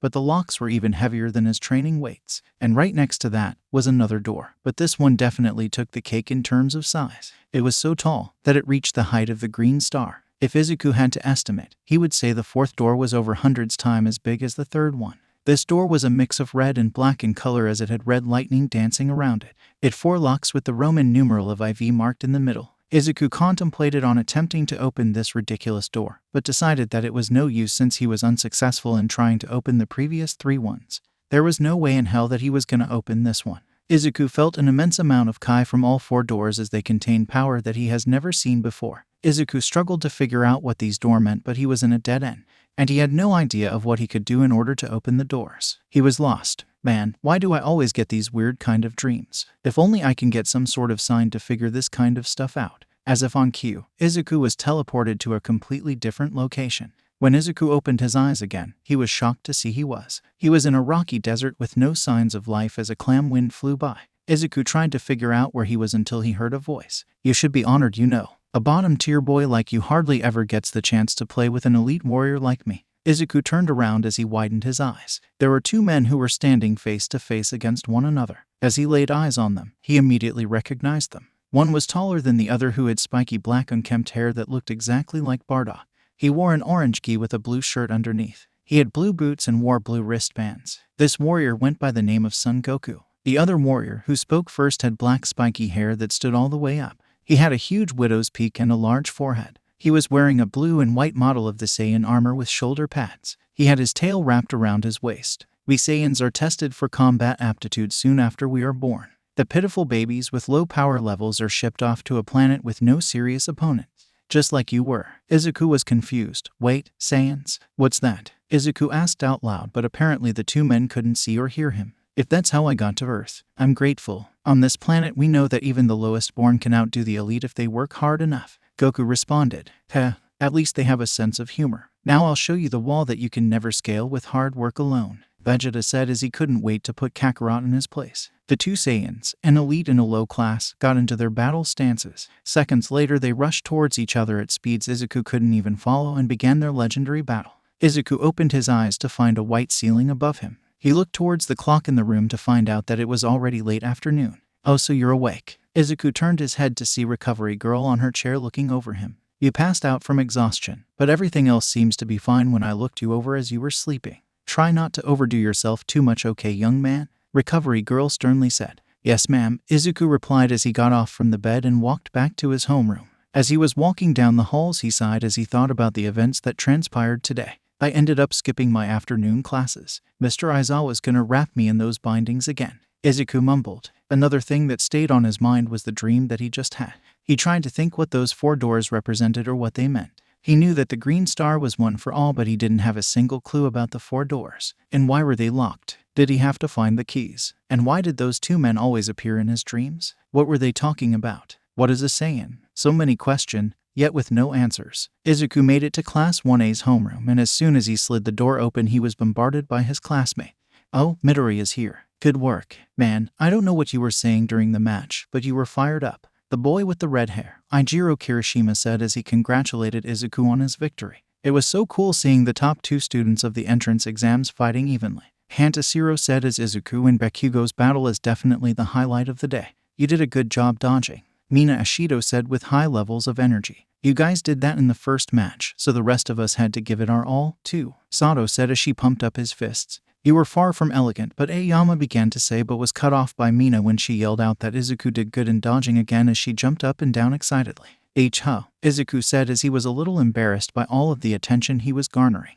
Throughout all of his school life, he was perceived as a social outcast, so he never really received much praise. So now when there are people who actually respected him and acknowledged for what he can do, he didn't know how to react. It was all new to him. "I'm Ijiro Kirishima. We're all going over the training right now. I'm Hantashiro. I'm Yuga Aoya. I'm Mina Ashido. You did a good job dodging." Mina yelled out as she cut off Aoyama again. "Tsuyu Asui. Call me Tsu. I'm Sato. Izuku said as he tried to form words in his mouth. "I'm Maita," Maita said as he popped out of nowhere and jumped up high in front of Izuku. "I am Yuga Aoyama. I am a man who never stops shining." "Where the heck did you pop out from? You did terrible in the training." "You're too loud," Takoyami said as he sat on top of a desk, annoyed at the fact that his fellow classmates were being rather noisy. "Takoyami, that desk is not a chair. Get off immediately," Tenya said with his strict attitude. "It's not that big of a deal, is it?" Gyro said bluntly.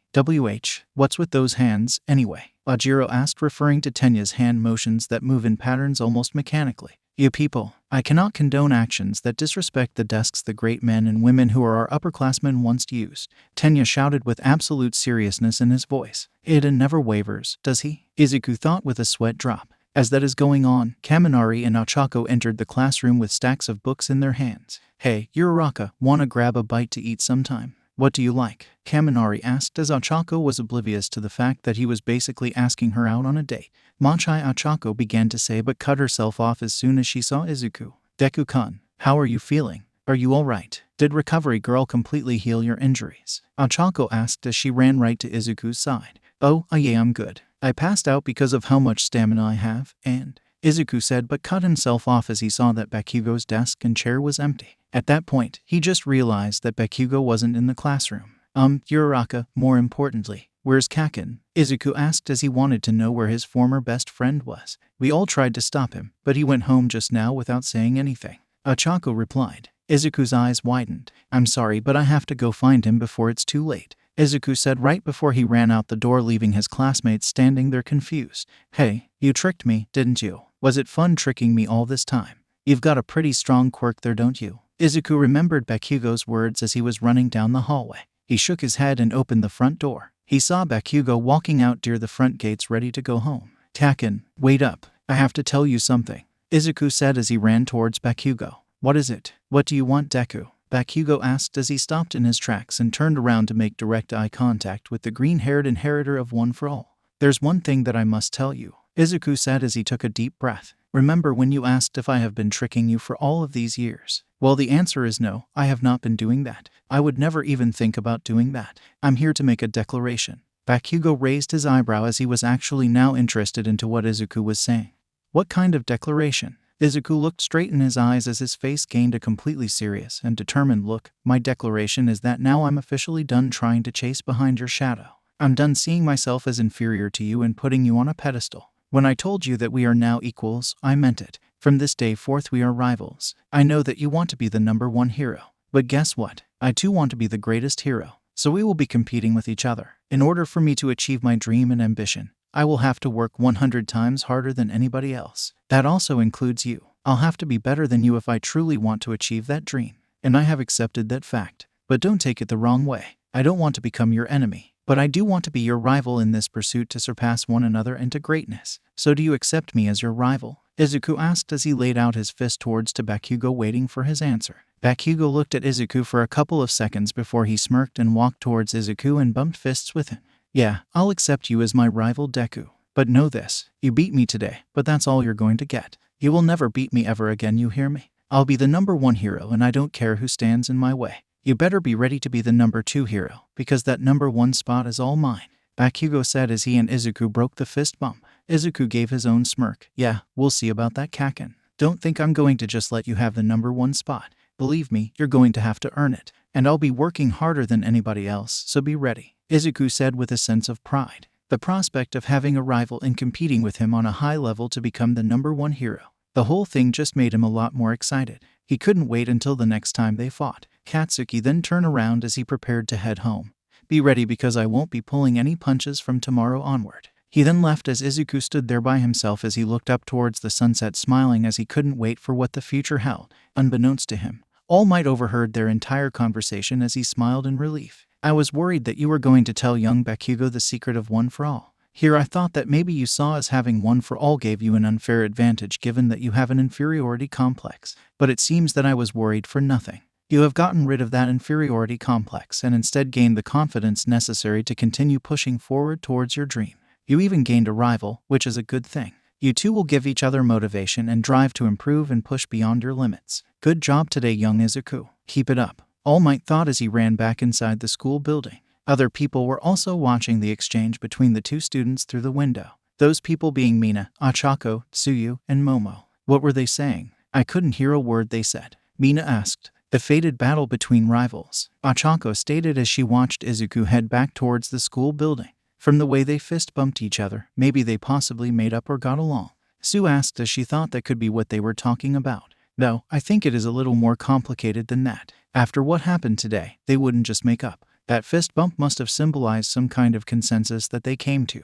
Just expect more from those two in the future, Momo said as she put her 2 cents in using her observation skills. The fated battle between rivals, Ochako said again as she smiled. Kaken's fuse has been lit, but that doesn't change what I have to do. This means I'll have to keep on getting better and better if I want to become the greatest hero in the world, Izuku thought as he went back to the classroom to get back his stuff and prepared to head home. But unbeknownst to him, a few days later he and the rest of Class 1 would find out how terrifying the truly cunning villains All Might warned them about were. In an abandoned bar located deep within the city, a young man sat reading a newspaper headlined All Might becomes UA teacher, closes agency temporarily. Did you see this? It says he's a teacher. Hey, what do you think will happen if the symbol of peace is killed by villains? Hey, you. How are All Might's classes? A female news reporter asked Izuku as she and the rest of the media came up to him with a bunch of cameras and microphones. Izuku was really uncomfortable since they were all up in his personal space. He thought about making an excuse of saying that he needed to go to the nurse's office, but decided against, seeing as the people did deserve a little info about All Might as a teacher. Well, he's a really good inspiration and motivator, and he has taught me a lot in regards of how to become a hero, Izuku said as he praised his predecessor. As soon as he said that, he used a small portion of his Kai to quickly run inside the school building faster than the average human eye can blink.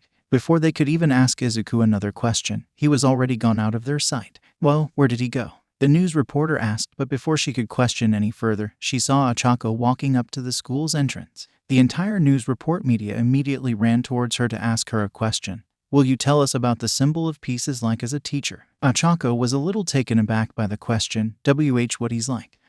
He's very muscular, Ochako exclaimed as she flexed both her arms, doing her best imitation of All Might. They then saw Tenya walking to the school's entrance, and they immediately ran up to him to ask some question. What do you think of All Might as a teacher? He made me recognize anew that I attend an educational institution that is the best of the best. Of course his dignity and character go without saying, but we students are constantly able to see his humorous side. It is a unique opportunity to learn about being a top hero directly from one, Tenya said with his usual serious and dramatic fashion. Unfortunately, it caused the reporters to get bored as they didn't expect a teenager to be so professional about having All Might as a teacher. They thought he would be more typical about, but they were dead wrong, as there is nothing typical about Tenya. Excuse me, can you tell me about All Might? You're the one who was caught by the sludge villain, the reporter said when they recognized Bakugo. Bakugo got visibly irritated and annoyed when she brought up the sludge villain. He would like to forget about that whole incident, and whenever someone reminded him about it, it really struck a nerve. Bakugo growled at the reporters. Leave me alone, you extras. Bakugo continued on to the school entrance. About All Might. Wow, you're scruffy. What's your deal? The female news reporter asked with a grimace as Aizawa stood in front of the media. He's not on duty today. You are disturbing the classes. Please leave, Aizawa said as he turned around and went through the front entrance. Wait, I would like to speak directly with All Might. Aizawa sighed and shook his head as he kept walking. I can't believe All Might was able to work as a hero with all this. The news reporter began to get a little frustrated. Hey, just a little time is fine. Just let me see All Might, she said before she began to attempt to walk past the front entrance, but abruptly stopped when a buzzer went off and metal gates were activated as they came down to block the front entrance. What the? It's the UA. Barrier. If someone tries to get in without a student ID or a pass to enter, the security system kicks in. Apparently there are sensors all over the school. What the heck? They think they're so high and mighty. They could at least give a brief comment. Seriously, we've been here for 2 days, and they still won't say anything. The news that All Might had been hired as a teacher at UA surprised the nation, and the media descended on the school and caused a commotion for days. Everyone knew about it. Far behind the media and news reporters, a mysterious figure could be seen standing ominously as the wind blew around him and illuminated his persona. It wasn't just some random bystander though. No, it is somebody with ill intent. Good work on yesterday's combat training. I saw the video and the results, Aizawa stated as Class 1 was seated and ready to begin class. He looked towards Katsuki and said, Bakugo, you're talented, so don't act like a kid. Be mature and accept your losses and learn from them. I know, Bakugo responded with an annoyed grunt. And Midoriya. Izuku looked up at Aizawa and paid close attention as he heard his name. You settled it by breaking your arm again, huh? You can't keep saying you can't help it because you can't control your quirk. I don't like saying the same thing over and over. As long as you can fix the control issue, there's a lot you'll be able to do. You have an astounding amount of potential, so you will have to find a way to control your quirk so you can maximize your potential. Feel a sense of urgency, Midoriya. Izuku smiled as he understood what his teacher was saying. Yes, sir. Aizawa then turned his attention towards the whole class. Now let's get down to homeroom business. Sorry about the late notice, but today, I'll have you. The students began anticipating on what their teacher was about to say next. Take another special test. Were the thoughts of numerous students of Class 1, but what Aizawa said next was something that they were not expecting. Decide on a class representative. It's actually a normal school activity. The class thought in relief. I want to be class rep. Pick me, Kirishima yelled out. Me too. Kaminari followed suit by shouting his desire to also be class rep. I want to do it, too, Gyro said as she raised her hand up. It's a job made for M. I'll be the leader, Mina shouted as she interrupted Aoyama once again. Poor Aoyama. In a normal class, students might feel like they're just taking on daily duties, and this wouldn't happen. But here in the hero course, it's a role that allows one to practice being a top hero by leading a group. Izuku thought in his head as he observed the chaos that ensued in his classroom. A lot of students were shouting out weird stuff like Minta, who said that his manifesto is for all girls' skirts to be 30 centimeters above the knee. Even Bakugo wanted to be class rep as he yelled to let him do it. Izuku didn't know what he wanted to do. While it sounded nice to be class rep, he also didn't know if he personally was cut out for the job. He wasn't sure if he was ready for that leadership role yet, but he understood that if he wanted to be the next symbol of peace, it might be necessary for him to get some practice in this form. Silence, please. Everybody immediately stopped what they were doing as soon as they heard Tenya yell so that he could have their attention.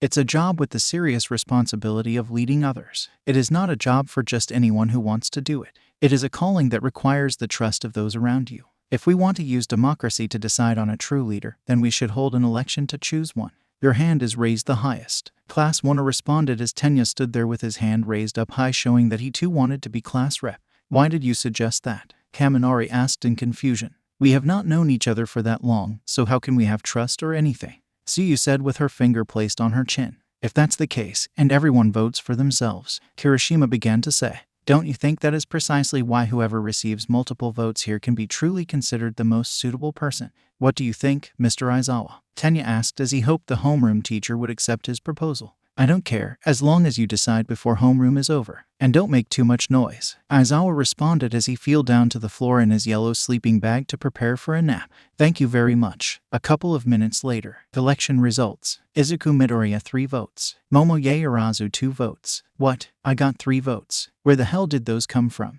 Izuku yelled out in shock. He didn't expect to get 3 votes, much less win. Who voted for him? Why Deku? Who voted for the damn nerd? Bakugo yelled in rage as he jumped out of his seat. Well, it's better than voting for you, Zero commented. What did you say? Meanwhile, Ochako and Momo were both whistling innocently and nonchalantly as they looked the other way, trying to look as normal as possible. Yeah, it's best if I just keep my mouth shut, they both said in their heads. I give up. I give up. 0 votes. I knew that would happen. That is only to be expected of a person's calling, Tenya said as he was filled with an aura of misery of not even getting a single vote. You voted for someone else, huh? Momo said in a sympathetic tone. But you wanted to be class rep too. What are you trying to do, Ida? Sato asked as he couldn't get why Ida wouldn't vote for himself if he truly wanted to be class rep. Shoto just closed his eyes and shook his head. Then, the class rep is Midoriya, and the deputy class rep will be Yaoyorozu, Aizawa stated in his bored and monotone voice as the two stood in front of the class. Well, I didn't expect to win, but hey, I'll do the best that I can,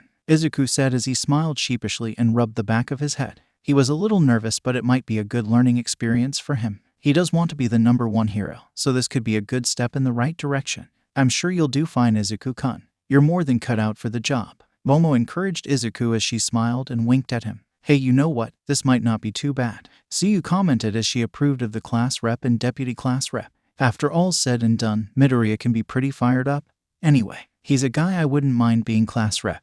And Yaoyorozu was cool when we were going over the battle results, Kirishima stated as he also liked the idea of having Izuku as their class rep. As everyone discussed the outcome of the election, it was quiet for Tenya as he just sat there taking in the fact that he didn't get a single vote. Lunchtime. Wow, there are a lot of people today too, Ochako said as the entire cafeteria was packed full with students as there was a lot of noise and activity going on. That's because everyone in the hero course, support course, and management course meets in the same place, Tenya replied. Ochako took a big bite from her white rice and smiled in pleasure. The rice is so delicious. Izuku sighed. Even though I've been chosen as class rep, I don't know if I'm qualified for it, Izuku said as he began to eat his food. You are, Ochako said bluntly as she continued to chew her food. Don't worry about it. You are completely capable of the job, Momo said as well as she also ate her food with them. It'll be fine. Your courage and judgment at critical moments make you worth following. Out of all of us, you're the one who probably has the most heroic spirit. That's why I voted for you, Tenya said before he took another spoonful of his food.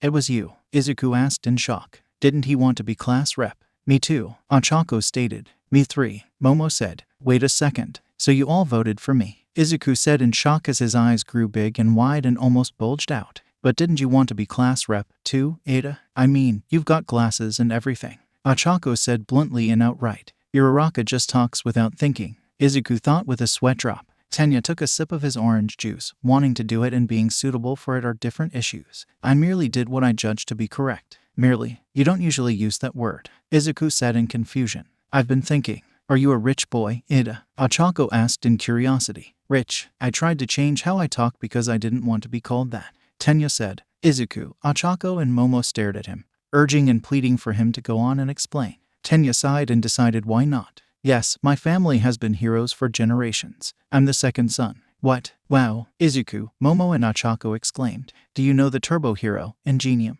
Ida asked. Of course, he's a really popular hero who has 65 sidekicks working at his Tokyo agency, Izuku stated going into fanboy mode. Wait, don't tell me. Tenya smirked as he stood and placed his hands on his heads. He is my elder brother, Tenya said with pride. He's telling us straight out. That's amazing. He is a likable hero who honors the rules and leads people. I set my sights on being a hero because I want to be like my brother. However, I think it is still too soon for me to lead others. Unlike me, Midoriya realized the point of the practical portion of the entrance exam, so he's more suitable for the job, Tenya said, but he stopped as he saw that the three were staring at him with amazement.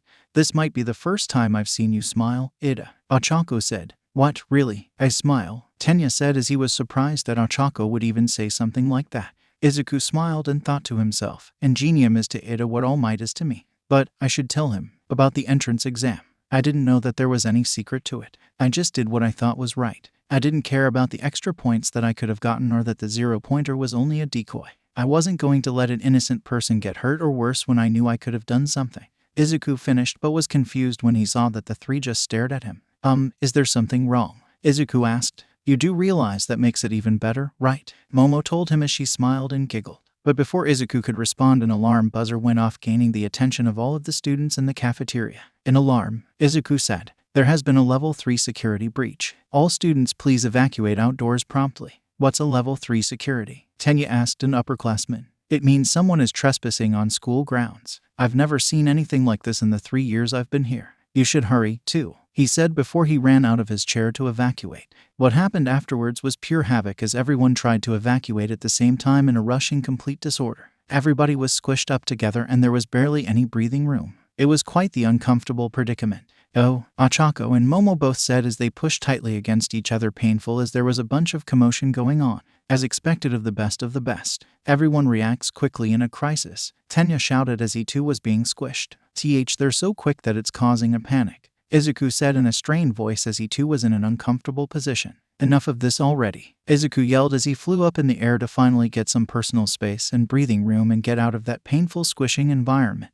Who in the world trespassed? Izuku asked in curiosity as he thought that UA had an extremely tough security system. As he looked out the window though, he wasn't expecting what he saw. That's the press. Give us All Might, the same female reporter from this morning demanded angrily. He's here, isn't he? We told you, he's not here, Present Mike said as he too was getting a little annoyed by the consistent questions of the press and media. If you just give us one brief comment, we'll leave. If you guys get one comment, you'll want another. That's just how you are, Aizawa responded as he couldn't believe that these reporters actually managed to get past the security system. They're illegal trespassers, you know. You could call them villains. You think we can beat them up? Present Mike whispered in Aizawa's ear. Don't do it, Mike. They'll write up a bunch of half-truths about you. Let's wait for the police, Aizawa replied. Izuku saw the chaos that was happening and just shook his head at the thought that this was caused just because the media wanted an interview with All Might. I have to do something. I have to let everyone know that everything is okay, Izuku thought to himself as he flew to where the exit was located so that everybody could see him. Okay, here goes nothing, Izuku thought nervously. He took a deep breath and made sure to make his voice louder and deeper by infusing it with a little bit of Kai energy. Everyone, calm down. It is just the media and press. There is nothing to worry about. The teachers got the situation under control. There is nothing to fear. This is UA. For crying out loud. Let's act like we have some sense and show why we are the best of the best. Every student quieted down and sighed in relief. They heard police sirens which signified that the media would be gone any minute. Tenya, Ochako, and Momo smiled as the happy Izuku stepped up and did what he needed to do to get the situation under control. Meanwhile, outside the police arrived. "Goodbye, bad mass media. It's quiet for all of you," President Mike said as the press finally left after the police arrived and ordered them to leave unless they wanted to get arrested. Izuku looked at the scene and smiled. The situation was resolved. He looked at his reflection in the window and thought to himself, maybe I am cut out for this class rep job. All right, no more doubting myself. I can do anything I put my mind to. All I have to do is believe in myself. That's why All Might chose me as his successor," Izuku said with a sense of pride as a new aura of confidence enveloped him which will help in his future endeavors in more ways than one. Meanwhile at UA's front entrance, 4 figures could be seen standing near the front entrance, one of them being Recovery Girl and 2 other teachers at UA. The one in front of the 3 of them resembled an anthropomorphic mouse bear as he saw what was in front of him, which confused him greatly. How were the ordinary members of the press able to do something like this? Someone instigated this. Did someone evil slip in? Or was it intended to be a declaration of war? The reason that he said this was because the metal gate that once stood in front of the entrance as a form of security was completely broken down and reduced to dust. Only bits and pieces remained. ... Who could have done this? Listen, heroes, don't come after me. If you do, I'm gonna kill this rich family here,"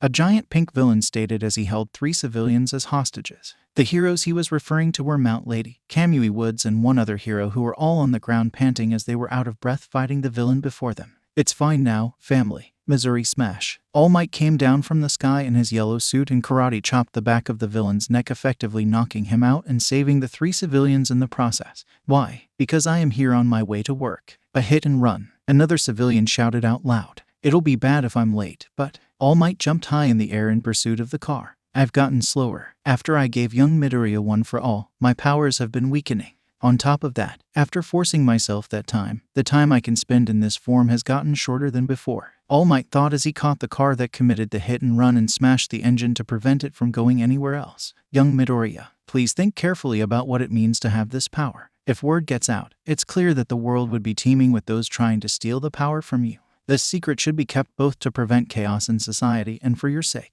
All Might said in his head as he thought about the safety of his successor and what dangers bearing one for all would bring to him. Even if Izuku is a suitable vessel, he is still only a 15-year-old boy. He still has much left to learn if he wants to become the greatest hero. Someone's barricaded themselves in the neighboring town. As soon as he heard that, All Might blasted off once again to go resolve the issue. For today's hero basic training, it's turned into a class with 3 instructors, All Might and me, and 1 more person. Aizawa revealed to the class as they wondered who the 3rd teacher could be. Turned into, "I wonder if it is a special case." Izuku thought. "Excuse me, what will we be doing?" Zero asked. Aizawa held out a card that the word rescue in blue letters printed on it. Disasters, shipwrecks, and everything in between. "It's rescue training." "Rescue. Looks like it'll be a lot of work this time, too," Kaminari said. "Right," Mina agreed with him. "Idiot, this is the duty of a hero. My arms are ready to rumble," Hiroshima said as he was fired up. "No one can beat me in water, Ribbit," Tsuyu said as she too anticipated the rescue training.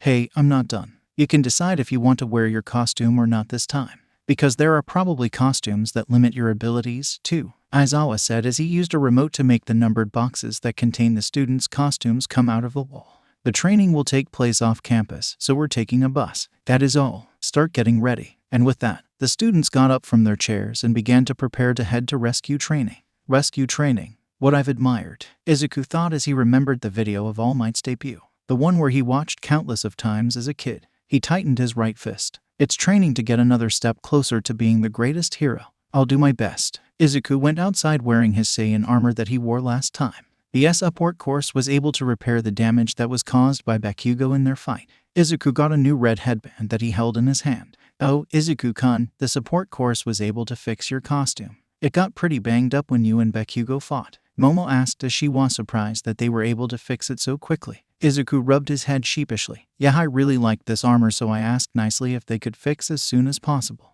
And it turned out all right." Izuku turned his head the other way, trying not to make eye contact as he tried to hide the blush on his face from seeing Momo's costume. "Damn, what is it with these girls and their sexy costumes?" Ida blew a loud whistle which caught the attention of everyone present. "Class 1A, gather round. Form 2 lines by your student numbers in order to make boarding the bus go smoothly." Where did he get the whistle from? Ada is really going at full throttle. Izuku said with a sweat drop. On the bus. Shoot, I didn't think it'd be this type of bus, Tenya said as he had his head down, as the bus was more similar to a public transport where there was a lot of space to walk around.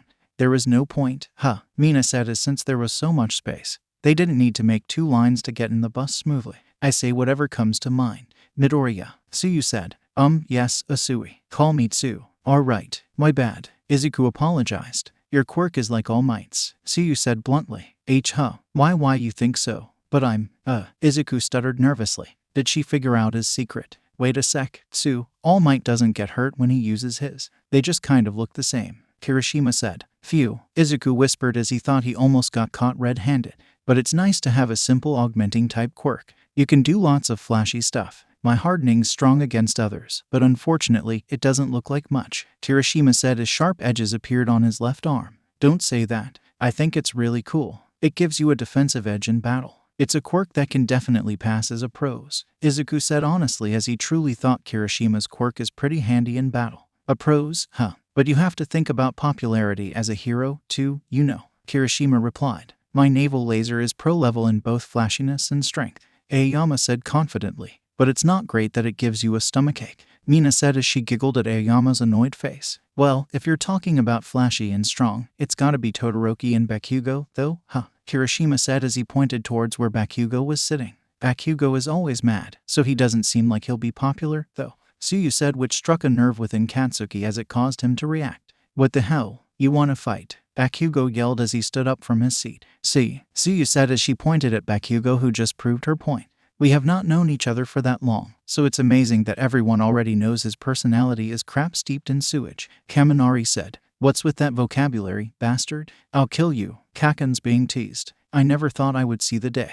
Wow, I guess that's UA. For you, Izuku said as he started chuckling. What a vulgar conversation, Momo said as she covered her mouth with her hand. But I like stuff like this, too, Achako replied cheerily. We're here. Stop messing around, Aizawa stated as the bus stopped. Yes, sir. When the class got off the bus, they were greeted by an interesting sight. Everyone, I have been waiting for you. Izuku smiled as he went into fanboy mode. It's the space hero, 13. The gentlemanly hero who has rescued tons of people from disasters. Oh, I love 13, Achako said as she also was excited from seeing one of her favorite pro heroes. 13's costume consisted of a white space suit with a black helmet with white eyes. He wore a pair of yellow boots. Let's go inside without delay. Look forward to working with you, the students of Class 1 said as they made their way inside the facility. When the students entered, they were amazed at what they saw. There are many different areas where different activities of rescue training can be performed. For example, there was a section that is water-themed and there was a fire-themed section as well. Wow, it looks like USJ. A shipwreck, a landslide, a fire, a windstorm, Icteria. It is a training ground that I made with different types of accidents and disasters. It's called the Unforeseen Simulation Joint, or USJ for short, 13 said. It really is USJ. Class 1 thought. 13, where is All Might? He was supposed to meet us here. Aizawa asked 13 about that. It looks like he did too much hero work on his way to UA and ran out of time, so he's resting in the lounge. 13 replied as he held up 3 fingers. Aizawa sighed. That's the height of irrationality. Well, we took precautions just in case. It can't be helped. Shall we begin? Let's see. Before we begin, let me say one thing. Or 2, or 3, or 4, 5, 6, 7. The student's sweat dropped. Why is the number increasing so much? Everyone, I am sure you are aware of my quirk, Black Hole. I can suck up anything and turn it to dust, 13 said as he explained his quirk.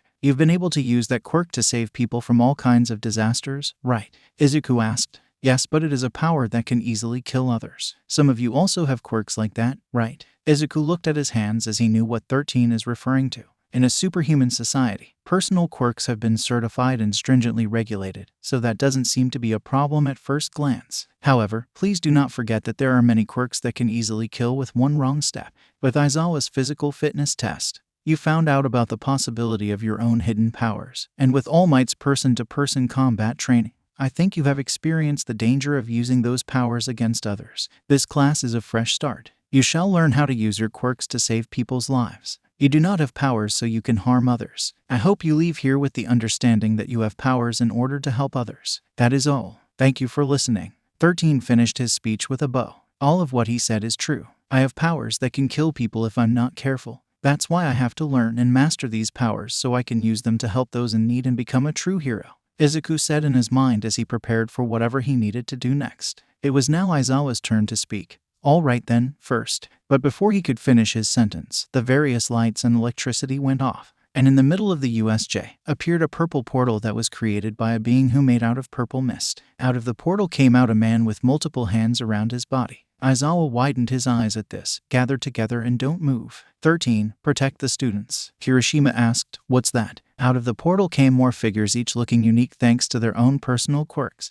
Is this like the entrance exam where the lesson has already started? Kirishima said. Don't move, Aizawa commanded as he put on his yellow goggles. Izuku looked at the many people who came out of the purple portal. He sensed their power levels and deciphered that most of them were not really that impressive, as they were not on a pro hero's level like Aizawa. But what shocked him was when a huge person came out who had black skin and had many scars. His brain was exposed on the top of his head with his large eyes around it. He had a mouth that resembled a bird's beak. Overall, he just looked like a monster that was created in a lab. It didn't look natural at all. Izuku sensed his power level and was taken aback by how high it was. He dared to say it was comparable to All Might's. The other two people who were of noteworthy strength were the man with the fake hands all around his body and the purple mist-like figure who created the portal. Those three were the strongest. Mr. Aizawa, what's going on? This doesn't seem right, Izuku said as he knew something was up. Where did all of these people come from? Those are villains, Aizawa replied. Izuku's eyes widened in shock.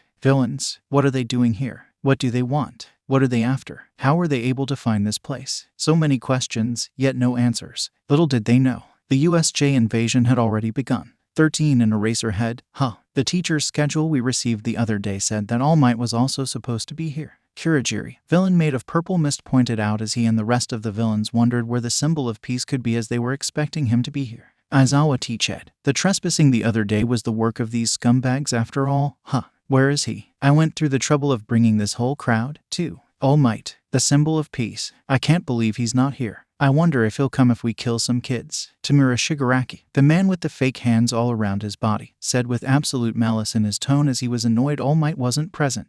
And it wouldn't be on him if he were to kill innocent students to bait the symbol of peace, as he barely had regard for human life. Hearing this, Izuku tightened his fists hard as his knuckles turned white. What did he say? He would kill innocent students just to make Toshinori-sensei come here. How dare you? So this is what a rotten villain looks like. You won't get away with this, Izuku thought in anger as the thought of his fellow classmates dying at the hands of these scumbags enraged him to the core. He wasn't about to sit back and just let them do as they please. The scent of ozone filled the air as Izuku subconsciously activated One for All, Full Cow. Furious green lightning cackled around him as a sharp green aura enveloped Izuku, signaling that he was ready for battle. Aizawa's hair floated up as he undid his scarf, showing its long length. Midoriya, stand down.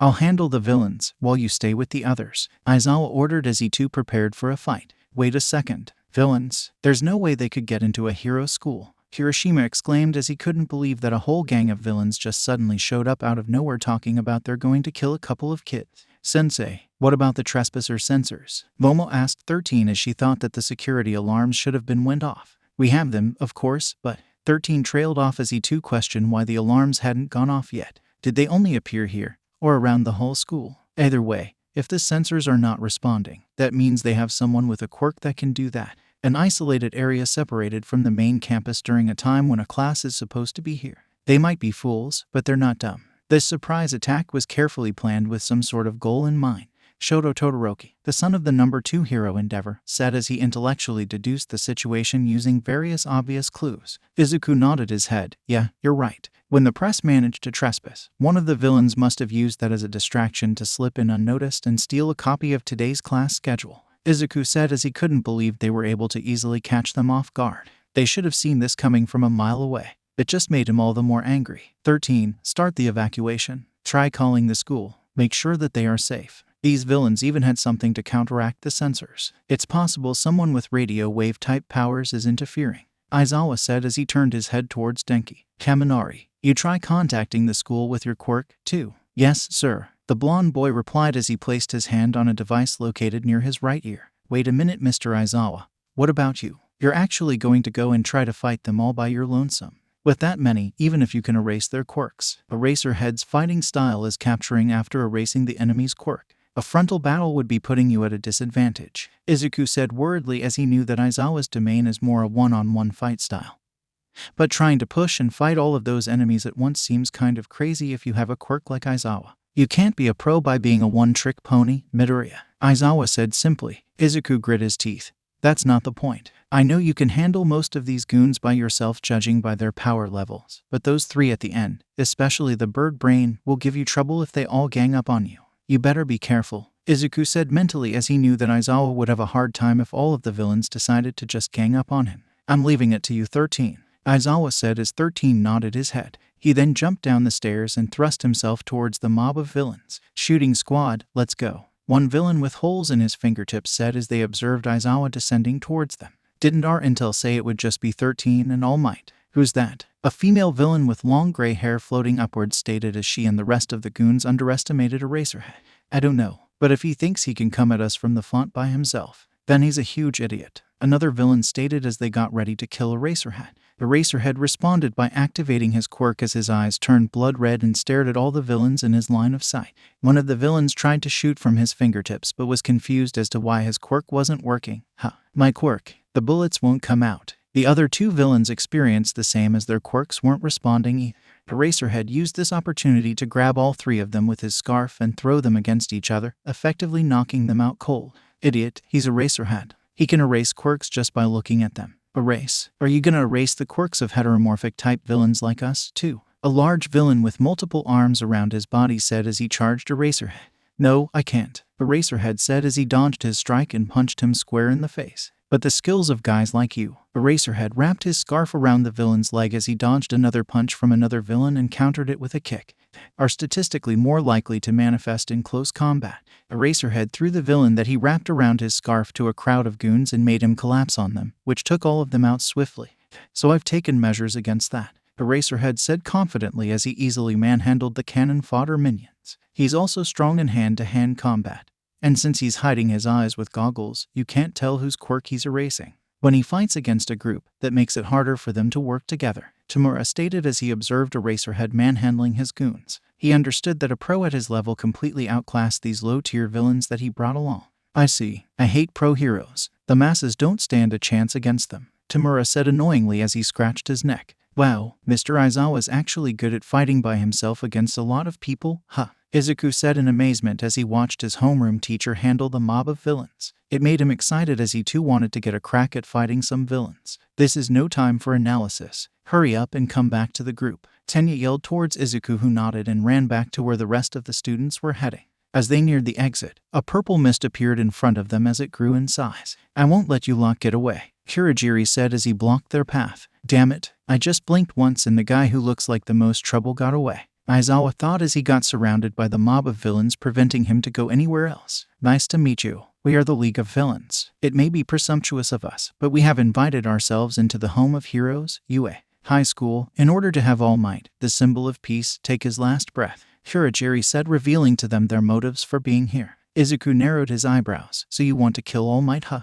HMPH, good luck with that. I believe All Might should have been here. Has there been some kind of change? Well, that is neither here nor there. This is the part I am to play, Kurogiri stated as he prepared to take out 13 and the students. 13 was about to use his black hole quirk but stopped as out of nowhere. Both Kirishima and Bakugo were in front of him as they charged Kurogiri head-on. Bakugo blasted him in the face with a loud explosion. What in the hell are those two idiots doing? Izuku said as he wiped the smoke away from his face. Did you consider that you got beaten by us before you did it? Kirishima yelled as he taunted Kurogiri. Oh dear, that's dangerous. When the smoke completely cleared, Kurogiri was shown to not have a single scratch on him. That's right. Even if you are students, you are excellent golden eggs, Kurogiri said as he praised the young and talented students. No, move away, you two, 13 said as he tried to warn Kirishima and Bakugo. My job is to scatter you all and torture you to death, Kurogiri yelled as he enveloped the entire class with his purple mist. It created a big circular shield around them made of smoke.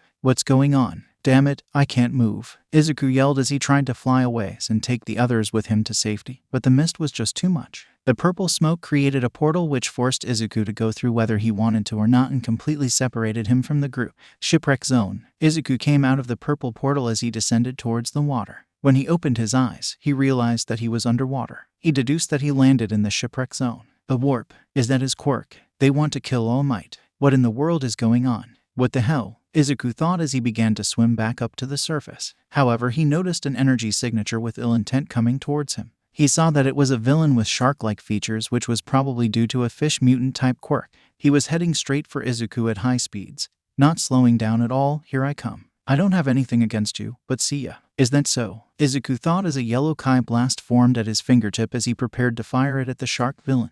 But right before either could deal their blow, Tsuyu came at the last second and kicked the shark villain away as she held Minta in her arms. Midoriya, ribbit, Tsuyu said as she wrapped Izuku with her long tongue and dragged him out of the water. Tsuyu placed Izuku on the boat carefully as Minta said groggily, "For a frog, your boobs are pretty big." This caused the frog-like girl to blush in embarrassment as she threw Minta on top of the boat roughly as he landed on the floor hard, very much unlike she did with Izuku. As Tsuyu was climbing up the boat, Izuku said, "Thanks for getting us on the boat, Asui. I told you to call me Tsu," she replied as she made it on the boat. "Oh, sorry again." "Thanks, Tsu," Izuku said as he smiled sheepishly and rubbed the back of his head. "This has turned into a bad situation though," Tsuyu said, referring to the fact that the entire class was split up in groups. "Yeah, they planned this right from the start. They split us up and separated us from the teachers so it would be easier to get rid of us. They were waiting to pounce, just as Todoroki said," Izuku told them as he assessed their current predicament and had to admit that it was a pretty clever plan.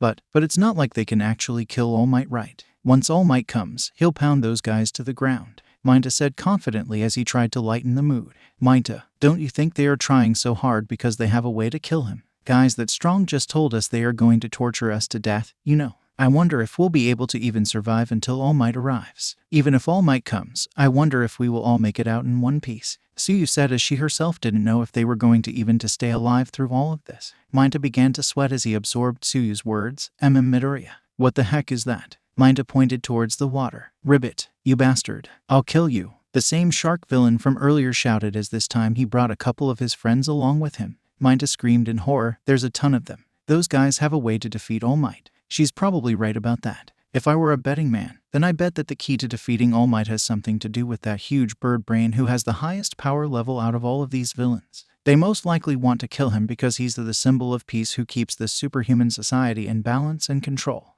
If he were to be killed, villains would be motivated to go out and commit crimes with no fear. I cannot allow that to happen, Izuku said mentally as he tightened his fists. If these villains have a way to defeat All Might, then right now we must put a stop to whatever they're planning.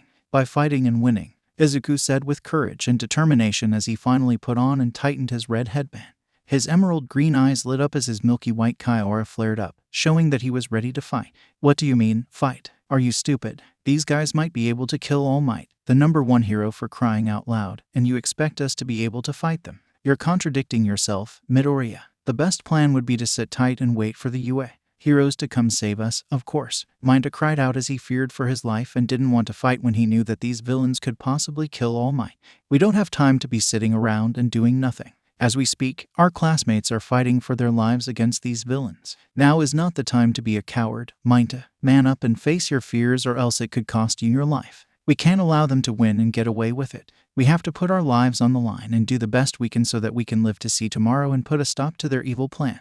That is part of what it means to be a hero," Izuku replied with absolute seriousness. As he was saying that, he sensed everybody's energy signature and came to the conclusion that most of these villains are just low-tier cannon fodder. Students like himself, Todoroki, and Bakugo should be able to handle all of them by themselves no problem, while the rest of the class can beat them as long as they have a partner or two that can help fend them off. Minta accepted the fact that they did indeed have to fight, so he sucked it up and asked, "Okay, so what do you think we should? What's your plan?" "Minta, those guys down there are clearly assuming we'll fight in the water. They are just floating there doing nothing. They are waiting for us to make the first move," Izuku said as they observed the villains below them in the water. "Does that mean they knew what was in these facilities before they gathered people?" Tsuyu asked. "Exactly. For people who gathered that much intel so meticulously, there's something strange. They sent you, Asu. Ribbit. I mean Tsu to the shipwreck zone. This means, in other words, the villains probably don't know what our quirks are," Izuku finished. "Ribbit. That's true. If they knew that I was a frog,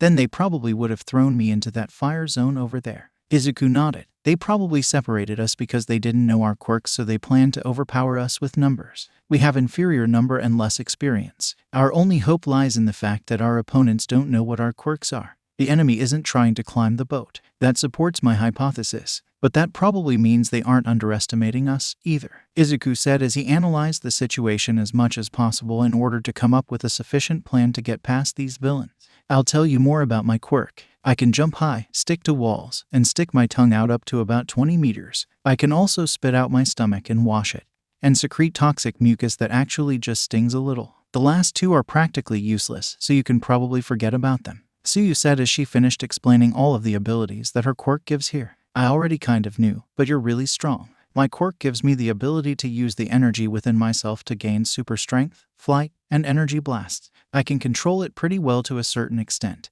But if I use too much power at once, I will run out of stamina and the bones in my body would probably break due to the recoil of using too much power. It also gives me this brown monkey tail, but I have yet to figure out the uses of it. I also have the ability to sense other people's energy signatures, Izuku said as he produced a blue kai ball on his right for a little demonstration. My quirk creates balls on my head that grow as fast as I can pull them. They stick super tight. Depending on how I'm feeling, they can even stick for a whole day. But if I pull off too many balls, I'll start bleeding. They don't stick to me. They just bounce off. Silence followed Mainta's explanation of his quirk as both Izuku and Tsuyu just stared at him, not uttering a word. Mainta's eyes began to water as he cried out.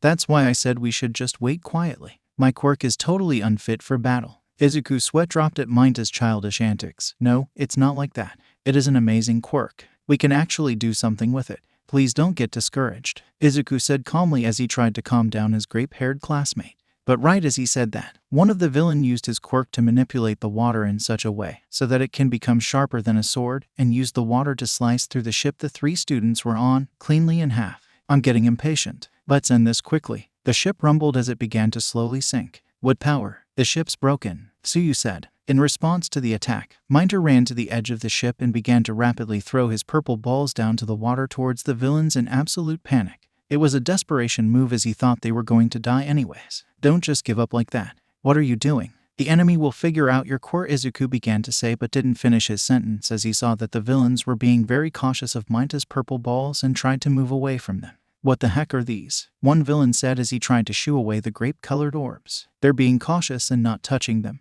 Izuku thought as suddenly an idea popped into his head. Mainta said they can stick to anything besides himself. That means the boat will sink in less than a minute. Once they get into the water, we're sure to win, a villain said as they prepared to end the three students' lives as soon as the ship sunk. Oh no, they're right, Mainta said as tears were still present on his face. Mainta, did you really enter UA to become a hero? Tsuyu asked blatantly as his cowardly attitude was kind of pathetic in her opinion and not fitting of a student who wanted to be a hero. Shut up. It's weirder to not be scared right now. We were only in junior high until a little while ago. Who would have thought that we would be almost killed right after starting school? Oh, man, I'm going to die before I could have at least touched Yaoyorozu's boobs first, Mainta yelled as he cowardly accepted the fact that he was going to die before he even reached the age of 18. Oh, will you please shut up and listen? Nobody is going to die. It's going to be fine. Trust me, I've got an idea, Izuku shouted as he formulated a plan in his head that he was sure would get them out of their current predicament safe and sound with minimal injuries. He now had both of their attention as they waited to hear what he had to say. When the enemy becomes certain of their victory, that will be our chance. All Might said so before on TV. They don't know what our quirks are, so we'll use that to our advantage. I'm going to jump and get their attention and blast them away so they can become discombobulated.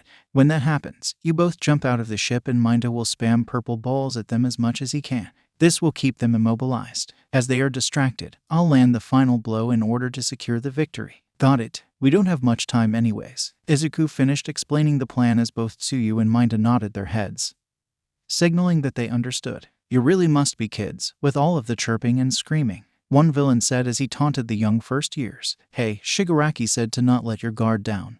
Remember, don't judge them by their ages. Look at their quirks. It's common sense, isn't it? Because our quirks will definitely have an advantage in the water. Izuku then flew in the air as he yelled out a loud battle cry that reverberated throughout the shipwreck zone, reminiscent of the roar of a beast. His white milky aura enveloped him as he did so. On both of his hands, blue-colored kai balls formed. He then launched them repeatedly at the villains, doing as much damage as he could but at the same time, not trying to kill them. Full power energy blast volley. Izuku yelled out his technique as he kept launching the blue kai blasts from his hands nonstop, each one creating huge impacts in the water. The villains didn't know how to react as they have never seen a quirk like Izuku's before. The blasts pushed them away as some of them were hit directly, and the energy blasts burned them like boiling hot water and caused devastating pain. Seeing that now they were distracted, Izuku yelled, "Tsu, Minta, now, ribbit." Tsuyu carried Minta in her arms as she jumped out of the ship. Minta tightened his fists. "Damn it, what the heck, Midoriya? Why are you so brave? Even though we're probably in the worst situation possible, you still jump and act. You don't back down and you don't give up no matter what. How did you become so strong?" "I'm nothing but a coward," Minta thought as he gripped a purple ball on his head. "But no more. I'm no longer going to be afraid. I want to be a hero just like everybody else. I'm going to become strong and cool, just like you." Minta yelled as he found new motivation within himself as he kept throwing as many purple balls as fast as he possibly could towards where all of the villains were. "I'm getting dragged in," yelled a villain as they were all getting sucked up towards the middle and were getting dangerously close to each other. Minta's purple orbs began to stick to each and every one of them. "What is this crap? I can't get it off." Izuku floated above them as he observed the sight. If a strong force is applied to the surface of the water, it'll spread, and then converge back in the middle. Izuku yelled as he saw that all of the villains were squashed up together smack in the middle, courtesy of Minta's purple sticky balls that made them all stuck and unable to move and get away from each other. "Move. Get away from me. I can't move. We're too close," numerous villains said as they were helpless and pretty much stuck together. "Now for the final blow," Izuku said as green electricity gathered in his right thumb and index finger. "Delaware Smash." Izuku yelled out the name of one of his signature moves as he flicked his finger. The result was a huge typhoon of force that was sent directly to where all of the villains were grouped up.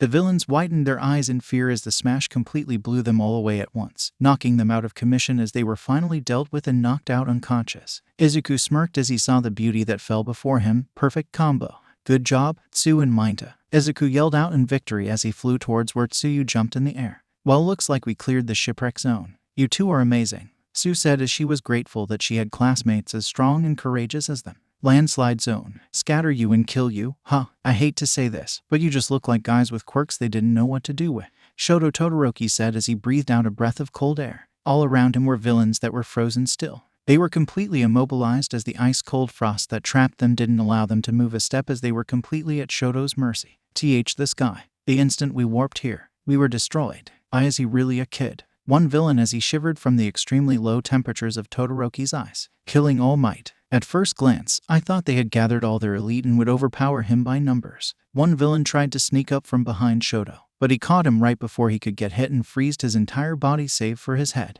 Another villain tried to move in on him while Shoto was distracted, but he effortless freezed him as well.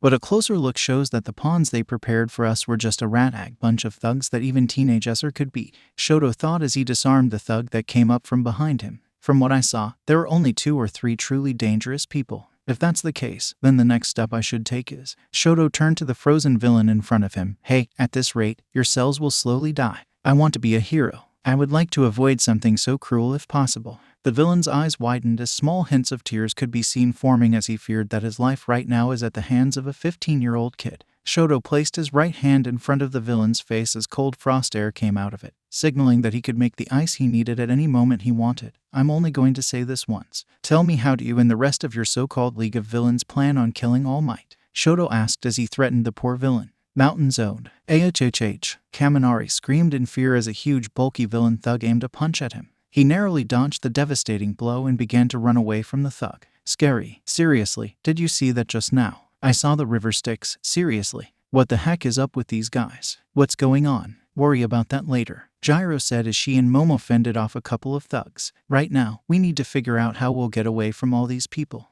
"Then give me a weapon, too," Kaminari pleaded as they were surrounded by a mob of low-tier villains. "You're the electric guy, aren't you? Hurry up and take care of them." Gyro replied as Kaminari's quirk should be more than enough to handle these cannon fodder. "You saw during the combat training, didn't you? We were paired up. I can only cover myself with electricity. I can discharge electricity, but it's not like I can control it. I'll hit you too. It's like, the same as Todoroki. Even if we wanted to call for help, there's interference jamming the signal. Listen, you two, right now, you can't count on me. I'm counting on you." Kaminari finished as he gave the 2 girls a thumbs up, encouraging them to their best as he thought he was completely helpless in their current situation. Gyro just rolled her eyes. "You're a guy, aren't you? Stop whining." Gyro kicked him in the back towards the thugs. "Then, I'll use you as a human stun gun." "Wait, what?" Kaminari yelled as he landed in front of the big villain who he was running away from earlier. On impulse, he activated his quirk and yellow lightning enveloped the villain as he was knocked out. Oh, snap. It's working. I'm strong. You two can count on me. Hey, you're too happy-go-lucky. Gyro replied with a sweat drop. Stop messing around, kid. A villain in yellow spandex said as he charged towards Gyro with a large boulder above his head. Gyro connected her earphone jack into the speakers in her legs as it created a large and loud sound wave that completely pushed the boulder back. Kaminari electrocuted that same villain as well. Another tried to ambush him with knives aimed for his throat. Momo saw this and quickly threw a net over at the villain and trapped him. This allowed the blonde-haired lightning user to electrocute him as well. It's done, Momo shouted as from her back came out a large sheet that covered both her and Gyro. It's an insulation sheet 100 millimeters thick. Kaminari smirked as he understood. I see. In that case, now I don't need to hold back anymore. Kaminari proceeded to aim yellow lighting at the ground as it spread and electrocuted all of the villains present. Momo and Gyro were unaffected due to the insulation sheet they were under. Now then, I am worried about the others. Let us join them quickly, Momo said, but little did she know that Kaminari's blast was strong enough to tear apart a bit of her costume, leaving her chest exposed. Wait, your clothes got super punk, Gyro said as she was quite jealous of Momo's rather developed bust as her body was mature for her age. Oh, it's fine. I can just make new clothes again, Momo replied. Gyro heard footsteps as she immediately hugged Momo to cover her wardrobe malfunction. Kaminari, don't you dare look. But when she looked out, she saw that Kaminari had a stupid look on his face as he spoke incoherent words and walked around in a daze as he held both of his thumbs up. This was the drawback of his quirk. If he goes over his watt limit, then his brain short-circuits, making him a literal retard for a bit. As they left the sheet, with Momo having already repaired her costume, they were ready to head out and try to regroup with their other classmates. But before they took another step, they heard something that completely stopped them in their tracks.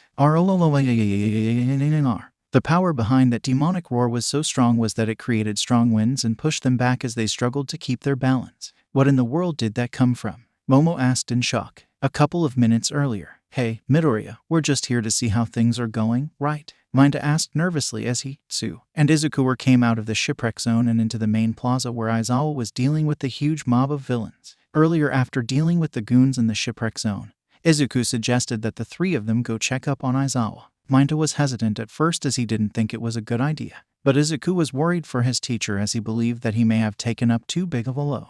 He decided that he was going to go help Aizawa. However, he reassured Minta and Tsu that if things got too dangerous or out of hand, then they would leave immediately. Yes, don't worry. We'll run away the instant it seems dangerous. I wouldn't intentionally put you guys in harm's way, Izuku replied as they hid away from the villains' sights and observed the battle that was transpiring. Multiple bodies laid across the floor as Eraserhead kept on effortless dealing with all of the cannon fodder thugs that stood in his way. After typing up two people with his scarf and knocking them out, he looked up to see Tamura Shigaraki charging straight for him with his right hand. 23 seconds, Tamura said as he ran towards Eraserhead. Final boss, Aizawa said as he threw his long scarf towards him in an attempt to immobilize him. 24 seconds, 20 seconds, 17 seconds. Aizawa attempted to elbow Shigaraki in the chest. Was blocked at the last second as Shigaraki held Aizawa's elbow in a tight grip. Damn, Aizawa said as he realized his attack was stopped. It's hard to see because you keep moving around, but there's an instant where your hair falls, Shigaraki began to say as Aizawa widened his eyes, them being red and dry due to using his quirk too much. That's when you have deactivated your quirk, and the space in between has gotten shorter and shorter. Don't push yourself, Eraserhead, Tamura finished as the skin of Aizawa's elbow tore apart, revealing gory red blood bone as cracks appeared throughout the skin of his right arm. Aizawa jumped away from Shigaraki as he felt the pain in his right elbow, my elbow's crumbling. The fodder villains took this as an opportunity to get the jump on Aizawa. He dodged all of their attacks as he panted, feeling the fatigue for fighting a big group for a long period of time. That quirk isn't suited for fighting long fights against a large group, is it? Isn't this too different from your usual job? What you're good at is a short fight after a surprise attack, right? Even so, you jumped right in to fight us from the front. Was that to put your students at ease? Tamura said as he taunted Aizawa, who was able to take care of the other villains who tried to ambush him even with one arm. He readied his scarf as he stared at Shigaraki, ready to fight him head on. You're so cool. You're so cool. By the way, hero, I'm not the final boss, Aizawa gasped as he turned his head to see the huge black-colored villain with an exposed brain right behind.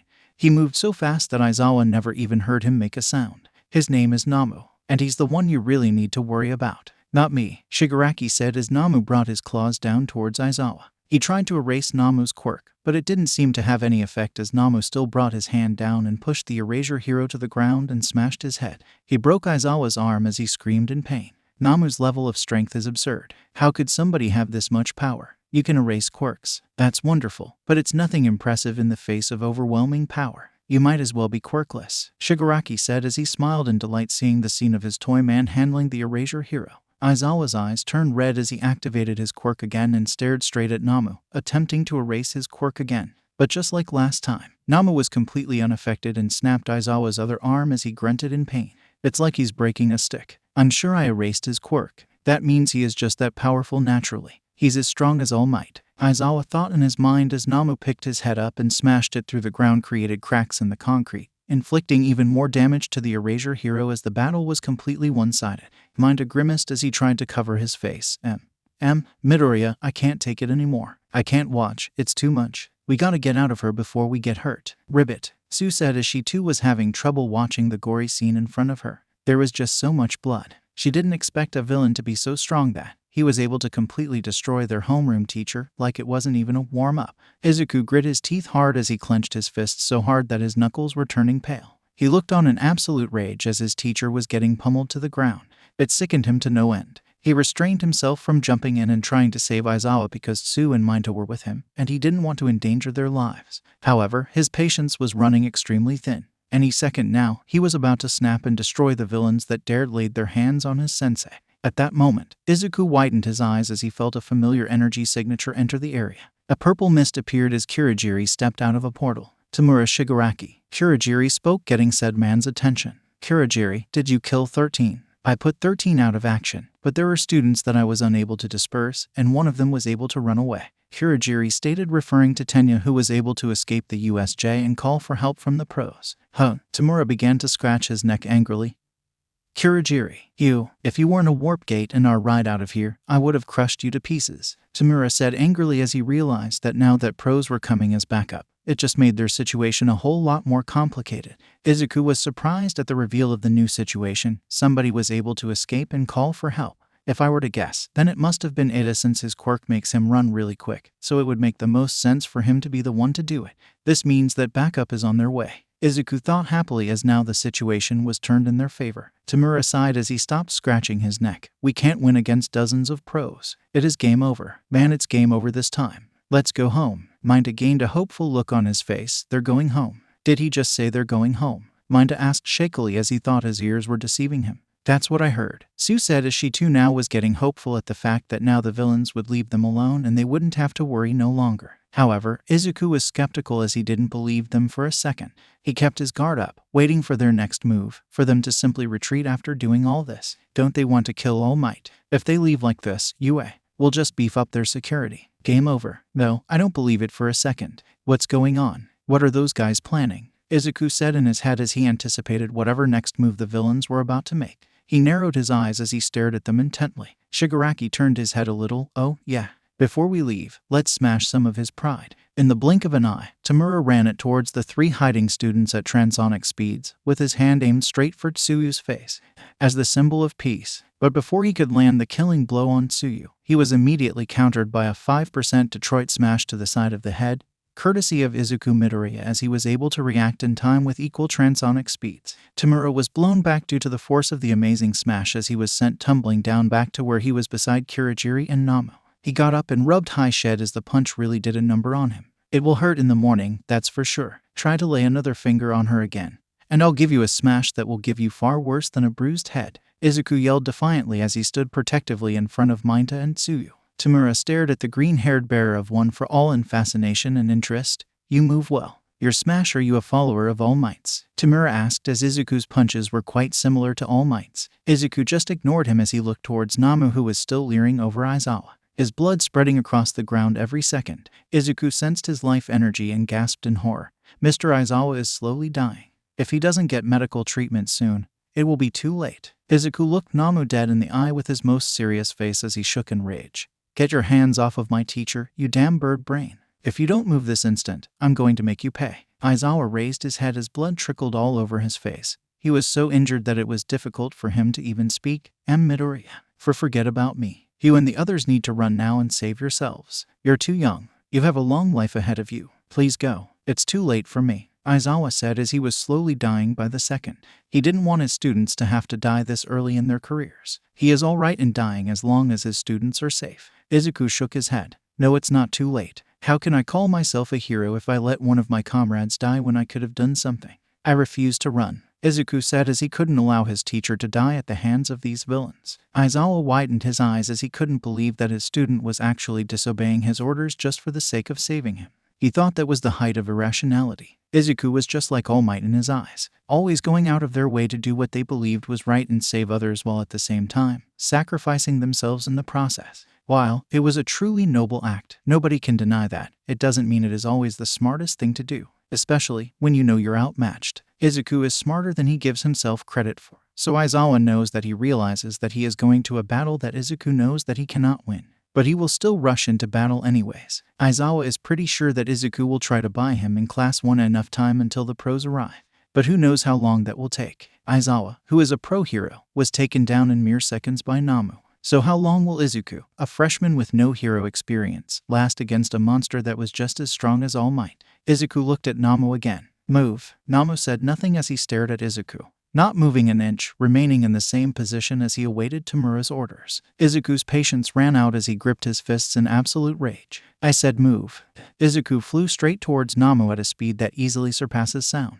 He landed a devastating kick to the head that actually made the black monster move back as the kick was much stronger than expected. What? Tamura yelled out in disbelief as he didn't expect the kid to actually attack Namu head-on with no hesitation at all. Izuku proceeded to land a series of furious punches towards Namu's midsection. Each punch had more than enough power to level a whole skyscraper with no problem at all. The punches made Namu tumble as the blows were actually doing a considerable amount of damage to him. Izuku then threw a huge uppercut that connected right at Namu's jaw. Izuku kicked him away and launched a small yellow Kai blast at Namu's face. Namu blocked it with his two hands.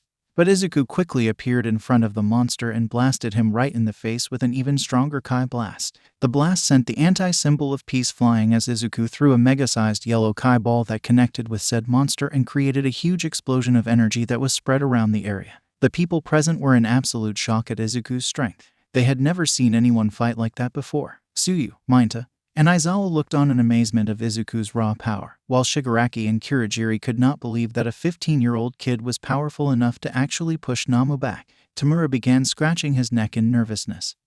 Where is all that power coming from? We didn't know that Yue had a brat that was strong enough to fight Namu. Not fair, not fair, not fair. He's using a cheat code. Izuku turned around and picked up Aizawa and carried him over to Tsu and Mainta. You two take Mr. Aizawa and get out of here now. It's going to get too dangerous for you guys to be here. I can't allow you two to get hurt. But Midoriya, what about you? Don't tell me you plan on taking them on by yourself. Mainta cried out as he was worried for his green-haired classmate's safety. Do not worry. Backup will get here any minute. But I'm going to buy you in the rest of our class time and keep these villains busy until the pros get here. If I don't, then they will just go and kill as many as our peers as they can until help arrives. I can't let that happen. So please understand and just go. Izuku yelled with a lot more seriousness as he needed for the both of them to leave immediately. Tsuyu nodded as she took Aizawa. Okay, we're counting on you, Midoriya. Please stay safe. Mainta wiped his tears as he and Tsu began to leave and regroup with the others. You better not die, Midoriya. Survive this. Izuku smirked. I promise I will. As they left, Tamura stepped up and said, You must be foolish if you think I'm just going to allow them to get away. In a burst of supersonic speed, Izuku appeared right in front of Tamura as he grabbed hold of his right wrist and squeezed it hard enough that he could hear the bones crunching. Don't you dare. Izuku then swung him by his arm and threw him towards Kurogiri as they both made hard impact to the ground. Right as that happened, Izuku sensed Namu's power level as he jumped straight back to where Izuku was in super high speed.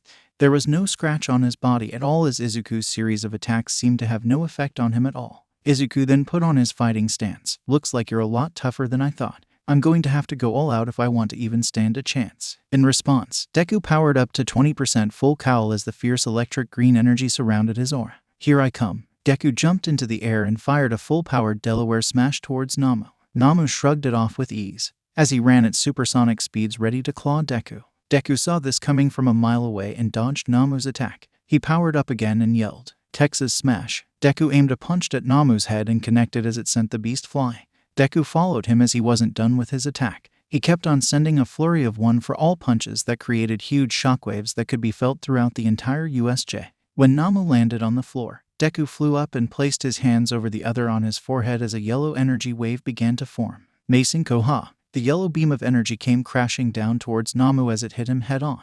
The resulting collateral damage were many earthquakes and explosions that made the whole USJ rumble. Smoke was all over the place as a result of Deku's Masenko. He waited as the smoke cleared, expecting to see a knocked-out Namu. But what he saw shocked him. Namu was standing there, completely unfazed, acting as if nothing happened at all. It was like Deku's attacks were pebbles to him. Izuku had his jaw hanging low as he couldn't believe it. What? How in the hell did you not take damage from that? What are you? Deku yelled in disbelief as all of his smashes and Kai attacks didn't do a damn thing to Namu. His quirk is shock absorption. He can take all of your punches and then some, and not be hurt at all. Hehe, Shigaraki said as he laughed evilly. He enjoyed the look on Deku's face when he told him that there was nothing that the brat could do to even hurt Namu, let alone defeat him. Deku took a deep breath as he tried to recompose himself. It is fine. He has shock absorption. I can work with this. I have to buy as much time as possible. He can absorb attacks, but that doesn't mean he negate them. There must be a limit to how much exactly he can absorb, and I'm going to find that out. Alright, let's try this, Deku yelled. His left arm was enveloped with one for all green electric energy while his right arm was enhanced by Kai energy. Deku then flew towards Namu and began Hail Marrying him with punches using Kai and one for all separately. Each punch was as strong as his current limit as he put 100% effort into each of them. He ended his barrage of attacks with a blue energy wave right to Namu's dome. But when the smoke cleared, Namu was revealed to have taken absolutely no damage. Deku's sweat dropped as he couldn't believe that none of his blows did jack squat. Oh come on. Shigaraki made an evil smirk. It's no use, kid. There's nothing you can do that can even scratch him. Just give up and accept your death with grace. Deku narrowed his eyes as he prepared to fight again. There's no such thing as give up in my damn vocabulary. Tamura sighed. So be it then. Namu then charged towards Deku as he completely pierced through his Saiyan armor and destroyed the top half, leaving Deku shirtless and his upper body exposed. Namu grabbed Deku into a tight bear hug and proceeded to squeeze the life out of Deku. Deku screamed in utter agony. The pain was just so unbearable. He can already feel his ribs were getting snapped effortlessly like twigs. He tried his best to escape the bear hug of death, but Namu was just too strong. He could barely breathe as his lungs were getting squished. Those screams of pain are music to my ears. Yes, Namu, squeeze him to death. Shigaraki yelled in delight as he loved the fact that Namu was torturing Deku to death. Damn it, he won't budge. I guess I'm going to have to use it. I was planning on saving this for later when I had better control over it. But desperate times call for desperate measures. Deku thought as he took a deep breath and yelled with all of his might. Kaioken. Kaio what? Shigaraki said as he was confused by what Deku shouted out. Deku's body was surrounded by a fierce and strong crimson aura of Kai. His muscles bulged as his body became even more muscular than before. It covered him from head to toe as Deku was able to forcefully break Namu's bear hug hold on him and send him flying with a super enhanced punch then connected to Namu's jawline. Tamura began scratching his neck nervously again. What? How? Where is that power coming from? Explain, you damn brat. Deku smirked as he began to answer his question. Oh, it's Kaioken attack. It's like a massive upsurge of energy. Everything is heightened. Power, speed, even hearing and vision improve dramatically. You sort of become a super self. It is a really useful technique if you want to get the edge over your opponent.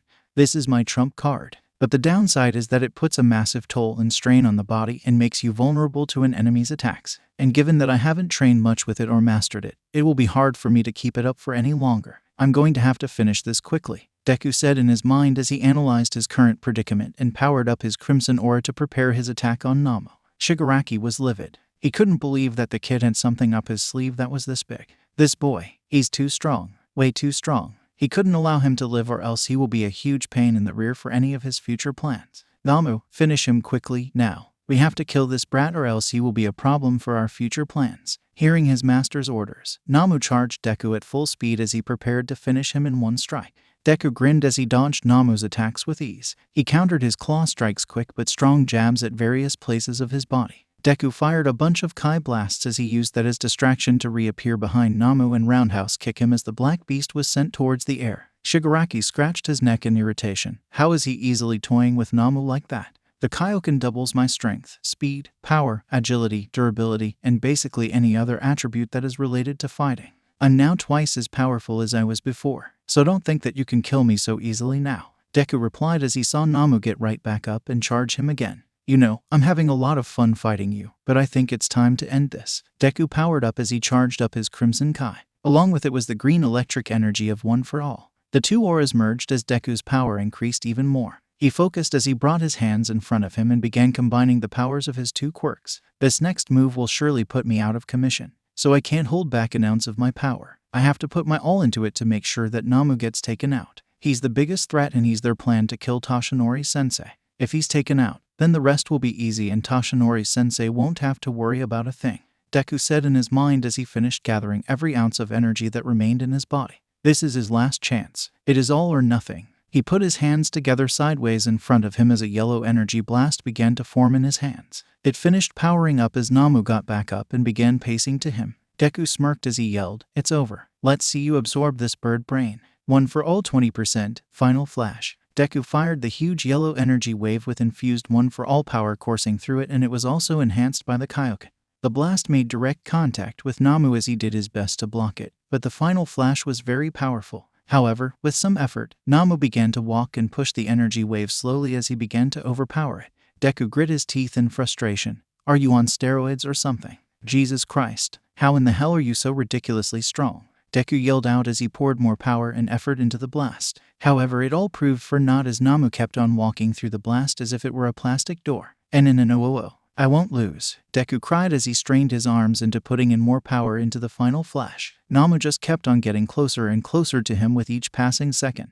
"I won't let you win. I refuse to lose. You will not have your way." As Namu came closer and closer, there was only one thing that Deku could say at the moment. KKKAIOKEN times 3. Deku's muscles bulged even more as his muscles became even larger and the extra energy pumped from his arms all the way to the final flash. That extra power made all of the difference as Namu was pushed all the way back almost instantly. The yellow blast finally served its purpose as it created a huge explosion that almost blew the roof off the entire USJ. But Deku made sure to focus the attack on Namu and Namu alone. The recoil of the yellow Kai wave pushed Deku back as he collapsed on the ground. Deku panted hard as he waited for the smoke to clear. I did it. Finally, he should be taken care of. The main threat is gone. The rest should be easily cleaned up by the pros when they arrive, Deku said as he gasped for breath. His arms were an ugly mix between red and purple as they were broken. Blood came with sin coming out as the strain of using the final flash. One for all, and Kaioken was just too much for his body as bits of his skin and flesh tore itself apart. Tamura was now scratching his neck hard enough to draw blood. No, this can't be possible. Namu cannot be defeated by a single UA brat who's only a damn freshman. Namu is supposed to kill All Might, not get beat by a damn kid. But as the smoke cleared, Deku almost puked from the sight. Namu could be seen as his entire right half was blown up. He was missing his arm and torso as blood was all over the place. It was a horrific sight. "Oh no, I didn't mean to do that to him. I only wanted to just knock him out. Crap, I hope he doesn't die," Deku said worriedly as he never meant to kill Namu. But what happened next shocked Deku. The entire half of Namu's body that was blown up began to regenerate slowly as he regrew an entire arm and torso. After a few seconds, Namu looked good as new, with no signs of injuries ever happening to him. "What? No way. You said that his quirk was shock absorption, not regeneration," Deku yelled as he wanted an explanation to what was happening in front of his eyes. Shigaraki smirked, as he was relieved that Namu still wasn't beaten. "I didn't say that was his only quirk, boy. He has shock absorption, regeneration, and numerous other types of quirk fused into him. You see, Namu is not a regular person. He was bioengineered and was made for one sole purpose, and that is to kill All Might. He is the anti-symbol of peace." Deku couldn't believe it. This guy, Namu, had multiple quirks injected into him, and it was made so that he could kill the #1 hero. Deku put absolutely everything he had into that final flash, but it wasn't enough. He wasn't strong enough. He was too weak. And now, both of his arms are broken and his stamina has completely drained. He could barely move. And now Namu was back to full strength. How was he going to survive this? "I think it's time we put this to an end. Don't you think? You put on a hell of a fight, but we've got more important matters to deal with. The main one being All Might. We can't allow you to live. You're just too powerful. You'll prove to be a pain in the butt later on. I would invite you to join the League of Villains, but I already know you will decline. Such a shame. But such is life. Namu, finish him," Shigaraki yelled as he gave his order to his puppet. Namu reacted by walking towards where Izuku was standing. He was completely defenseless, so it would not be difficult at all to dispose of the green-haired One for All user. Deku grit his teeth as he tried to move but couldn't. "Damn it, I can't fight back. What should I do? The pros are still not here yet, and I told Minta and Tsu to regroup with the others as I bought them some time. Damn it, Deku said in his mind as Namu kept walking closer and closer to where Deku was. Tamura smirked. Don't worry, as soon as we're through with you, we'll make sure to give the rest of your classmates a nice, painful, and torturous death. So when you die, you won't have to wait too long before you can see them again, Tamura said as he laughed maniacally at the thought of killing all of the young first years. Deku's eyes widened as he heard Tamura's words. He gritted teeth in anger. What did you say? Did I stutter? I said that I'm going to kill all of your friends, you damn brat. Deku gripped his fists tightly. He didn't care that his arms were broken or that he was an excruciating guy just threatened the lives of his classmates. No, he refuses to let that happen. Not on his watch. As Namu kept on coming closer and closer, Deku closed his eyes as he tried to find something. Anything inside him that will help. He just needs a little extra more power. In order to protect his comrades, he can't just die here. He has so many things that he still needs to do. All Might is counting on him. He can't leave his mom alone in this world. He still hasn't even met his own father, damn it. What would All Might do? Izuku thought in desperation as he tried to think what his mentor and Ido would do in a dire situation such as his with barely enough power left to even stand. Both of his arms were broken, his Kai was depleted due to using Kaioken X3, and his stamina was sapped to pretty much zero. But he will not give up, knowing All Might. No matter the odds, he would still pull through and somehow find a way to win, like how he always did. He promised to Mainta and Tsuyu that he would come back alive. And Izuku Midoriya doesn't break a promise no matter what. If he doesn't do something now then, Momo, Ochako, Kaken, everyone is going to die. Izuku kept on concentrating on the rage that he felt, the anger that he felt, all of the negative emotions he has felt in his life. He used that wrath to fuel him. He felt something hot inside of him. As Nama reached him and prepared to deliver the final blow to Izuku, little did they both know, inside of Izuku's subconscious, the golden door that had the mark of the Roman numeral of I was shaking violently. The locks on the doorknob were loosening as portions of the energy and power that resided inside the sacred door was leaking. Deku kept on thinking about the rage before his entire body was hot as the leaked energy of the sacred door enveloped him.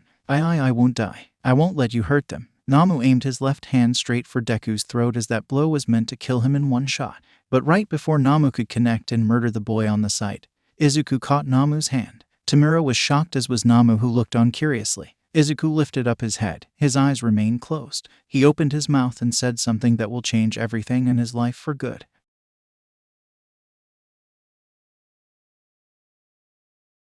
Okay, sadly the chapter is over. And if you enjoyed the video, just leave a like and subscribe with post notification, so when the next chapter is ready, you will be notified. Okay, see you in the next video. Bye.